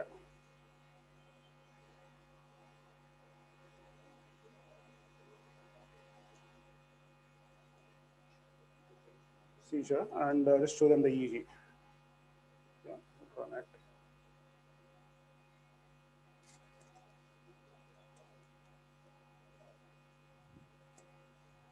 Not very sure. Very sure. I think probably here. I think maybe. So seizures, what you generally see is like repetitive. So it's the same thing and high spike and wave you see. It's like the repetitive pattern. Artifact also you might see it, but one thing with seizure which will help us is the crescendo and decrescendo, what we say. So the seizure doesn't happen generally immediately. So you see the becoming abnormal, and when it seizure is stopping, then crescendo effect, it goes away. And even though it's repetitive, each wave there is maybe subtle difference. But in artifact, if you get like brain activities suppressed, if you have a ECG and all, then you know they are repetitive but they are on the same. They are very similar. In seizures, they are repetitive, but there can be subtle differences. So those are the things when you keep on using it, you learn it. So whenever you see one suspected seizure, put a cursor and then see the EEG, analyze it. Any other patterns you have it here?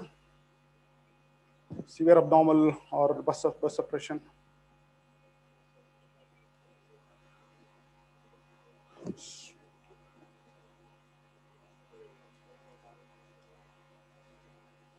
So there are a few things one might notice. So what are the problems? So suppose if you're putting the needle, so some of these babies are delivered quite like abnormal, like a lot of force might have used. You may have a scaphal hematoma or a edema or a scalp swelling.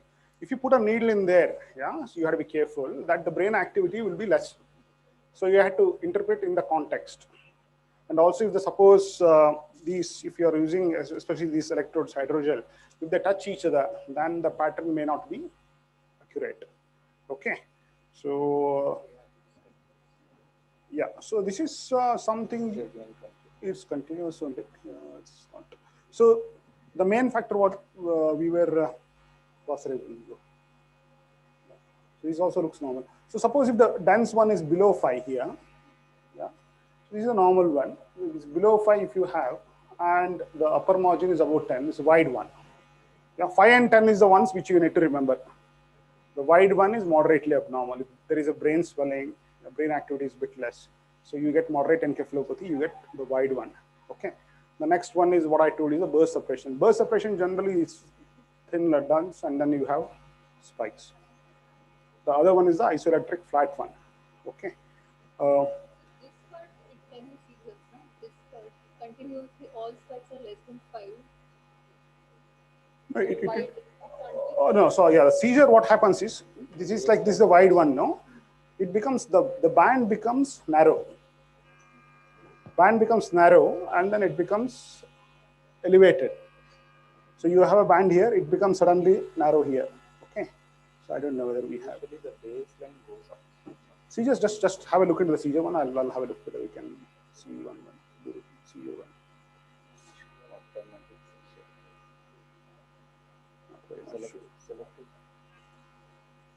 Select it, huh? Select.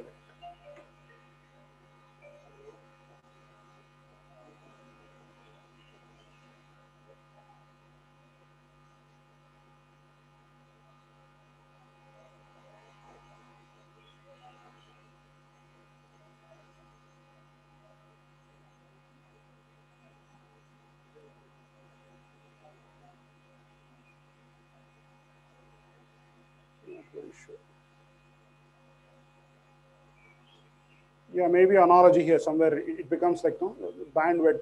It becomes smaller, and then it put a cursor here. Yeah, so it might be a seizure. Yeah, you have a repetitive.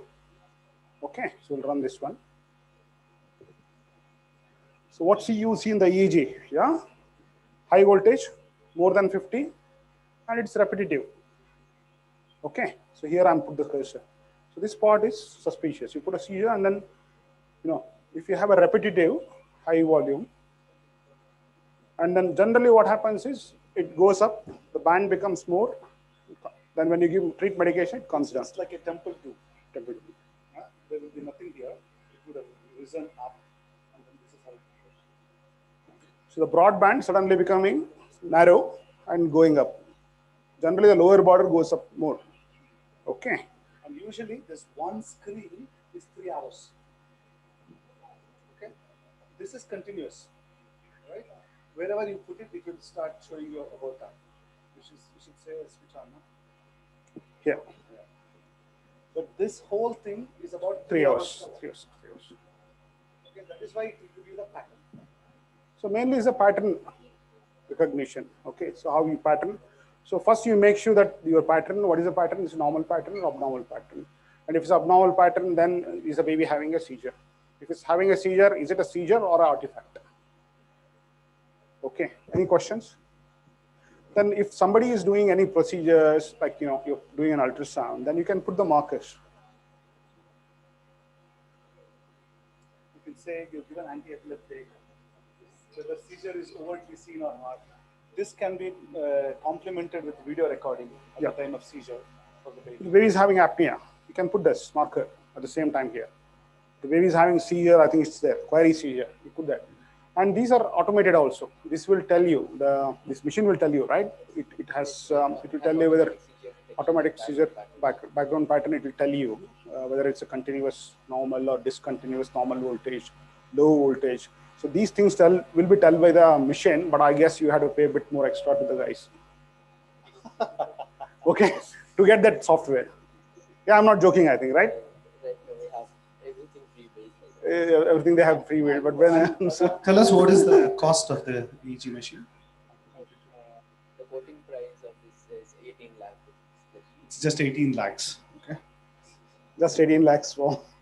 That's, I think we should. Other things, anything, and it can be recorded. Yeah, it recorded and it's stored also. Then it can be connected to your hospital system, and also you can get a CD, I think, and also printout. Also, you can take it. We can take a printout as well as we have a CD to view the same thing what is going on over here onto your monitor screen. So then the next thing is, suppose if you want to take the baby for MRI or whatever, you can stop recording. Yeah. So disconnect just the module here and keep this one, and you can move the MRI and come back, and then connect it and go back and restart the. Maybe the electrodes are not MRI compatible. These ones. The MRI they have to take. Yeah, they have to take the needles. But any procedures, suppose. See. So those would be the things, but very useful in my opinion. Okay. So any questions that you are not clear about? Yes.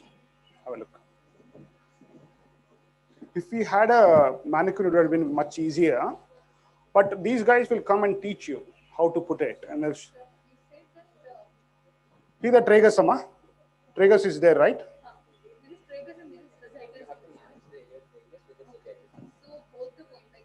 Same letter.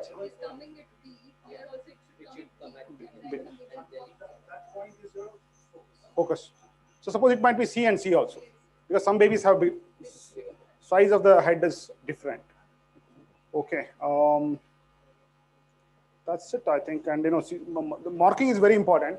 And the other beauty is, like, nurses, senior nurses, you can teach them all these things, and they can marking and other things when they are doing a section, X-ray, all these things. You examine the baby, you please do that. Press the markers. Okay, and it will reflect here whenever you put the marker also. It automatically label it. So seizure, you put it. Then medication, you can put it, and you can manually enter also what you have done. So those things are very good. And always take a record, either on CD or printer, and put it. That's very important. Legally, it is going to be very important. Okay. And other main thing, when you put the this machine, don't jump into conclusions soon away. You have go and have a coffee or do something and come back. 30 to 60 minutes you need to leave before you make sure that interpreting the alpha EEG, the aEEG. Okay. Good. Thank you so much, Dr. Deepak. I think we shall swiftly move on to the panel discussion. Brother, दो chair यहाँ help कर दो ना.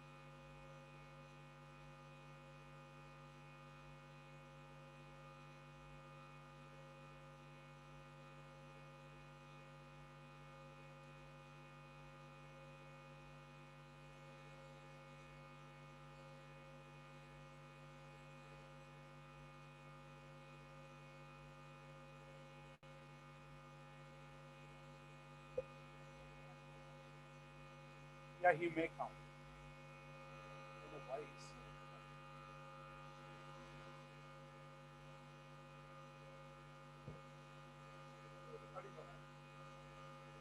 Okay, good evening. I think we are coming to the final exciting session.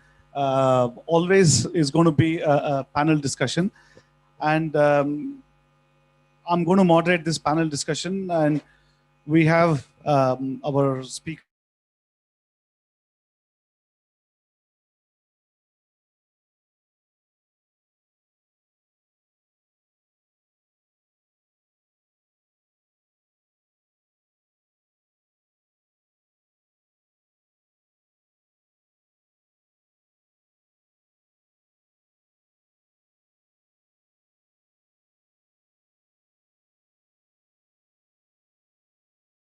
We've got good enough panels so that we can make reasonable discussions on HIE and therapeutic hypothermia.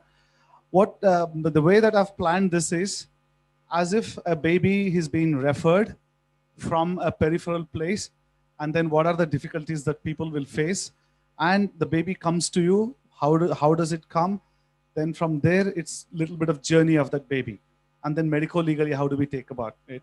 And finally, I would like to get all our speakers to give their remarks and advise to the generations in India whether to cool or not to cool, and what is the advice and help that they can get from these panelists.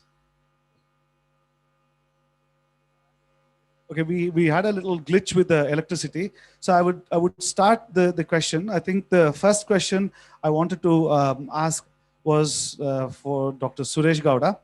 So let's assume there is a baby who's born in a peripheral center. Somebody needs to change the slide. Baby who's born in a peripheral center about 200 kilometers away from Bangalore. And we are one of the cooling centers, and people do know about it. So therefore, slide change.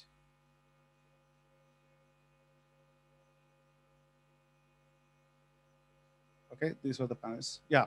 So what are the practical difficulties that that is encountered when there is a baby referral, and the baby has had obviously no cry at the time of birth, and now they're going to call Dr. Suresh Gowda, and he's going to ask some of the pertinent questions and make a judgment on whether this baby needs to be transferred or to be cooled or not to be cooled. So with this history, first being in a tertiary center, in due respect, we should acknowledge the referral center with the amount of information what they throw on us. And the first and foremost, the difficulty aspect is to what extent the obstetrician and the neonatology coordination is over there at the referral center. Number one, not knowing much history with regard to the patient in terms of sentinel events and the time and the resuscitation followed by the birth as well, and infrastructure and manpower in terms of whether they could do a cord gas and whether interpretation of APGAR scores, and these could be the practical difficulties as well. And at the same time, convincing the obstetrician from the referral doctor's point of view and the cost implications to the family. These are the things I think which we would face in day-to-day situations.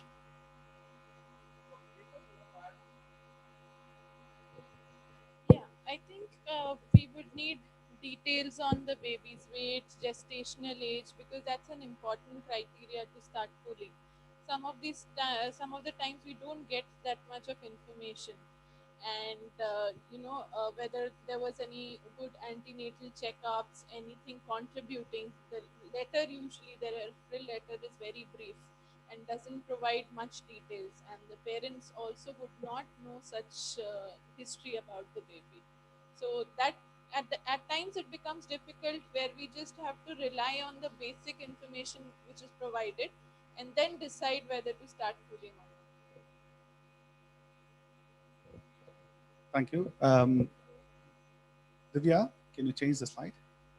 So basically, yeah, so these were the difficulties that we do face. And I think Dr. Raviswamy is not with us.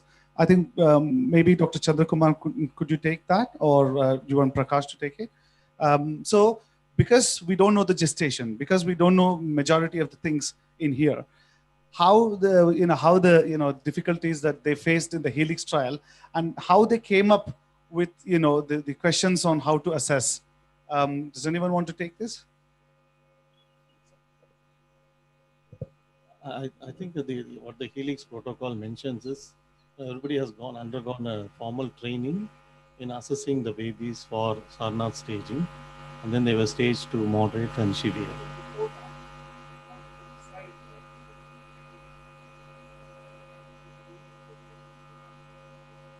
Yeah. Yeah, weight is 1.8, and gestational age, I'm not sure how did they go about it. Otherwise, so basically, the difficulties what Dr. Deepa and Suresh enlightened here. So they wanted to circumvent that. So what did they do? Because the gestation is not very sure, they went by the weight. Weight is a very objective criteria.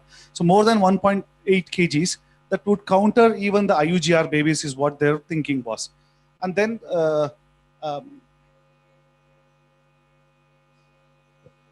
okay. Pratik, can you hear me? Yeah, I can hear you, sir. It was very not... nice. So Pratik, the question was based on the difficulties that we face when we have lack of information. How do we go about judging whether this baby will fit the criteria for cooling or not?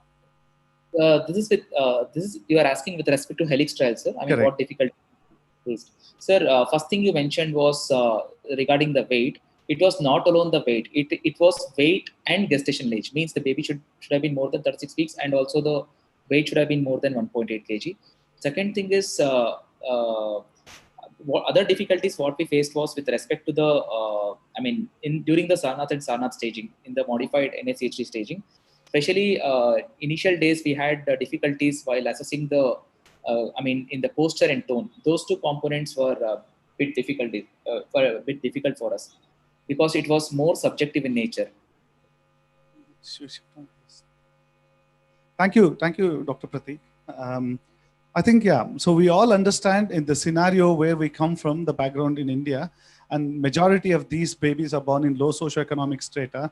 We do face a lot of difficulties in assessing the conditions, and therefore we have to use a lot of judgment. And one of the ways that we circumvent this sort of a problem is to go to a referral base and do a lot of training. So this is one of the things we embarked upon from the Karnataka NNF, and we led the way in creating this neonatal cooling and transport committee, where we went around and did workshop like this, the whole day workshop in various districts of Karnataka and Andhra Pradesh. So this is one of the ways that you need to educate more and more people so that we start getting better at getting these babies and referred, right? So moving on. Dr. Nelby is not there. Maybe Dr. Nelby is there. Okay, fantastic. I just now joined, sir. Okay. Sorry for the delay, sir. See, sir, tell me, what do you think would be the challenges faced by the pediatricians to refer the babies to tertiary center for cooling? So here we have these babies, we thought that it's going to be meeting the criteria for cooling. And how do they encounter these sort of challenges when talking to their parents? So if you see, we all know that we have to start cooling within 6 hours of delivery. In our scenario, there are centers in periphery for 24 hours. The pediatrician may not be available, and the initial resuscitation may have been done by gynecologist or the anesthetist.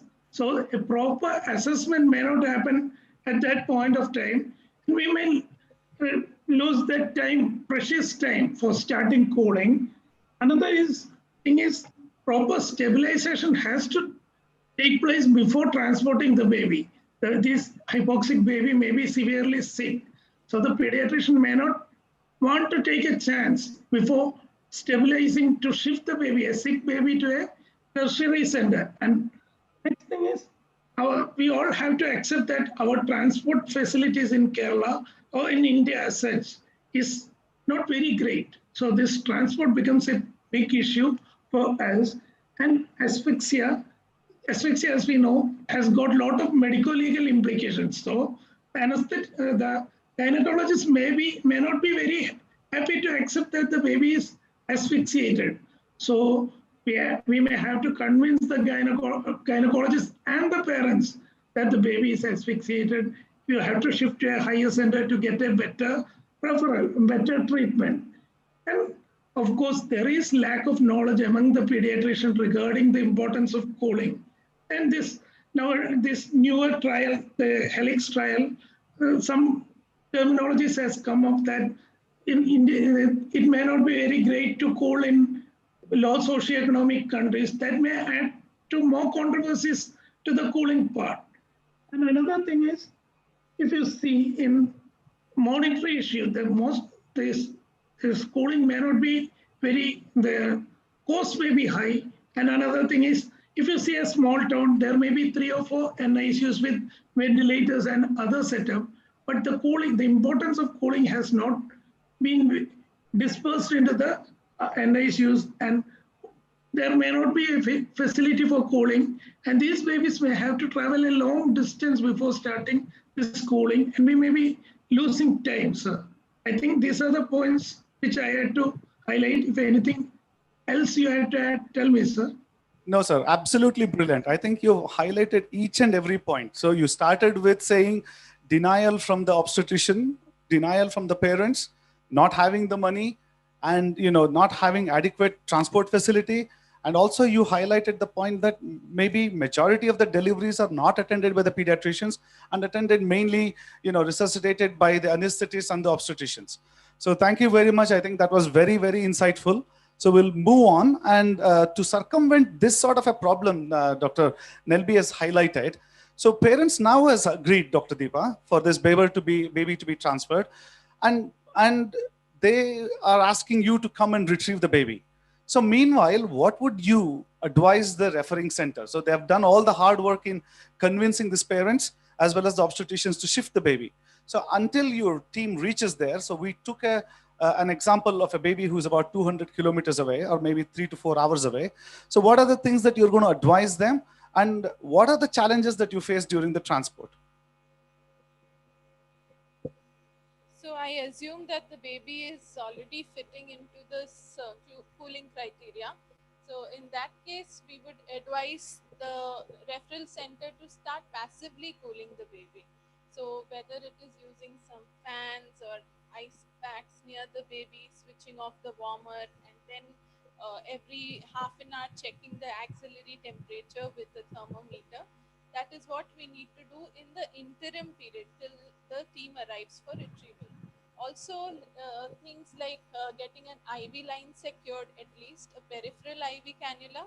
If they have facilities available, then they can also go ahead and put in the umbilical lines. So this would help us so that we don't waste time to start cooling when the help arrives at the referral center. Once we reach, many times we've seen that the baby who was just on low flow oxygen, and because enough history was not given, we've had to even intubate babies at when we reached the referral centers. They were just lying in a hood oxygen box, obviously because lack of resources. And when we reached, they're like not maintaining saturations and cyanosed by the time we've reached there.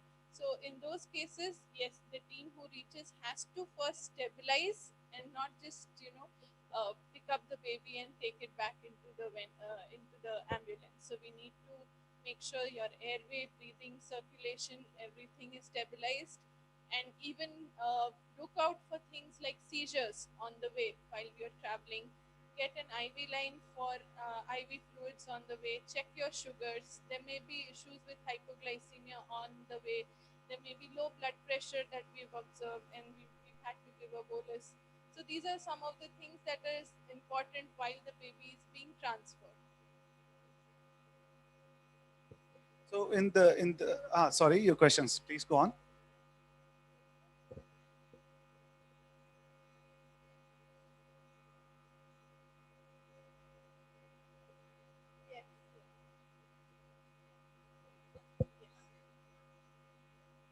Yes, definitely. Definitely it is. So that is why passive cooling is only in the interim period till active cooling is started. So The warm-up. yes, so passive cooling can be used till you reach the tertiary center. So that is why I'm insisting that once you start using, say, ice packs around the baby, not making the baby lie on ice packs, or using a fan and switching the warmer off. You need to still monitor the baby's temperature every half an hour. That's why measure with a regular thermometer and keep it in the axilla, and every half an hour monitor the temperature.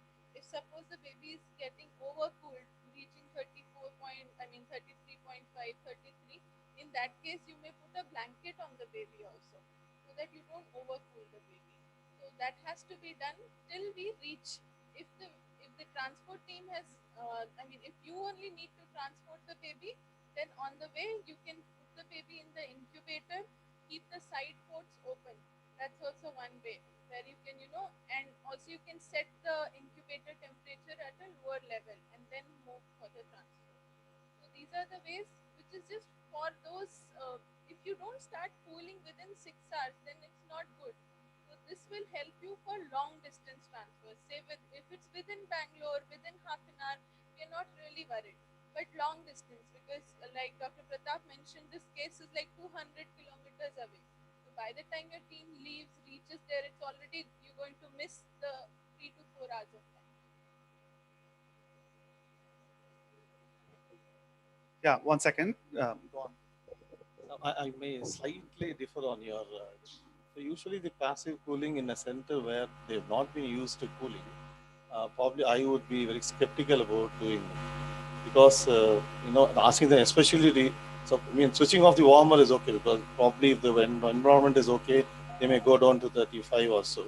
But if you're going to put the ice packs around, it's always possible, and especially you're asking them to do axillary temperature monitoring, then it may cool the baby further. Without a rectal temperature monitoring, going for a passive cooling, I may not suppose I'm not saying, please don't take me wrong.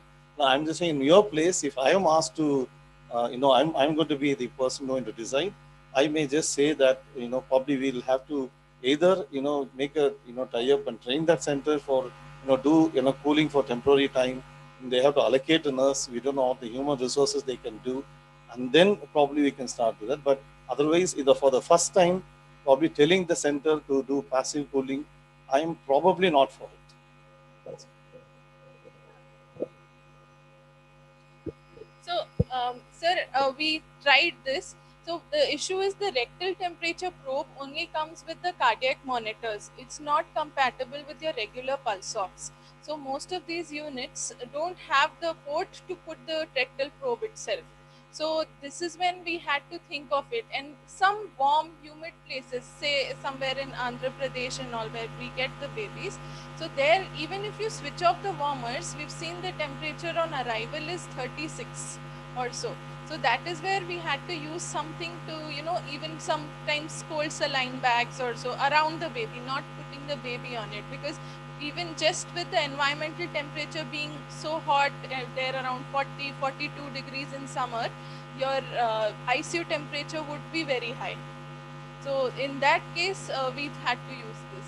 So actually what we do is we are in constant touch with the referral base, and we keep talking every hour or so and find out what is the status. So in case we need to alter something, we do that while the team reaches. You meet them first, give them an apprehension about the cooling aspect as well. And some of the babies, what we get is like Anantapur, Karnool, Ballari, the temperature is 44, 46 in summer.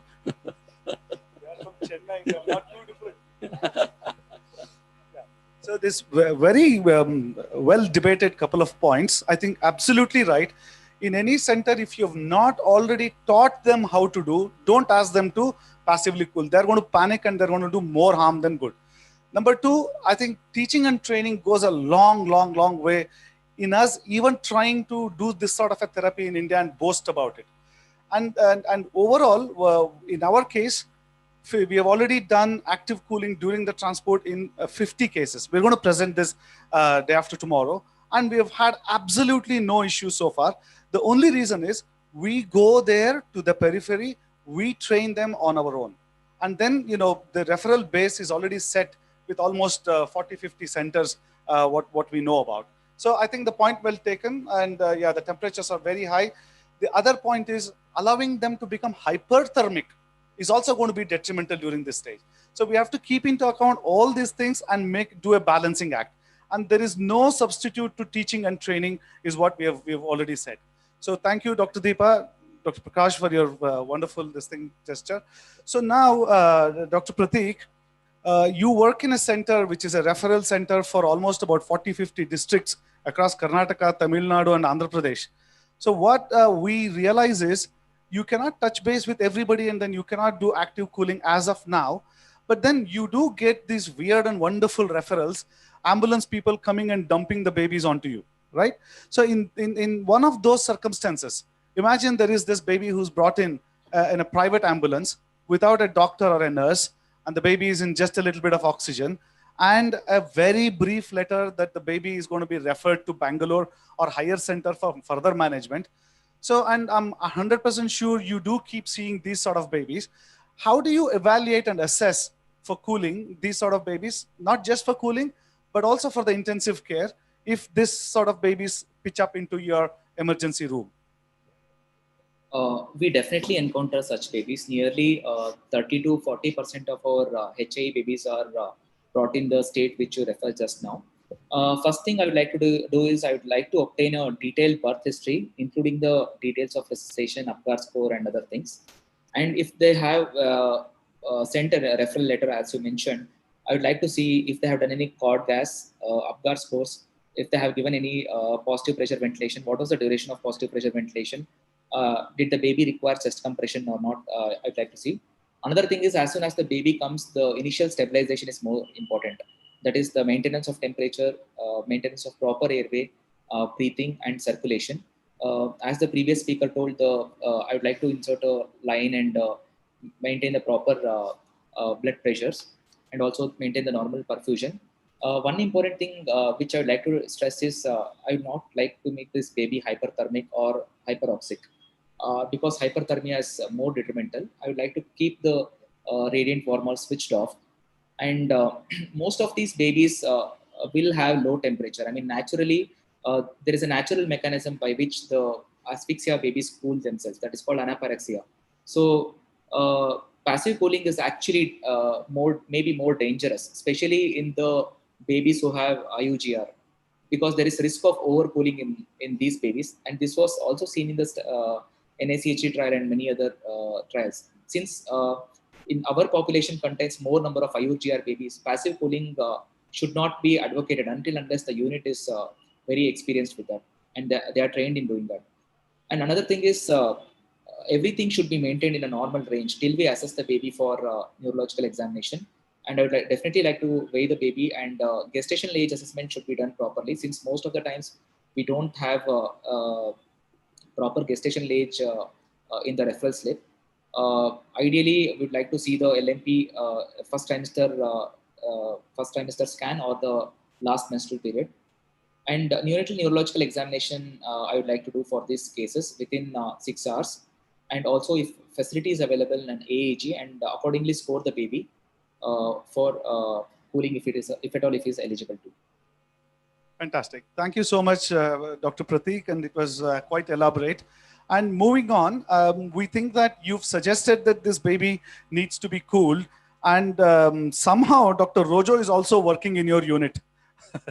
So Dr. Rojo, can you take up this question where the baby is now admitted to the unit where you and Pratik both are working together, and then this baby is admitted now. What are the initial investigations and procedures as well that you would like to do at the time of admission, which will probably also give you some more extra information on the condition of the baby? Thank you, sir, for that question. As Dr. Pratik rightly mentioned, we will try to always definitely give a supportive management to the baby. That because the crux of any HIE management in newborn, I strongly believe, is to support systemic physiology. So we all, rather than once we try to maintain airway, breathing, and circulations, and we try to ventilate. I mean, depending upon the respiratory status and the neurological status of the baby, we'll either decide on invasive or non-invasive ventilation. The circulation maintenance is utmost priority. We'll try to obtain a good intravenous access, either a central or a peripheral lines, because the moment you start hypothermia, sometimes you may be finding it difficult to obtain a lines later. So a good quality lines is all important. For you all know the importance of getting a good BP monitor, BP technique monitoring also. So we may need an UAC for an invasive BP monitoring. So moment and the initial investigations, obviously, when you draw the blood for investigations, like to have a blood culture, obviously, the first thing, because we don't know the maternal status, or we don't know whether the mother had any symptoms of chorioamnitis, and because the entire picture of sepsis may be masked by the cooling. So the 1 ml proper blood culture will be taken.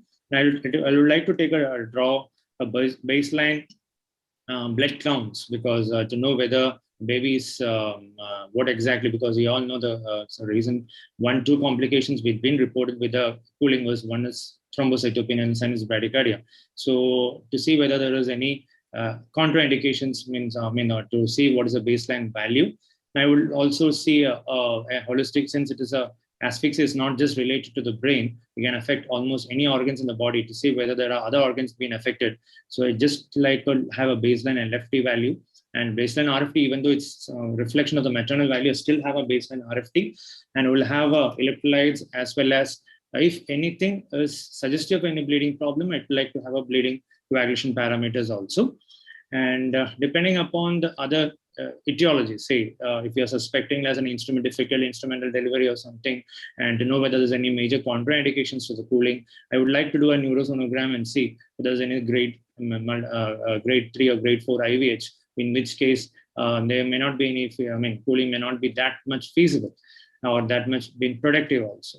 So these, and look for the assessment as a baby as a whole, like a cardiac assessment. You can take a baseline ECG and if needed, a troponin values to see whether the cardiologic part is reasonably okay. And I'd always definitely clinically do assess a baby and see how the perfusion is going on, as well as clinically, as well as by the lab ways. So these are the probable investigations and the procedures I would like to do at admission. Most importantly, as everybody mentioned, I would like to talk to the parents regarding the cooling, because you need to give a proper guidance to the parents, like what exactly the cooling is and what exactly you're planning to do by the cooling, because they should not be confused with but telling the terms of medical terms. They should know what is happening to the baby and what are you expecting by the outcome, because of the current ELIX trial output has come. I'm sure that if anything goes wrong, we will be in our trouble. So we should tell them what is the probable advantages we are hoping for. We're not going to change the whole scenario. We are trying to reduce the morbidity or mortality, but may not be able to fully recover it. And so because I had an interesting experience in the place which I had trained, I'm sure that Dr. Chandra is also there in the panel. I'm trained from the same center as Dr. Chandra was there. So no, it's not you and Pratik, it is Chandra and you. Okay, sorry, sir. So actually, we were one of the pioneer centers to start cooling. Thanks to Dr. Niranjan Thomas and Vellore, we, as discussion was going on, initially we started cooling with using the gel packs, that is a vaccine carrier gel packs. And the initial phases, we found it very difficult to convince parents. In fact, in one of my duties, I had started cooling for one of the patients, and I went for a break in the morning. And I came back, I saw that grandmother crying, sitting and crying in front of ICU. I asked the grandmother, Party Ennachu? She told, "Kolande irandu ellame pochu sami, ellame tirnu pochu." I asked what happened. And in fact, when I went for the break, my junior, who was from North India, had counseled the party grandmother, telling that kolande ice ellam potu vechirukku. So adukku ice ellam potu treatment koduthirukken. And no wonder this lady got totally upset, because she was a fisherwoman and she thought that her baby is already gone. So so most important thing is, like, we need to properly counsel the parents regarding what you are aiming at with the cooling, or else you may land up what is the duration of cooling and what exactly the proposed course of treatment, because you need to tell the 72 hours this is going to happen, and we will be switching off the warmer, and we'll tell them that the baby will be monitored, the help of skin as well as a rectal probe. That is a key in the cooling therapy. Thank you, Dr. Rojo, for that elaborate, description of the investigations and everything, but also giving an insight on your personal experience. Absolutely, being a fisherwoman, she would like to keep her, dead fishes within the ice, and that's a great analogy that she drew up. So I think we all take that lesson and then, learn from your experience, and we would never repeat the same. Thanks a lot. So now moving on, I think this baby who is admitted now. We realized that there is this baby had meconium aspiration syndrome as well, and the baby was on the ventilator. And while undergoing the cooling, the ventilatory requirements went up, and then the baby was starting to get profoundly hypoxemic. And we thought that we are dealing with secondary pulmonary hypertension in these circumstances. So I would like Dr. Prakash to elaborate mainly on how would you go about assessing this baby for pulmonary hypertension. If the baby has got it, what are the choice of inotropes that you're going to use? And what is your take on using nitric oxide in the baby who's being cooled? Thank you. I think one of the quite interesting question to, in fact, it is not an uncommon scenario at all. If you look at that, so many times physiologically also, cooling actually also increases the pulmonary pressures, but they say that it may not increase to the level that it needs severe intervention. But we are in a scenario where the meconium aspiration, and either it is due to MAS or it could be pulmonary hypertension secondary to the asphyxia itself, and the ventilator requirements would have gone up. Now here, I suggested, I would definitely like to have all the expert opinion in this. So what I would like to suggest is what we do. In fact, we would have at least had twice or thrice a situation like this. I'll share all the experience we had in these three occasions. So what we do is we, start on the inotropic support if the baby is in shock. Now, shock again is a what you call a very difficult thing to diagnose in a baby on hypothermia. But still, if there is tachycardia, if the very baby has got poor the pulses and the hypotension and the urine output, with that we make a reasonable thing to look at is because a shock itself can precipitate pulmonary hypertension. So you need to read, have the circulatory the circulation intact for a good pulmonary function. Now, once if that is there, then according to the need, you may have to tailor make your inotropic support. So, for example, if there is got a left ventricular dysfunction and you have got, the bulb, the blood pressure being in the normal range, we tend to start on milrinone. And if at all, if you have a doubt or if probably the pressure is little lesser, then we actually go on to start dopamine. Now, milrinone again is known to cause initial hypotension, but that is more common when we are using a loading dose. But sometimes when there is severe cardiac dysfunction, despite little bit of hypotension, we tend to start on milrinone, and we had succeeded in increasing the blood pressure. Now, nitric oxide is if it is not because of underlying lung disease, nitric oxide has done wonders.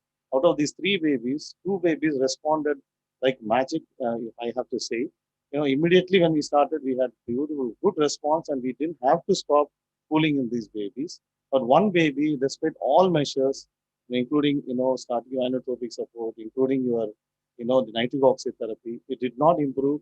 Then we have to attribute that to cooling, or whether it is return or whether it is contributing. We stopped cooling, but that baby, despite stopping cooling, did not show an improvement, had an worsening case. Hope I answered, or anything else you like to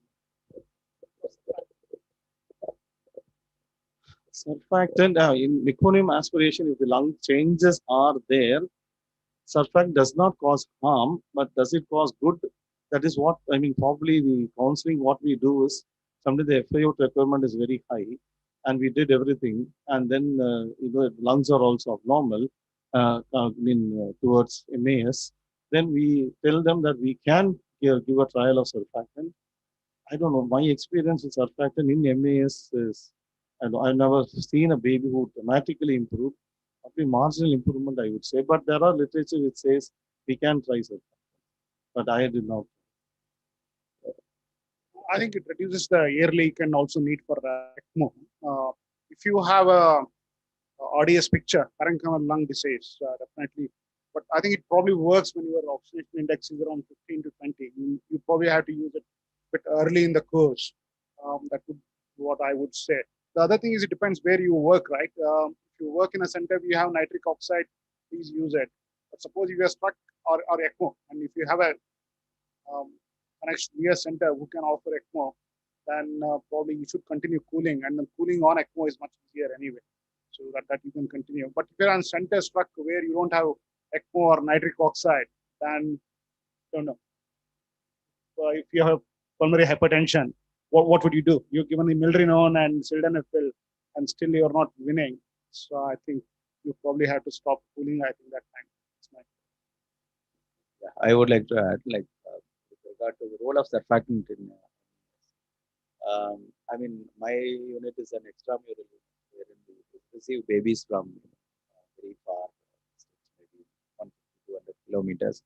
So probably the scenario of presentation of MAS in an intramural unit is different. You get more of hyperinflated lungs, air trapping, and PPH, and probably you don't think of using surfactant in such scenarios. But in an extramural setting like mine, what we see commonly is these, even though there is MAS, they present with a lot of atelectatic type of lung disease, where you need to open up the lung, recruit the lung. So that time surfactant has really helped well. So it depends on what is the type of presentation, whether it is air trapping kind of presentation in MAS or it is atelectasis, where we need to open up the lung their suboptimal.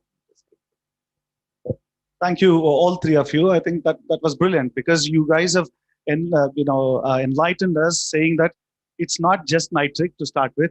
You have to have a very good cardiac assessment, selection of the inotropes. I would like to add one more in that selection of inotropes. What we do is basically dopamine. We don't use that much because it causes severe vasoconstriction in an already cooled baby, and that could probably sometimes worsen your afterload and worsen your cardiac dysfunction. So what we try to do is majority of these babies come with sepsis as well in the background. So we try to go for noradrenaline, a pressor agent. And even adrenaline is very detrimental. It causes profound vasoconstriction. The other choice of inotropes we tend to use is dobutamine, which acts as a very good synergistic effect with a pressor. So dobutamine, especially if you think there's a little bit of cardiac dysfunction and you need that inotropic action along with a pressor agent. And obviously, we have used milrinone as well in 30% of the cases as 3 different inotropes. So milrinone, which will help you in reducing your, it's a venodilator, so you can reduce your afterload as well. So apart from that, I don't think I would change any of the things that you suggested. Dr. Chandra, you suggested absolutely well to recruit the lungs before doing anything else, and maybe surfactant plays a role in selected babies of this. So again, coming back to you. So this baby, sorry, go on.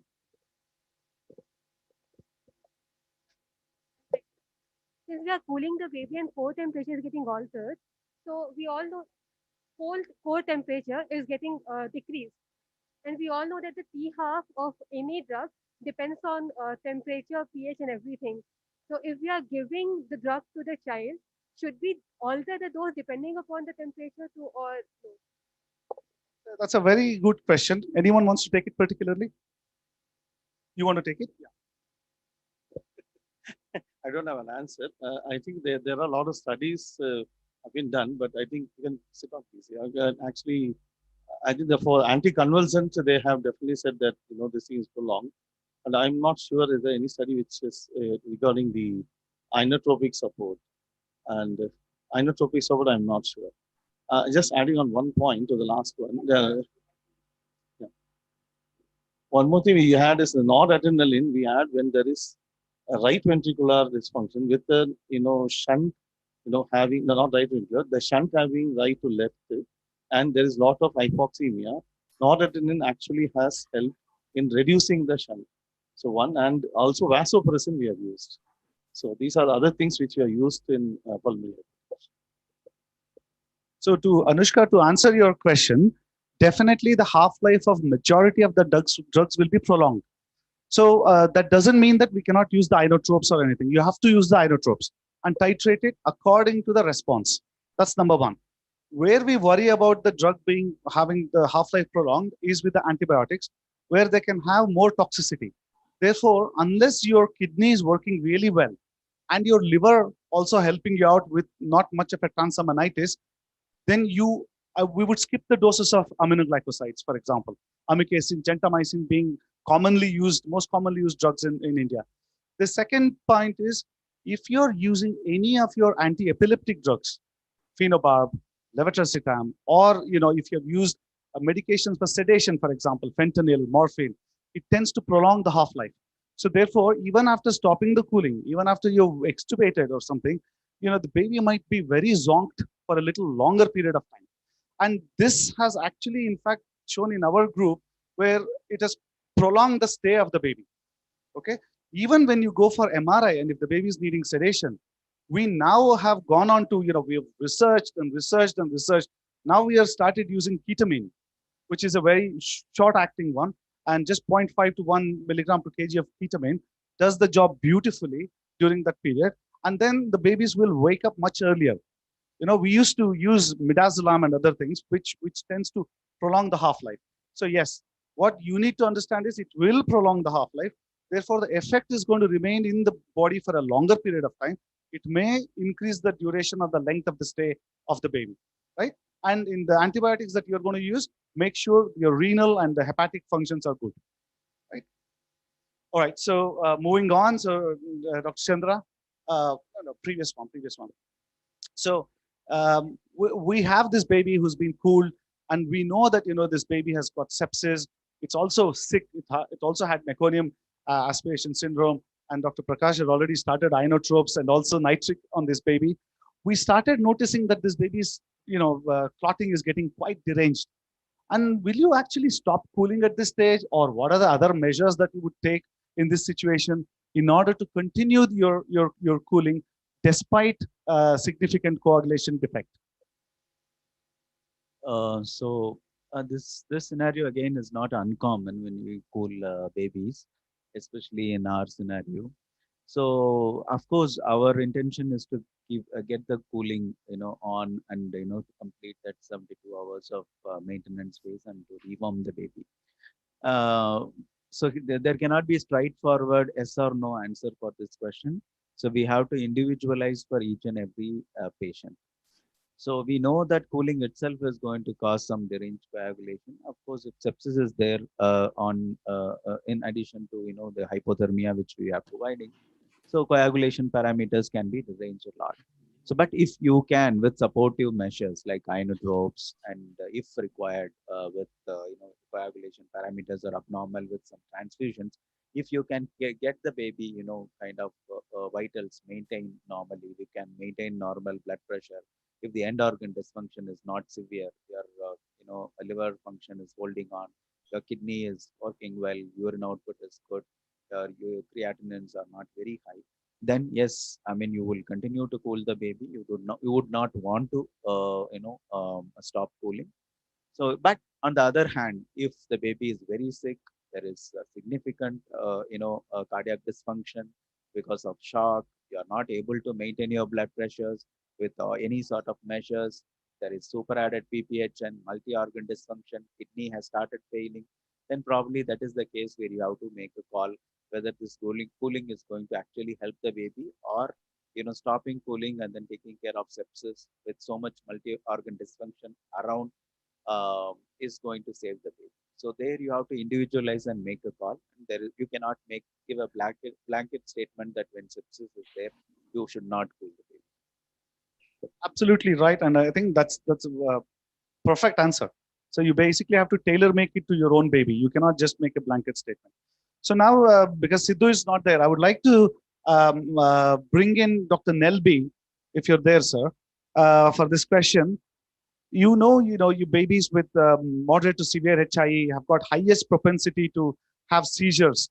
And, if you had seizures in your unit, what is the protocol that you would use in terms of the management of the seizures, especially in terms of using the anticonvulsants? Dr. Nelby, if you're there, please take this question.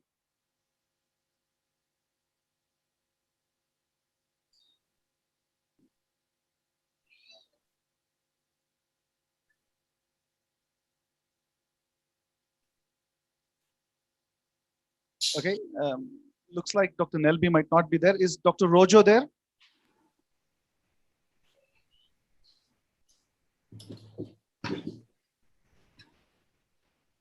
Dr. Rojo, are you around?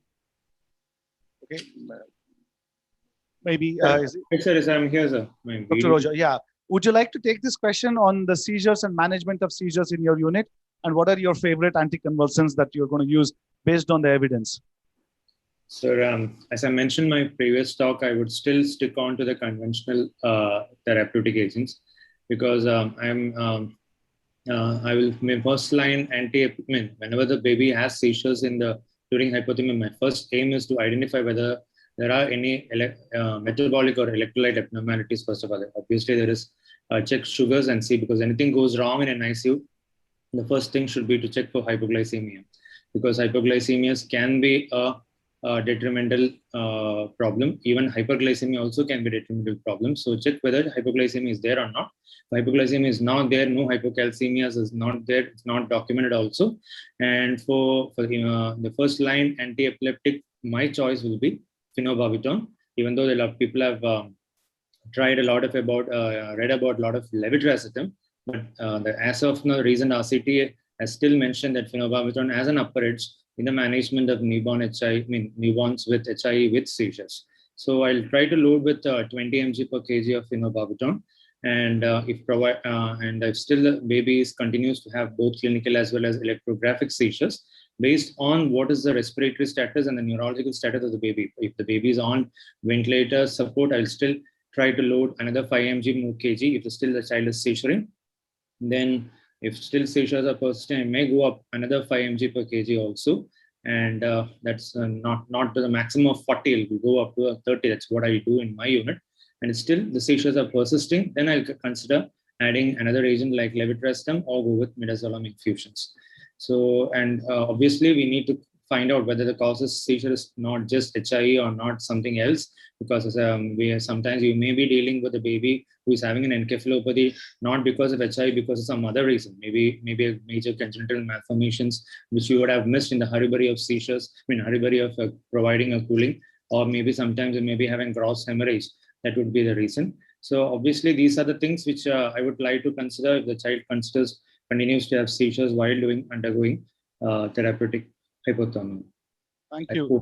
Thank you, Dr. Roger, for chipping in and perfectly said, yes, either phenobarbital or levetiracetam could be your first line of drug, and you can alternate that, with phenytoin, and then possibly going on to the midazolam infusion. And go on. One thing, sir. Regarding the phenytoin, I would be, if at all, if you're planning to use phenytoin, better to always use a phospheniton rather than using a phenytoin, because that will be more safer in terms of therapeutic hypothermia because of cardiac abnormalities as seen with the phenytoins. Absolutely correct. Thank you. Thank you so much for the insight on that. So like you were suggesting, we always have to seek for alternative diagnosis, not just as a hypoxic encephalopathy. So in the pursuit of it, I would like to ask Dr. Deepak to see whether he has encountered any of this, alternative diagnosis during the cooling, where we've thought this as HIE straightforward, and it ended up having something else in a broader way of saying composite, neonatal encephalopathy. Yeah, many times, Pratap. So that's why the history and the diagnosis, so whenever there is no sentinel event, and especially outborn babies and even inborn babies, if it's not fitting into your HIE, okay, when there is no sentinel event, then you should look for the alternative diagnosis. As I think in the previous discussions, maybe around 15 to 30% of cases of all neonatal encephalopathy are attributed towards HIE. So it's uncommon. We, as a resident in UK, the night one baby they had put on cooling, and when you come and you just see the head size was slightly bigger, and then you put a scan, that's hydrocephalus.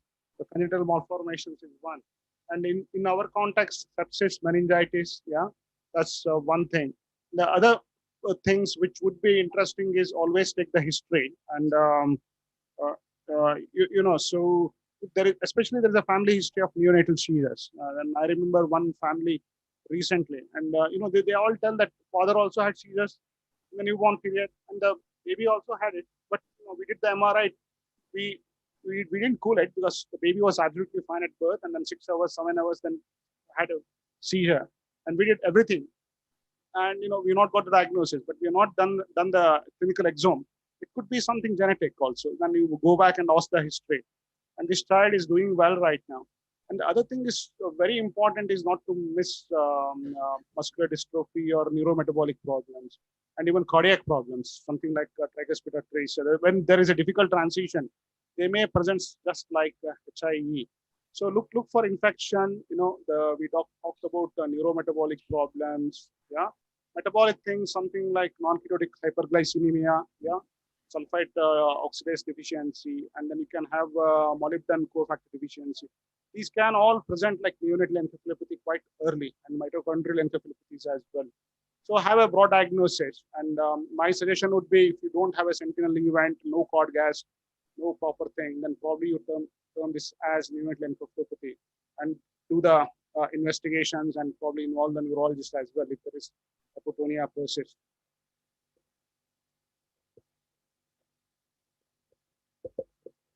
The only practical difficulty you would face is how far can you diagnose NKH at that point of time. So yeah, probably I think, as very well said, all of us are highlighting it, that when there's no sentinel event, we may have to go in and try to find out whatever in a possible way we can make any other alternate diagnosis, especially meningitis and other things. But I'm not sure.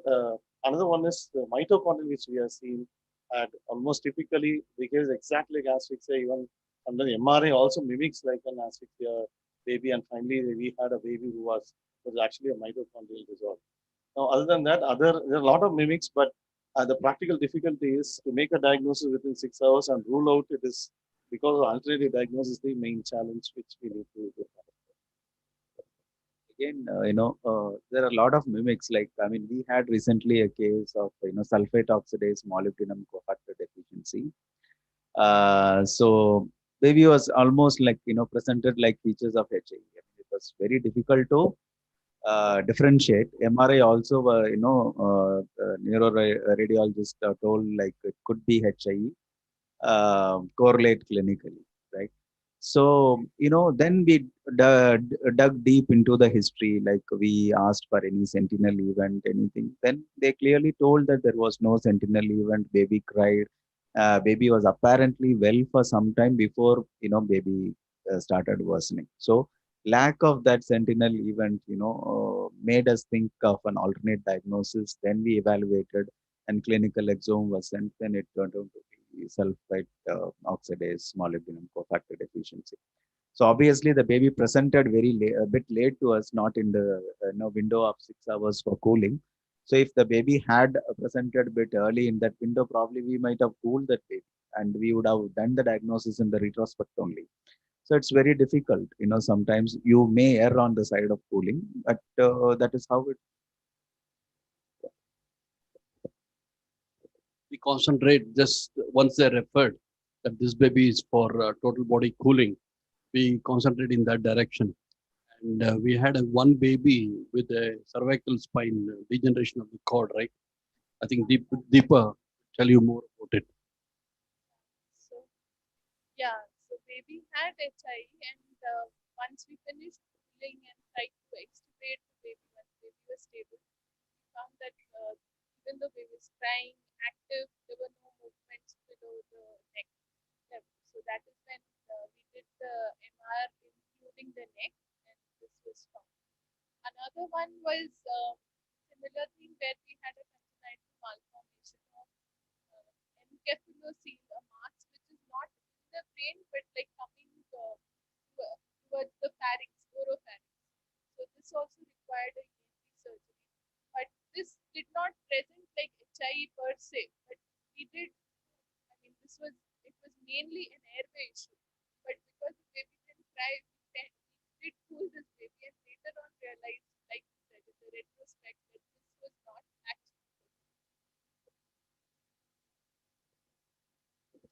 Yeah, absolutely. Thank you very much. Rojo, do you have anything to share? A baby who's you cooled and then there was an alternative diagnosis?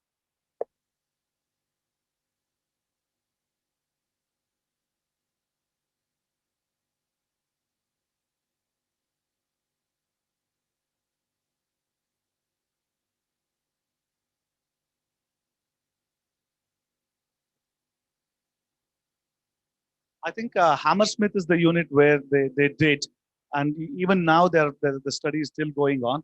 Where like the way that we do ultrasound, they're doing the MRI scans before and intermediate and after cooling. They do ADC mapping, they do diffusion weighted as well. So I think Prateek, are you there? If you're there, can you share any of your experience of a baby that you have cooled and turned out to be an alternative diagnosis? No, we didn't had any such babies, but we encountered similar cases of what Dr. Chandra told.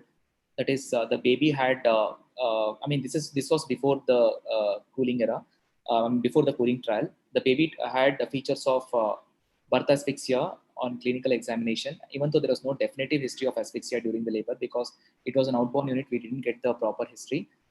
But when we did an MRI, it was suggestive of multicystic encephalomalacia. And later it turned out to be molybdenum cofactor deficiency. Yeah. So I think we all had our own share of surprises in our lives, even in the babies who were cooled and not cooled as well. So I think we're coming to the end of our discussion. I would like our panelists, now that we have had raging comments coming out because of the Helix trial, and the whole of low middle income country is in a lot of dilemma whether to do the cooling or not. If you don't do it, are you going to risk litigation? Is your obstetrician going to risk a litigation? If you do cooling, are you still going to get litigation? Because if the baby dies, what happens then? So I would like all of our panelists to send out a message, where, as experts and people who are already doing the cooling, maybe slightly different to the centers which were included in the Helix trial. So I would like to send out a little stronger message, not like a black and white, but a little stronger message, so that people out there who can feel safe about the total body cooling that they're already doing, if you guys feel so. Can I start with Dr. Deepa? So, like I gave my key message for the talk, that first do your ABCs and then do the cooler stuff. So I would say that it's more than cooling. The baby involves a lot of intensive care, and it should be done in centers where this is possible, where there is expertise, not just the doctors but also nurses, and there should be enough staff. We should definitely have 1:1 nurses for say babies who are having meconium with HI or TPHN on nitrate. It's otherwise not going to help the baby or us, and we may lose babies probably due to lack of monitoring and things like that. Also, I would say that we cannot generalize one study to and extrapolate it to the whole country or to the whole Southeast Asia region or to the whole low middle income countries. We should in fact encourage places who have been doing cooling and have got good data to come out and publish and show that with good ICU facilities you can have better results. So no offense to anyone, but I would say there is a difference, maybe even in the way there is a antenatal care given from others, maybe for the patients who come to private setup in comparison to say the medical colleges or even say public institutes. So these are my points. So I would say not everybody should do. I mean, coming from the recent article, some of the words which are used were quite demoralizing, critical, and degrading and downgrading, such as third world countries. But most of the professionals, neonatologists who are trained in India now, they're well versed with the Western as well, where many of them are trained. At the same time, they're training the other juniors as well. That's one thing. Second thing, as Dr. Deepa and Dr. Chandrakumar mentioned in the morning, that don't generalize the whole thing. It could vary from center to center, and whether it's government medical colleges or a private setup or a corporate setup or a district nursing home as well. But I would suggest it's end of the day, it's left to the clinician with his resources, how much of infrastructure and manpower he has, and at the same time, he should be able to face the music. Sometimes tomorrow there is a medical legal case thrown against. That's the end of the story. And in the end, I would suggest, what would I do if it's my own baby at this particular situation? Where would I cool and whom I'd refer to? I would follow that morale. Brilliant. Thank you very much. I think you both were highlighting the points. If I would like the other panelists to also add upon, light into, say, for example, why do you think our Asian babies are like this? Are we doing anything with regards to the chromosomes? Is it really there is a truth in the matter, or is it just based on the infrastructure, the training, the resources, the transport service being so primitive? Is it all just based on that? Dr. Chandrakumar, you can take on that and then pass. So, if it had been something to do with genetic makeup of Indian babies, probably we would not see good results in private setup also, right? I mean, obviously we don't have hard data to support our what do we claim, but our own personal experience has not shown that. Like, when you improve the level of care to a certain level, so that you don't see high mortality in your control arm as well, as high as 30-35%, probably your cooling is going to be helpful. So that is what I would want to say. Like, I mean, you don't expect a group of babies in whom 90% of them have moderate encephalopathy, I mean, to have 35% mortality. So that is very, very high. So it should be somewhere around 5% or so. Okay. So if you only if your level of care has reached to that point of level, then probably you should start cooling, but not before that. I think just, other than what you said, I just want to repeat it again. Of course, we cannot generalize. Other thing which in the trial, what they have found out is, they have got partial prolonged asphyxia in the MRI. That was part of the MRI finding in many babies in these cohort. So that was, I think, that is one of the points which we need to look at. What is possible to have that type of scenario, which means that this is a referral center. So babies who are booked may not be those who are booked in that hospital or delivered. It would have been babies who are far away. They would have had decrease in fetal movements or something. They got referred here for for a cesarean section or some other thing where they would have crossed the period of the benefit, and also the mortality could have been higher. That is one thing which they did not explore in the study. So I would, what strong message I could say other than what you already said is, probably if it is a booked case and you know very well, and they have come on right time to you with with that decreased fetal movement, and you diagnose the antepartum events quite short in a short period of time, and after delivery, probably we should subject these babies for cooling. The other things I leave it to them because I would still cool because it's, in fact, we had data we didn't even want to publish it because we thought there's nothing to publish because it is such a known fact. I mean, who's going to accept a obligation like that? So that's why we are just again we are adding upon, and all of us are actually trying to come up with and see, have we missed something, because have we overseen certain things? So we are looking at it, but as Chandra said, one point, moderate encephalopathy to have so much of mortality is something which says that there is a probably the care in the center could have been overloaded. Not they were careless, could have been overloaded. Center could probably missed some of the earlier signs of deterioration in these babies. Thank you very much. Yeah. I think we all have to wait for the position paper anyway. But for I may be sitting on the fence, but for if something happens tomorrow, there's an inborn baby, and we know that the antenatal care has been fine. And if there is a sentinel event, and we do cord gases, so for all babies, and if it fits into criteria, then yes, I would cool the baby. I would cool the baby.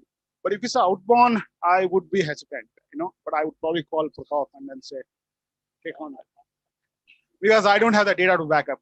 So whatever we have cooled, because we don't do much of outborn babies, but whatever we have inborn babies, most of them they have done well, inborn babies. But there is evidence of cord gas and sentinel event. It's there.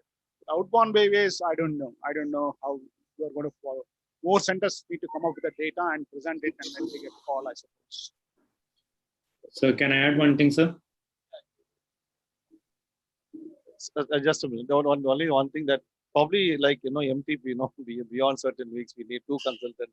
Probably we may have to use something. Definitely we need to defend ourselves in the, as Dr. Deepak was talking in the morning regarding the ethical issues here and the medical legal issues. So probably consenting would, before we never used to consent actually for cooling. We just say it's a standard therapy, we have to go at cooling. Probably now we may have to consent and also explain the pros and cons, and have another consultant also agree to probably this baby would benefit out of cooling, and then probably we should cool. So thanks a lot. I think that was a very powerful message that has been put across. I think going forward, definitely consenting should play a huge role. teaching and training should play a huge role. I think the bodies like NNF and IAP should back up with position statements where I think there should not be any gray areas left. And it is the implications is not just for the neonatologists, it's also for the obstetricians. You know, just after entering into this country, I had to give an expert opinion on for one of the obstetricians who's been sued for 1.5 crores. 1.5 crores because she did not refer a baby for cooling. And these people actually went to the lawyers because the baby started, you know, having lots and lots of developmental delay. By 6 to 8 months, 1 year, it started showing cerebral palsy. But the luck was on her side. She was not aware that she should be sending for cooling anyway. But the luck was that the baby was 34 plus 3 weeks. So that the case didn't stand. Otherwise, this would be detrimental. So what we were thinking is, going forward, people will catch up onto these things. And as Suresh, you know, always tells in a lot of conferences, there are no claim, no, money sort of lawyers available now in the country. No claim, no fees. That means if you don't get the money from the person who you're claiming from, I won't get the fees. So there are people willing to fight for the client, and then they're advertising it everywhere. So having said that, I think over to Dr. Pratik, and also after that, I think Rojo, maybe if there is anybody else, you can give us some finishing statements. So can I have a call from ICU? Okay, Hello, go sir? on. Go on. Yeah. So if you ask me whether you will cool any baby which comes with HI in your unit today or tomorrow, my answer will be yes. And still I'm doing a cooling in my unit when there is one baby with therapeutic hypothermia in my unit, because my DM thesis was on therapeutic hypothermia, and I found very good results with therapeutic hypothermia. In fact, when we started, this was a randomized controlled trial. When the trial moved forward, in the halfway of the trial, my residents was very keen on putting the baby on hypothermia rather than taking on to the pneumothermia. So I told, no, it can't be done. Because then that's not an RCT. Yeah, I told it can't be done. We should be doing only RCT only. And so I had to force them to go on to the pneumothermia. That was the times when we used to do with the cooling gel packs. Even with that staff monitoring and all the staff education and all, we got good results with that. And I think the only solution to the Helix trial and after effects of this trial should be we need a database on what has been done in our country to say that, yeah, this has been feasible. It has been done in a very good manner in our country. We had good outcomes. We had, good outputs from almost most of the centers over here. So that for that, either NNF or IAP should take an initiative.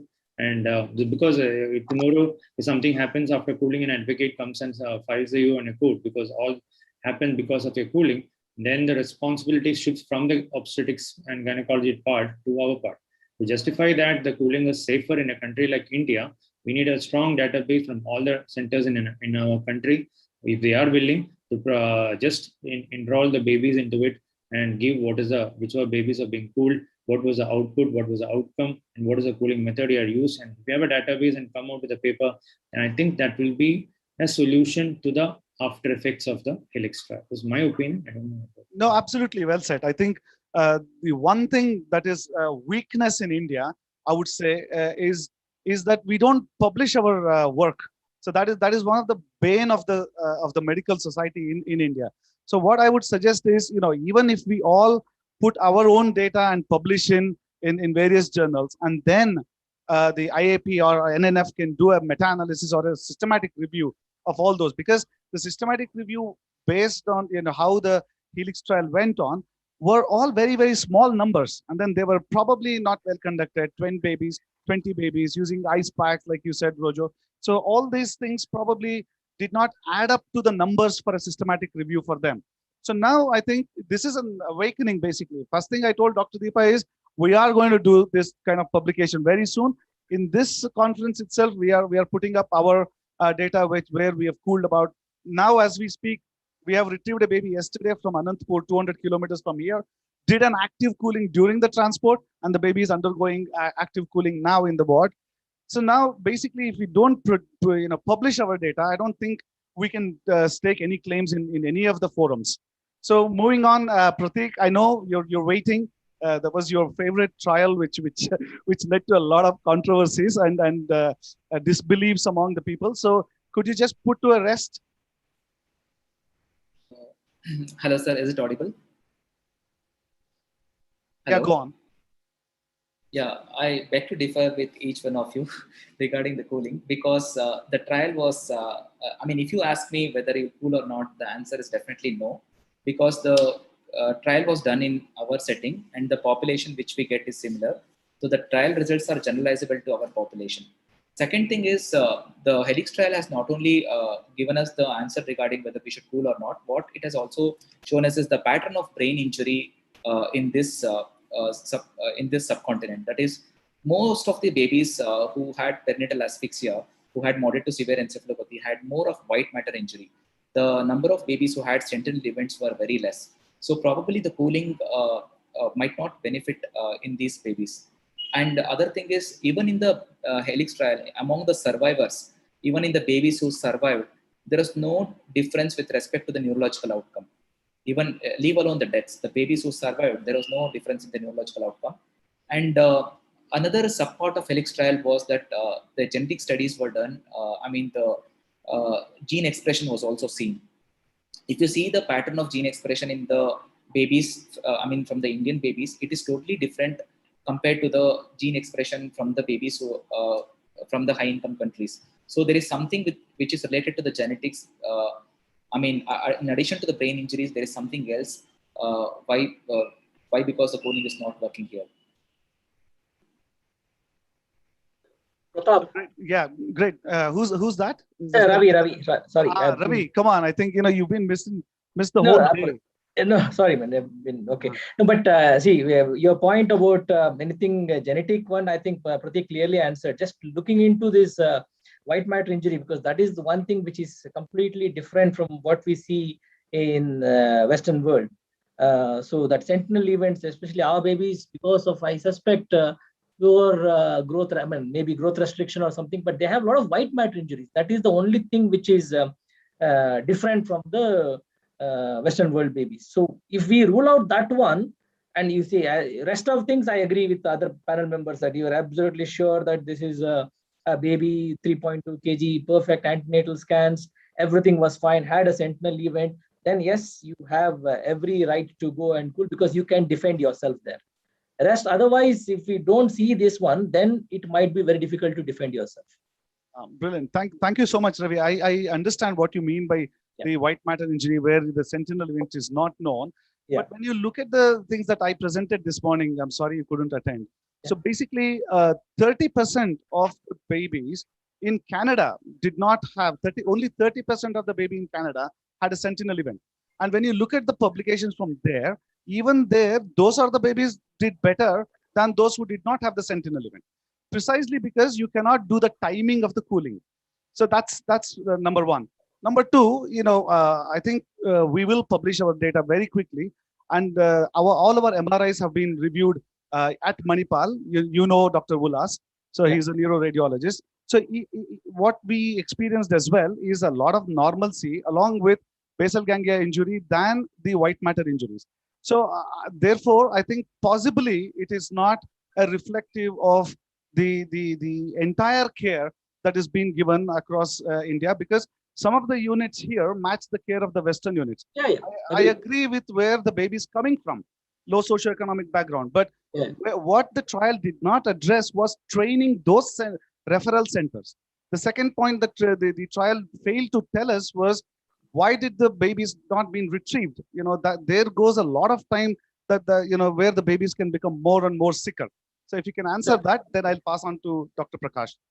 No, I think that's what, as long as you are absolutely sure about your population.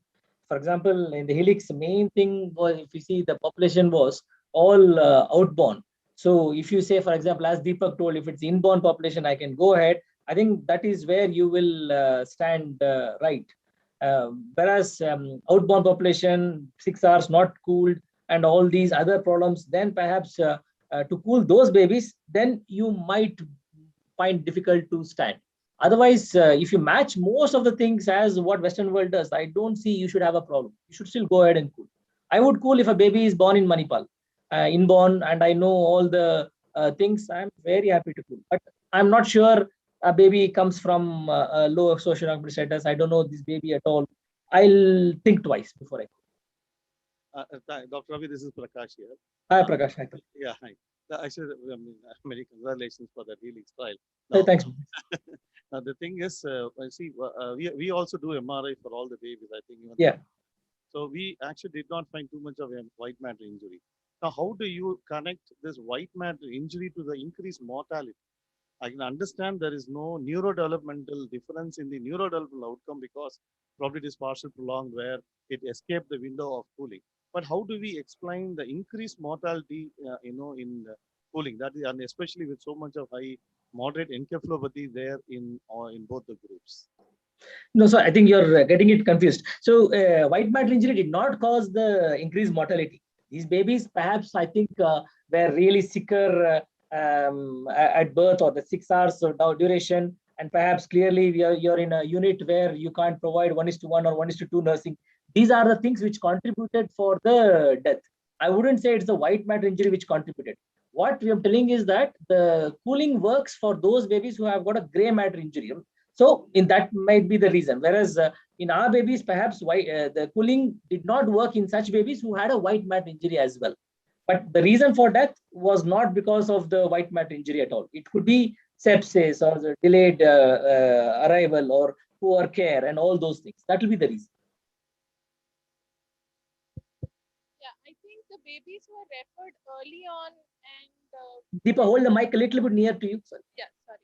So I said babies who are referred early on, say within a couple of hours of birth, and preferably the retrieval team with the doctor and nurse going and bringing the baby, that would make a difference.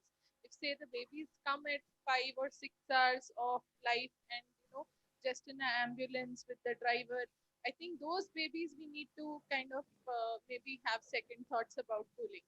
And even like others also mentioned, I would think that inborn babies we can go ahead and cool.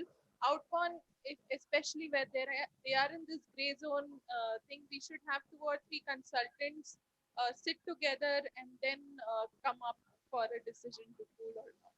Agree. As long as you guys are conscientious statement, because you need to find a fallback mechanism. That's all. As long as you have a fallback mechanism, I think you're right to go ahead.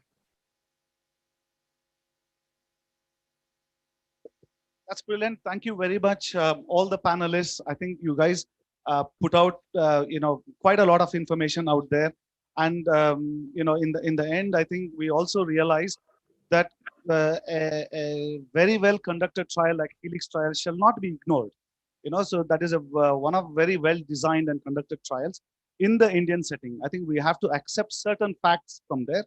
But until we get a position statement, I think we all echo the facts that if the baby had sentinel events and if you're quite sure about HIE as your diagnosis, and if it fits the criteria for the cooling, and if you have a fantastic level 3 center to back you up in management of moderate to severe HIE, on top of it, you can back up with good transport services.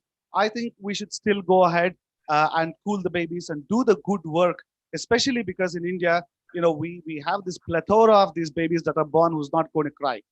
So until we receive the position statement, I think unanimously we kind of, at least majority of us, not unanimously, majority of us agree that, we should continue to do the good work, especially if your unit is sorted out and then have the infrastructure to do so. Okay, and obviously to take the consent, obviously to explain to the parents in their own language, and then get the consent for cooling. So with that, I think I would like to thank all the faculty members, Dr. Prakash, Deepak, and Dr. Chandra, Suresh, Dr. Deepa, and Ravi. You joined late. I'm not very happy with it. Sidhu, who's not joined at all, really not happy with it. And, Dr. Nelby, thank you very much. Rojo, Pratik, you all gave a fantastic insight into, one of the most horrible conditions which, a baby has to face, an obstetrician has to face, a pediatrician has to face. At the end of the day, this is going to be a burden, not just for the parents, but also to the exchequer of the government, right? With that, I think stay cool, and the evening is here, and the rain has caused a lot of dampening and then coolness around here. I think we should start having some beers around. Thank you very much. Thank you guys. Take care. Bye.